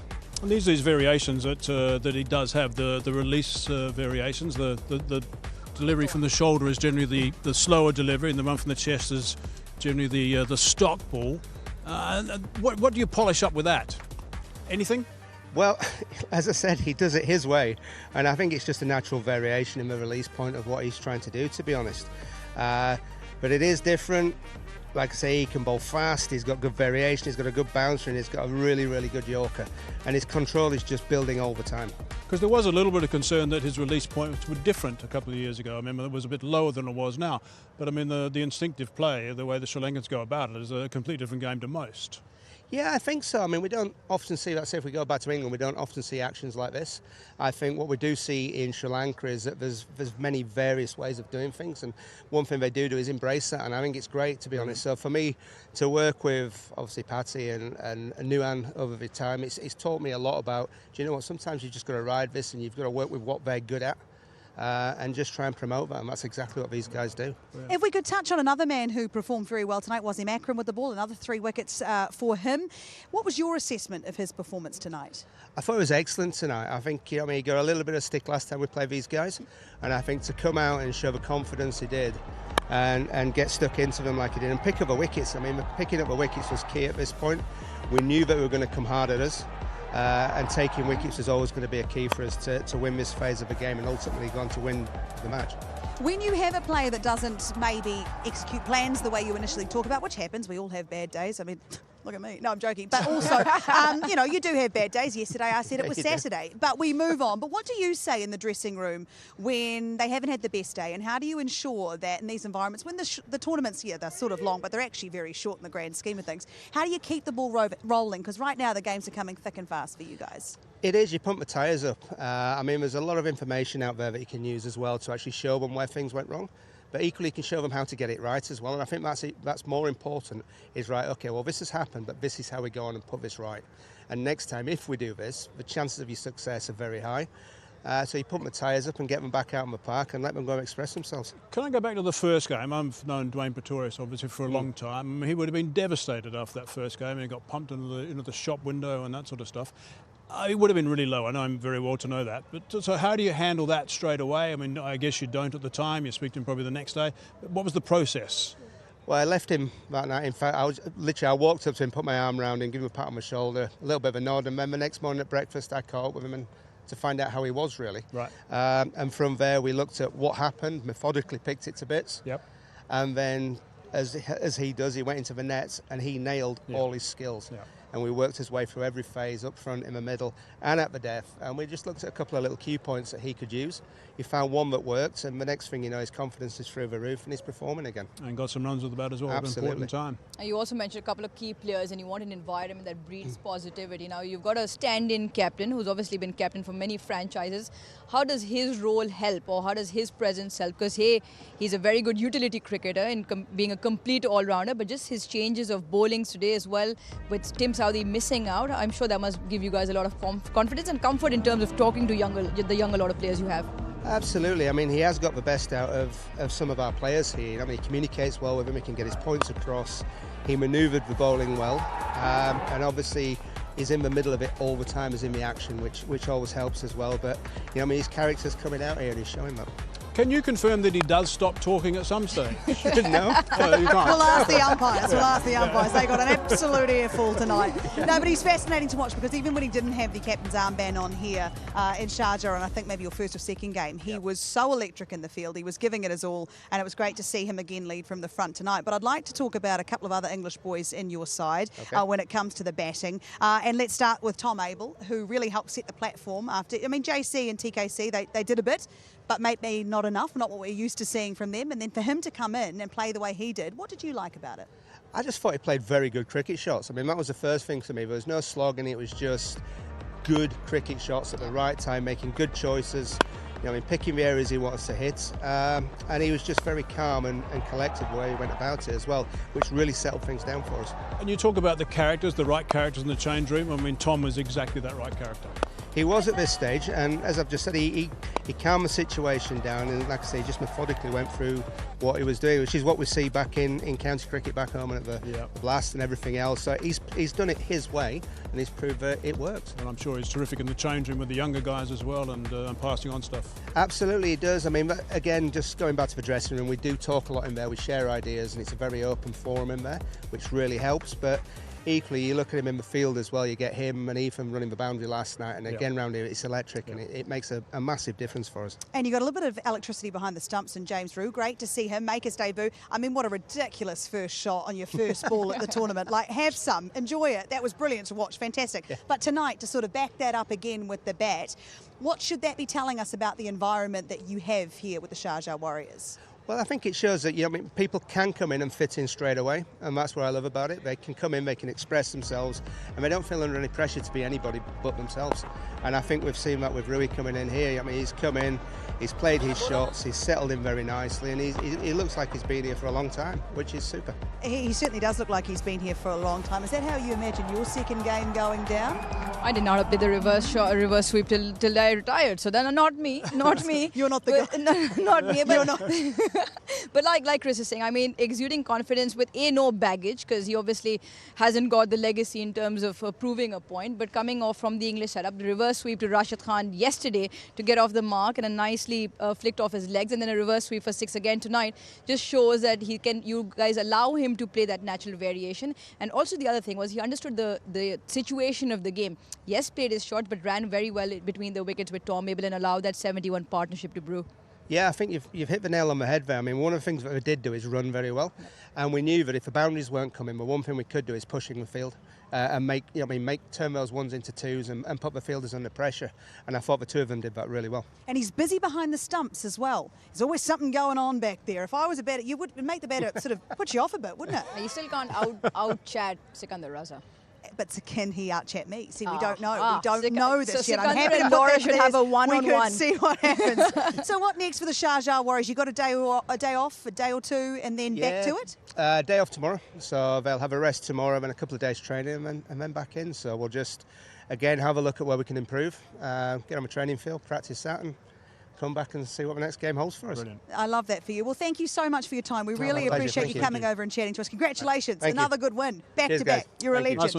How good is that? So it was great to have his insight and thoughts there, and it must be a nice feeling for them after everyone sort of, well, I don't want to say they wrote them off, but no one was particularly positive after the 3 losses. But to bounce back, 2 on the trot. Hazy, you've been here from the start. It's quite the turnaround. Yeah, it's terrific. I mean, they've been outplayed a lot in this tournament. I was worried about them, and I was worried about, obviously, the captain, Tim Southey, but obviously he's on the rotation at the moment. Sikandar's come in, and Sikandar's got him fired up a little bit. I mean, Tim, I'm sure, will come back and perform well, but it's really good to see him turn around. I think it's great for the tournament as well. I think it's fascinating to hear the attitude of both JP Duminy and also Chris. I mean, they're both very relaxed individuals, and that just permeates out that entire squad. They've just got to probably, I think, tap Sikandar on the head occasionally from time to time, just so settle down a little bit maybe and just sort of let the boys go about it.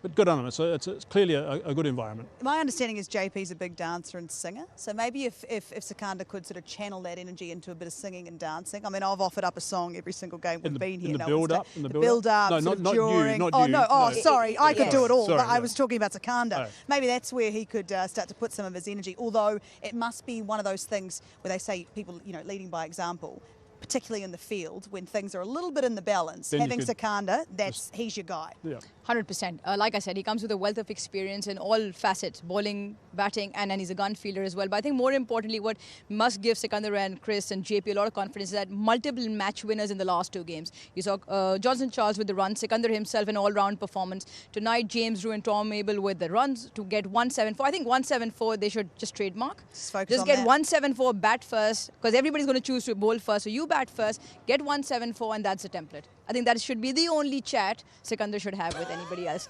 174.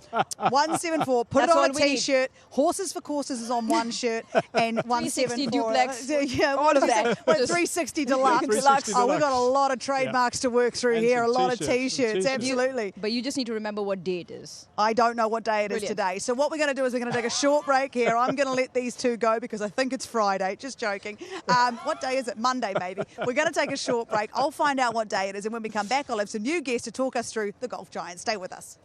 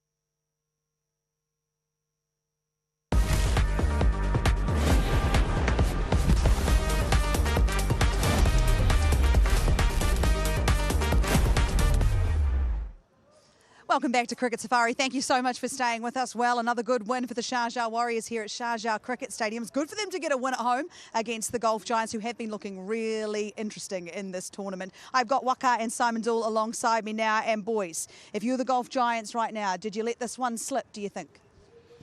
Yeah, maybe you can say that. I mean, they had things in control for a while, but they lost too many wickets in the power play. When you lose these many wickets in the power play, you're always catching the game. Then you need someone to play outstandingly well to win the game. Although there was a partnership between Umar Zai and Moeen, but not enough. I mean, you lose one wicket and then it all comes to square one. And Dooley, I don't want to brag, but I do believe if you rewind, I don't know if televisions can still do that, but if you were to rewind to the start of the game, both you and I picked the Sharjah Warriors to, yes, sorry, Waka. No, you two can carry on. Up the wires, we said it and they did it. And I almost feel what's more important for them is they prove that not only can they win by batting first, but they can win at home. Yeah, and it's finding a way to get to a total that you think might be competitive. And so many teams in that situation, when you're 3 down, 4 down at stages, you think, okay, we've got to keep going, we've got to push harder. But they figured out that 170, 174 is actually their sweet spot. I think they've defended that 3 times in the tournament in the last couple of years. But you work your way to a total that you think you might be able to defend if you bowl really well. If you keep going and get bowled out for 145, 150, you're probably going to lose 8 times out of 10. So, you know, it was a surface that looked like it was going to be that 170 to 180 mark, not a 200 surface like we've seen at different times here at this ground. And they worked it out. I thought their bowling performance was brilliant tonight. I thought they did a great job with the ball. Chris Silverwood was talking about that. Patirana is finding that rhythm. And that was nice with Alan Wilkins actually post-match, just talking about the fact that he thinks he's slowly getting there. And it's taken about a year for him to actually find that rhythm again that he had maybe 2 years ago. And he kind of lost it. We were at the IPL, we've seen him the last 8-9 months, and he's had little injuries and lost it a little bit. But if he finds the form that he found tonight continuously for the back end of the tournament, they're in a good spot. It's not easy for him, isn't it? No. With that action, it's There's a bit going on. Yeah, especially when you give him a new ball. With the old ball reversing, I think it's a little bit easier because you know where the ball is going to go. But with that action coming so round, he sometimes doesn't know how to control it, and that's why he goes wide outside the off stump. The odd one goes down the leg side, and you know it takes time. I feel that he took him 2 years, and now he's finding his feet and know exactly what he's doing. I guess he's probably talking to Malinga and all of that, because it's very similar to Lasith Malinga. Malinga mastered it very well, but of course he's getting better and better. He certainly is, and a player who's really interesting to watch. And if you follow county cricket and you follow the 100, you'll know about Chris Wood, who for the Gulf Giants was one of the success stories tonight with his 2 wickets. He's gone through a lot of injuries. He's gone through a lot of stuff to get to this position where he's going around the world playing in the different tournaments. And we've seen him being successful. Two games in a row for the Gulf Giants. Yeah, and you know that when James Vince is involved, because of the Hampshire connection, he's going to want players that he knows he can trust. And he's trusted Chris Wood for years at Hampshire to bowl back at the end of the game overs, bowl the Yorkers, take pace off, go wide of the right-handers, use the extremities of the ground, which he did brilliantly tonight.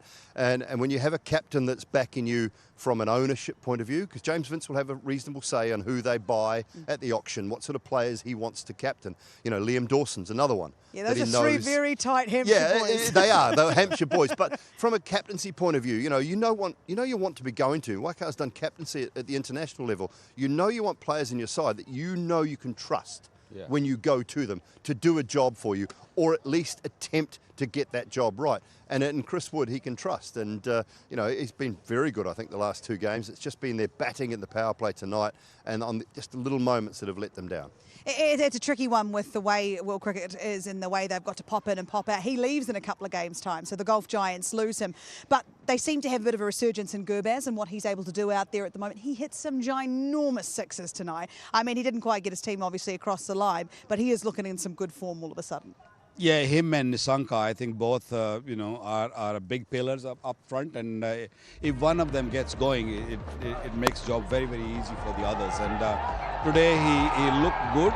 But the problem with him is the way he plays.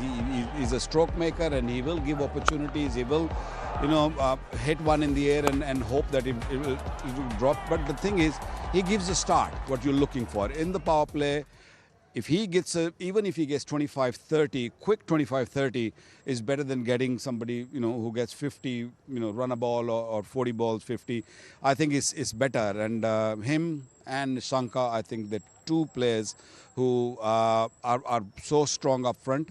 And they're really doing the job. You want them together, though, don't you? That's the issue. Yeah, imagine that. Nissanka started the tournament brilliantly. It's just faded away the last couple, and Gurbaz has found that form.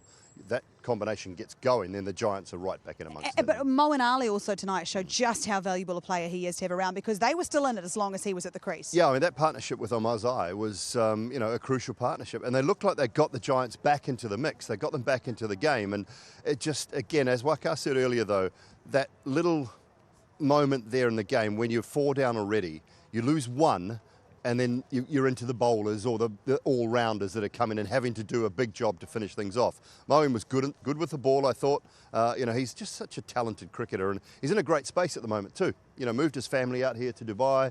He said his wife and his kids are just in such a great space, and that means he's in a great space as a cricketer at the back end of his career, being able to just relax. If he goes away, he doesn't have any issues or worries about the kids and his wife, and so he can actually express himself a little bit more from a tournament point of view, and I think enjoy the last maybe 2-3 years of his franchise cricket career. He was great to watch tonight. Just didn't quite get his team across the line, but you know he'll keep trying because he's an absolute pro. Let's have a look at the competition winners from the last couple of nights. Now, we've got a few names here, so stay with me, please. Don't you go anywhere. Let's find out who these lucky winners are on our Z TV quiz from Super Sunday, not Saturday.